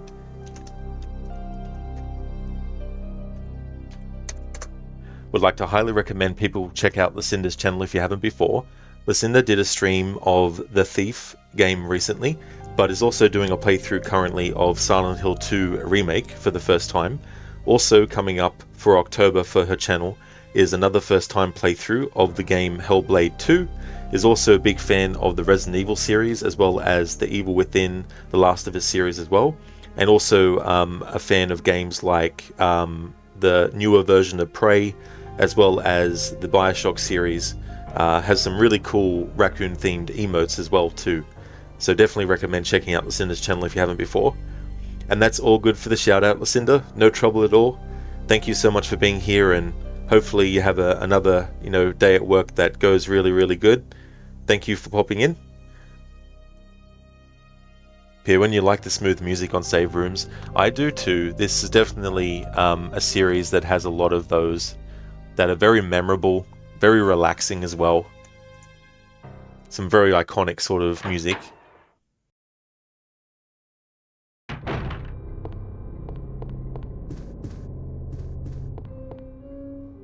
That's also one of the reasons for this playthrough. I wanted to stop at certain points just to let the music play until it stops or loops without sound effects and stuff. Or me talking over it until it looped. The PC version lets you actually, do music only. I'm pretty sure, but this version I'm playing is the emulated PS1 version, so the only audio options are stereo or mono.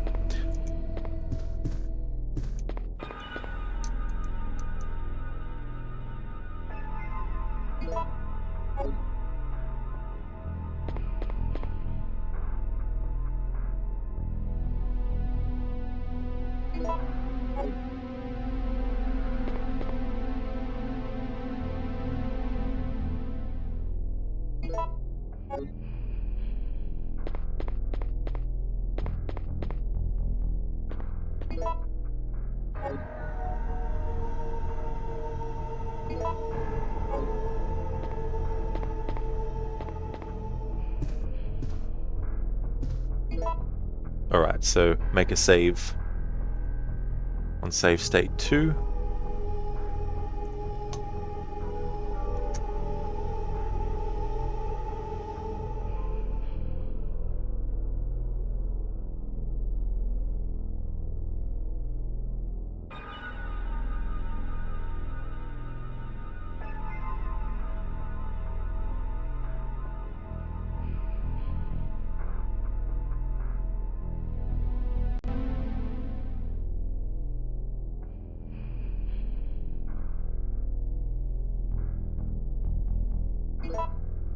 Don't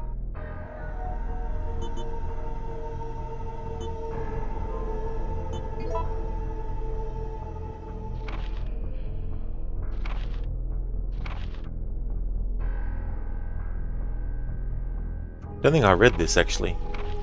Just in case I didn't. Clock tower postcard. A picture postcard of a clock tower. The following explanation is printed on the backside. A landmark spot. St. Michael Clock Tower. That's what I wanted.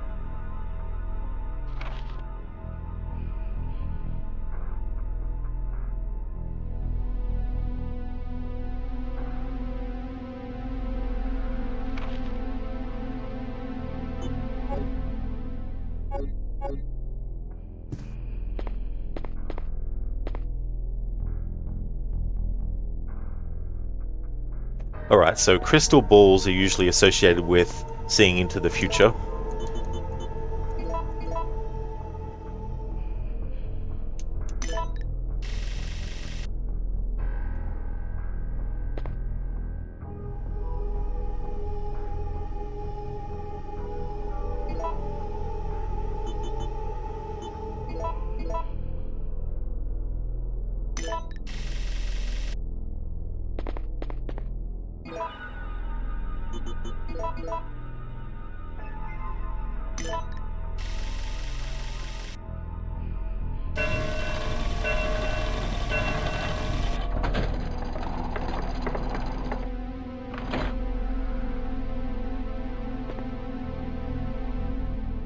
Will you take the gold gear?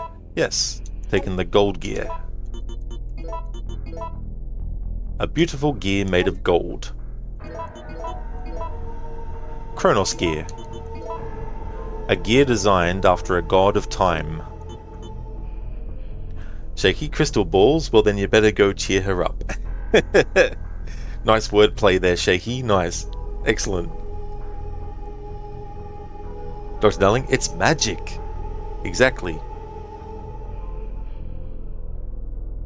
Voila.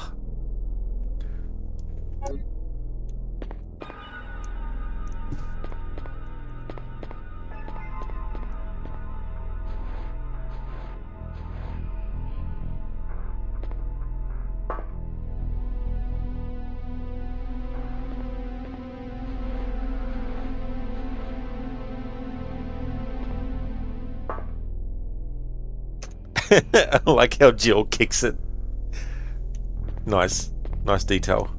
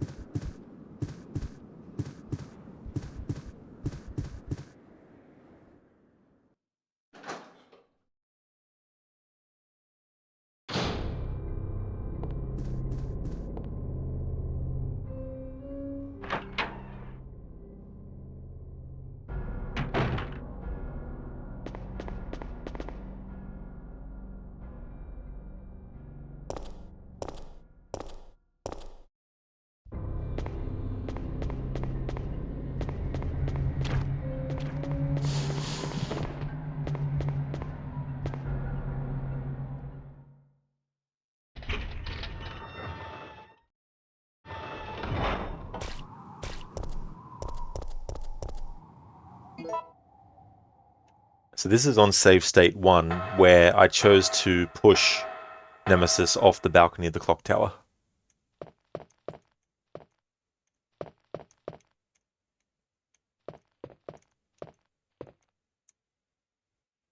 Hey there, Zayas. You trying to ring the clock tower and summon the umbrella mercenary chopper? Exactly, Zayas, yeah. Yeah, that's where I'm currently up to. Okay, make a save on save state 1.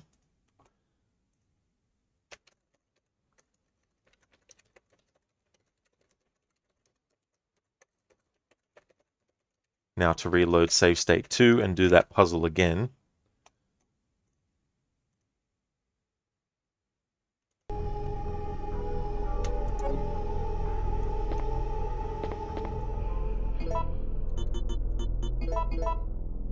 So it's Jill on hard. That dude with the grenades is wildcarding your playthrough.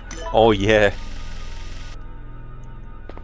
Yeah, the amount of things that you can get from Nemesis when you play on that mode and deal with him.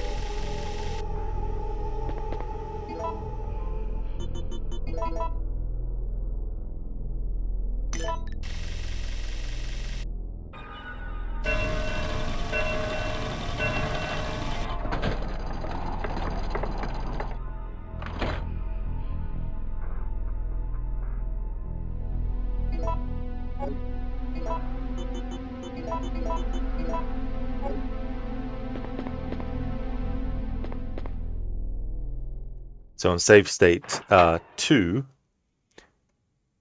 we have a different situation, because on save state 2, when we dealt with Nemesis on the balcony, we chose the option to use the cord to electrocute him, which means he's still running around.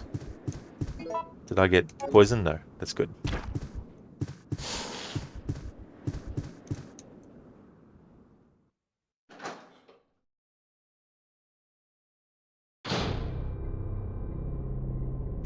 Oh, sorry, Zeus, I missed your comment about starting the Resident Evil remake last night. So the remake of 3, do you mean? And was remake of 3 the one that you're playing on hard? Oh, remake of 1. That is a good remake. Yeah, I really like Resident Evil 1 remake too.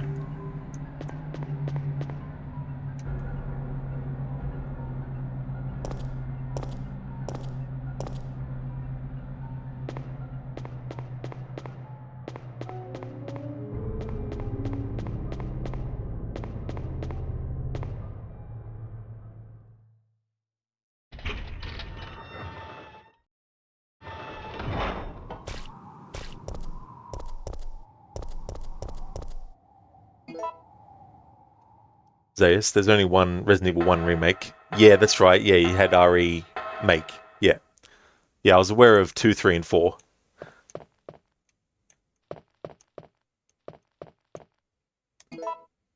Alright.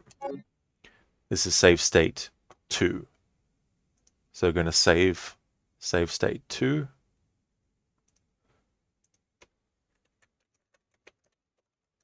Now, just need to check some stuff.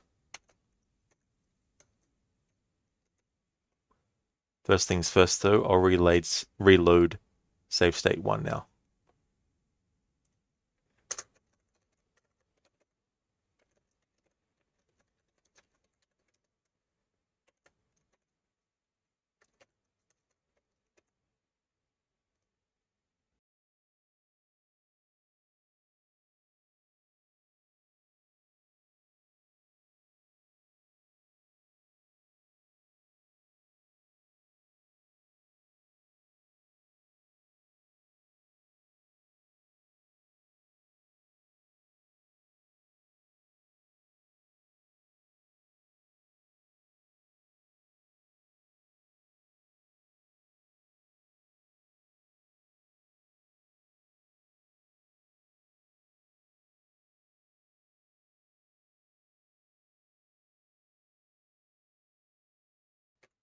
Alrighty then. So, on save state 1, we pushed Nemesis off the balcony of the clock tower.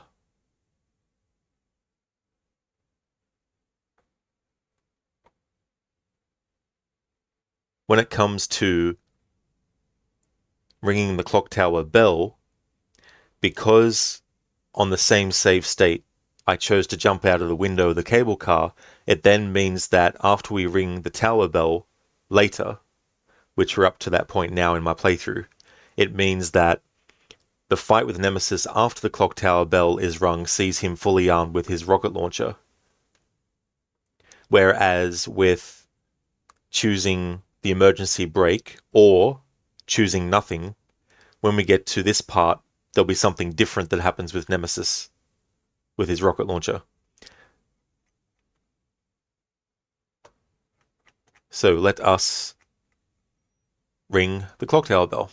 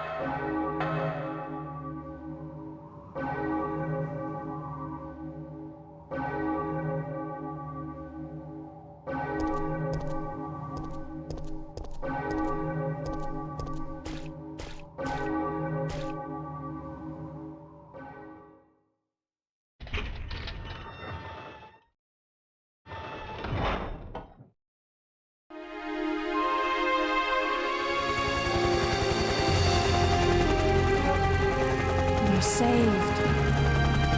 Down here! It's finally over. Huh?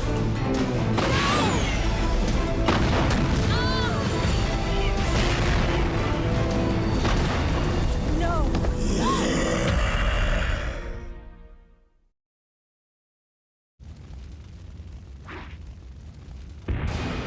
Stars.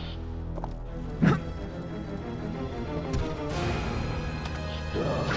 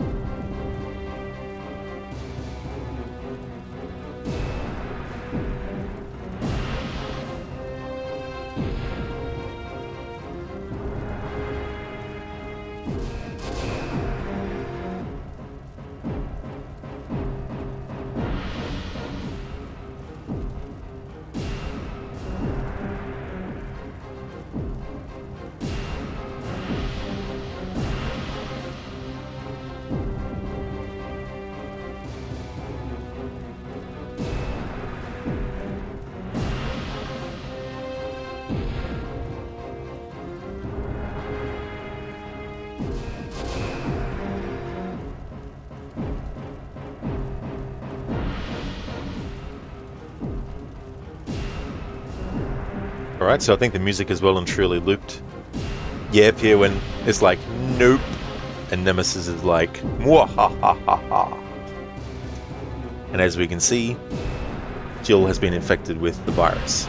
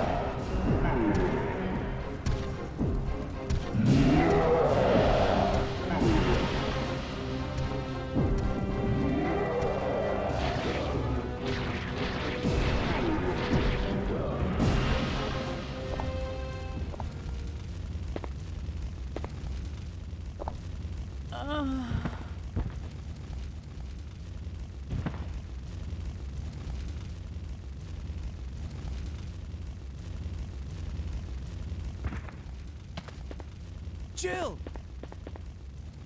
Jill! Hang in there! What have I done? I'm sorry, Jill. Please, wake up!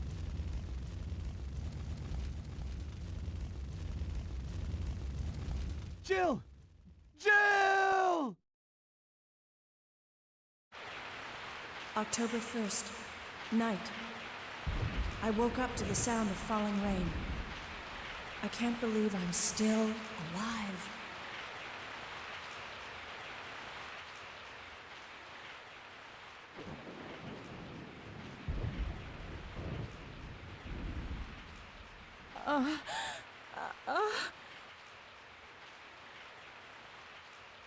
Carlos? It looks like our roles have been reversed from when we originally met, huh? Don't worry, Jill. This chapel is safe. I've been infected by the virus, haven't I? Hey! Take it easy. I'm okay. Don't feel any pain. But that's what bothers me. If I can't feel anything, then what does that mean? Don't give up, Jill. I'll take care of you. Whatever you do, don't let that virus beat you.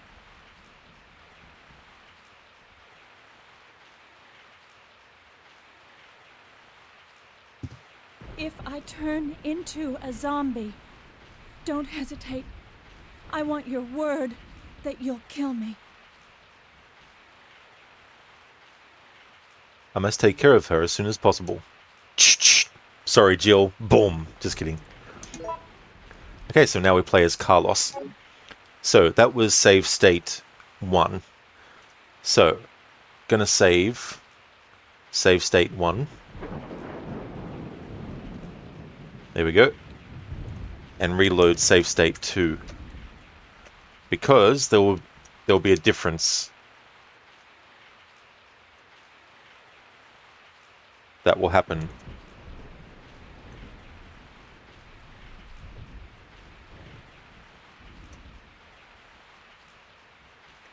In regards to Nemesis and his rocket launcher.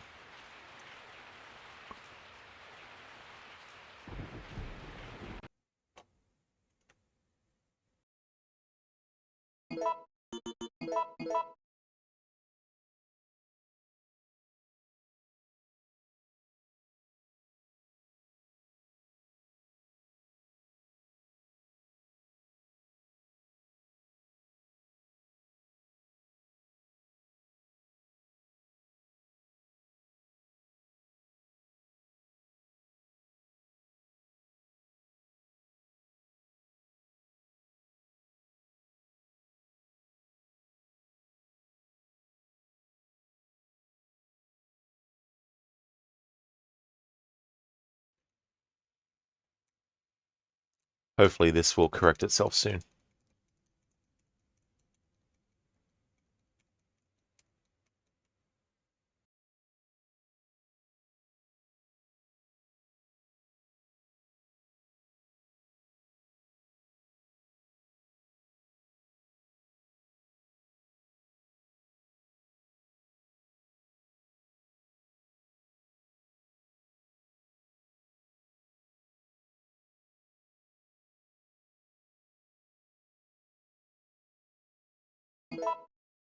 Alright, we'll reload that save state and see if now it won't take as long.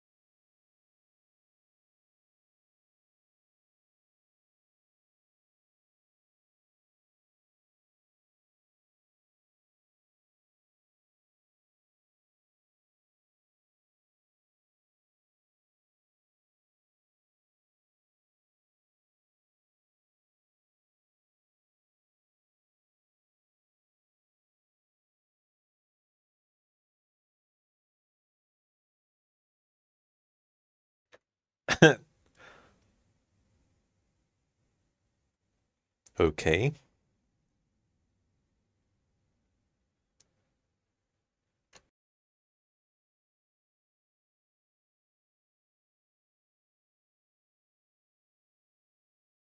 Oh, it's with the emulation, Peerwin. I'm doing the emulated version of this, and with some things when you interact with it, it takes ages. There we go.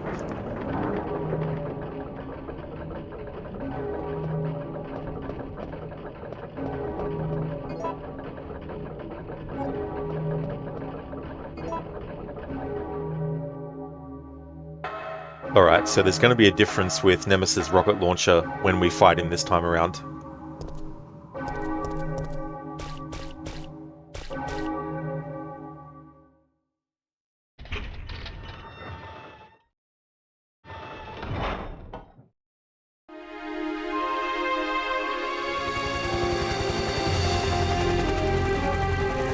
We're saved.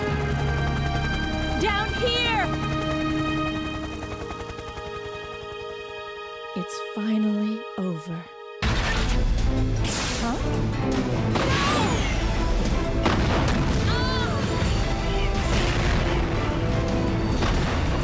No!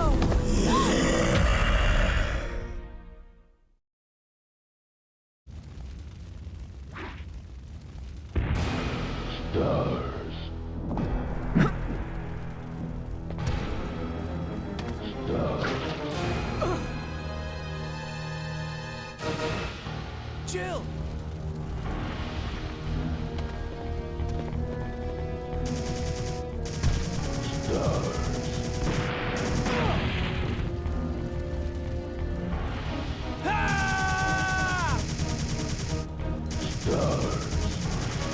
Ah!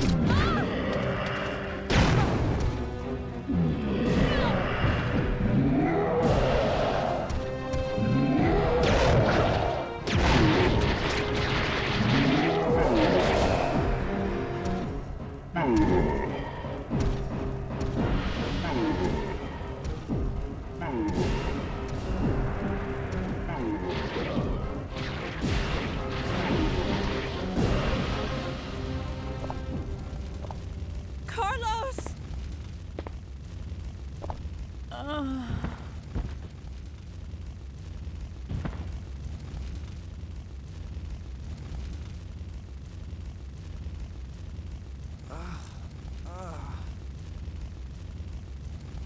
Jill! Jill! Hey, don't die on me.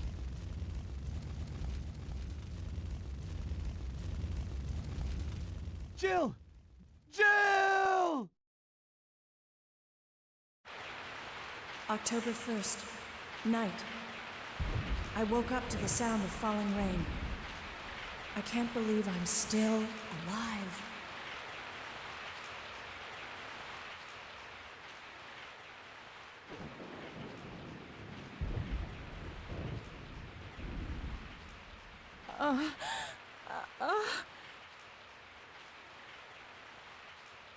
Carlos? It looks like our roles have been reversed from when we originally met, huh? Don't worry, Jill. This chapel is safe.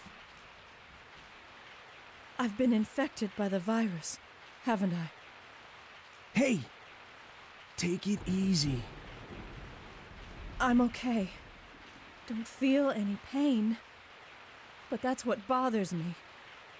If I can't feel anything, then what does that mean? Don't give up, Jill. I'll take care of you.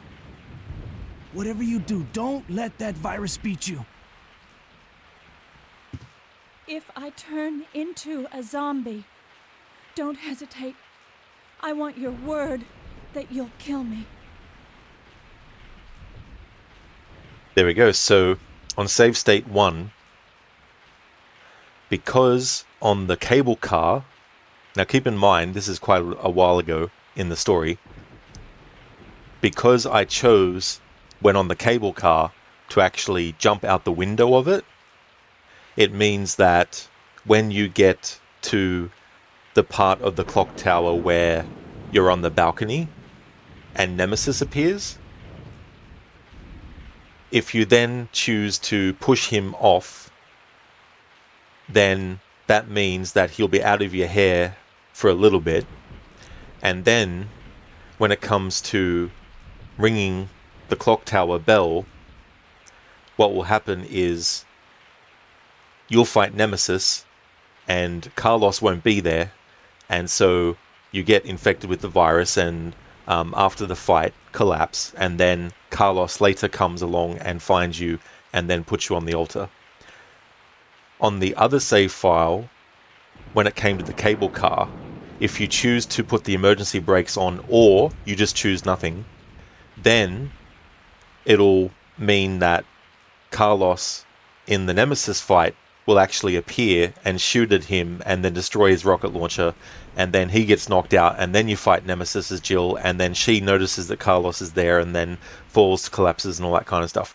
So that's the differences with those things there. So we're now on save state 2 up to the point that we were on save state 1, but with very different variables that actually happened.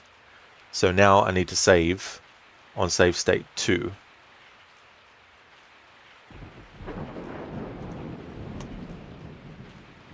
Make note of that.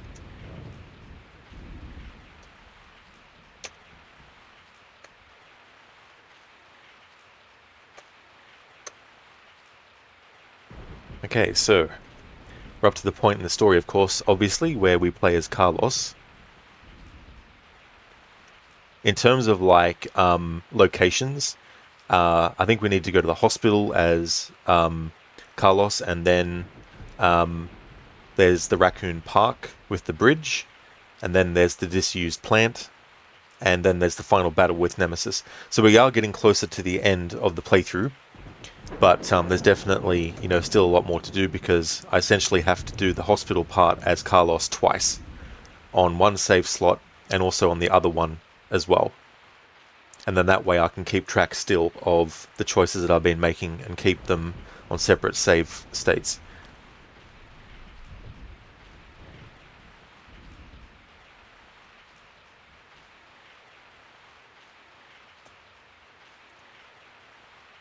P1 is like, go to sleep. It's like, yeah, Nemesis, just go to sleep. Or if you meant Carlos, it's like, go to sleep, have a rest.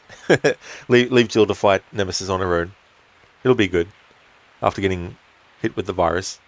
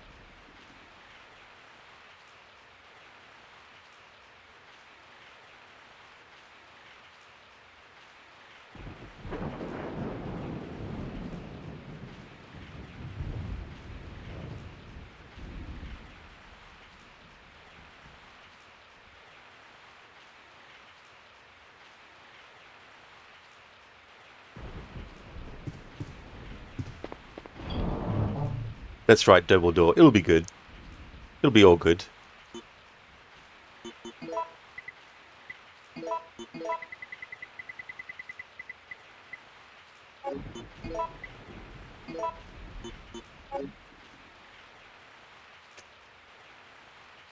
Okay, so let's read what Carlos has. Assault rifle, M4A1 assault rifle. The gun is set in auto mode. It uses 5.56mm NATO rounds. I already read that for Jill because hers is the same. Alright, Merc's handgun. SIG Pro SP 2009. It's mainly made of plastic and is very light. It uses 9mm parabellum rounds. 5.56mm NATO rounds. Army bullets for the assault rifle. Used for M4A1. I've already read that as well earlier. Manager's report. Huh, that's interesting what Carlos has for himself. Because Jill had more information than this. But it's interesting how Carlos has any of this at all.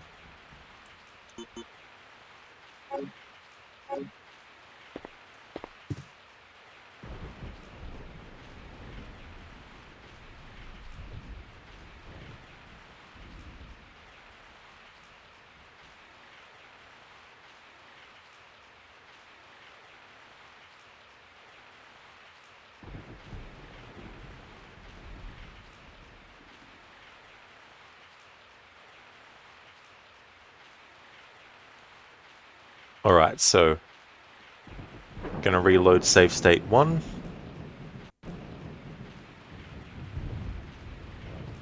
And this is where I'm going to end the stream today.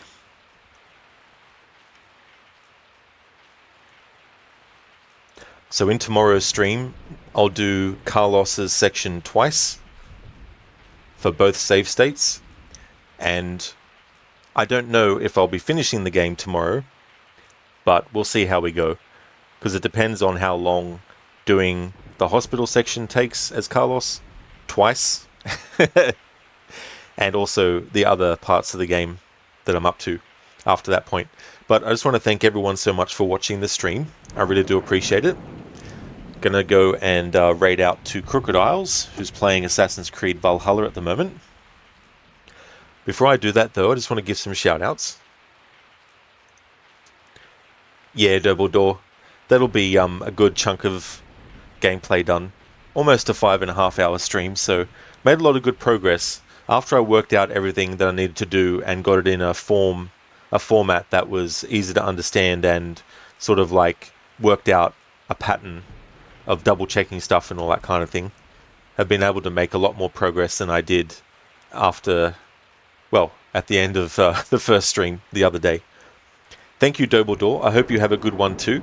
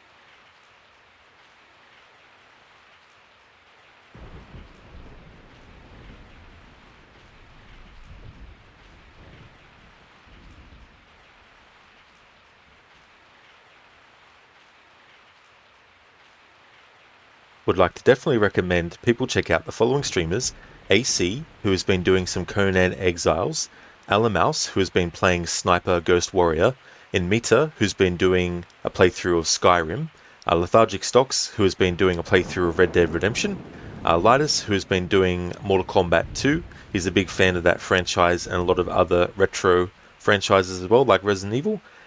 Lucinda has been doing a playthrough of Silent Hill 2 Remake. Also doing some streams of Thief, as well as doing Hellblade 2 later in the month. And Shaky has been doing WWE SmackDown Here Comes the Pain. So definitely recommend checking out those streamers if you haven't before. Here's a general raid message that everyone can copy and paste. I'll also put one in for subscribers to be able to use as well.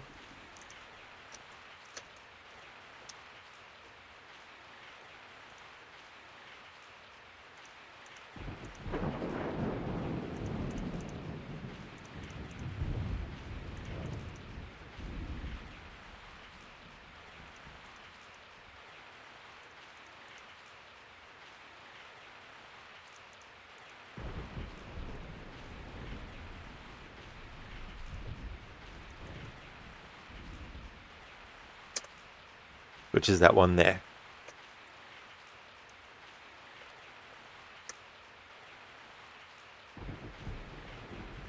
Since I'm getting close to finishing this game too, I'm going to take a look at what I want to do for my Silent Hill 4 playthrough that will be coming up after this game's finished.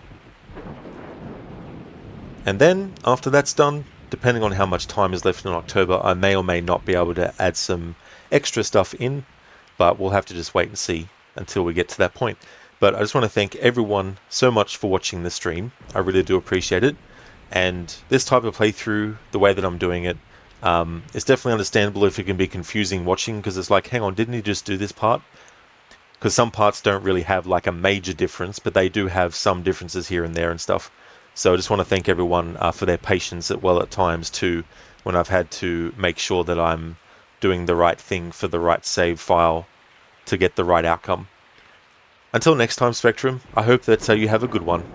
Thanks for watching again, everyone. Hope you all have a great rest of your day. If you see me streaming this game again, then you know it's Thursday here in Australia. Oh yeah, in Meta, that's no worries at all for the stream and for the shout out either, dude. Thank you so much for being here. I hope you have a good one too.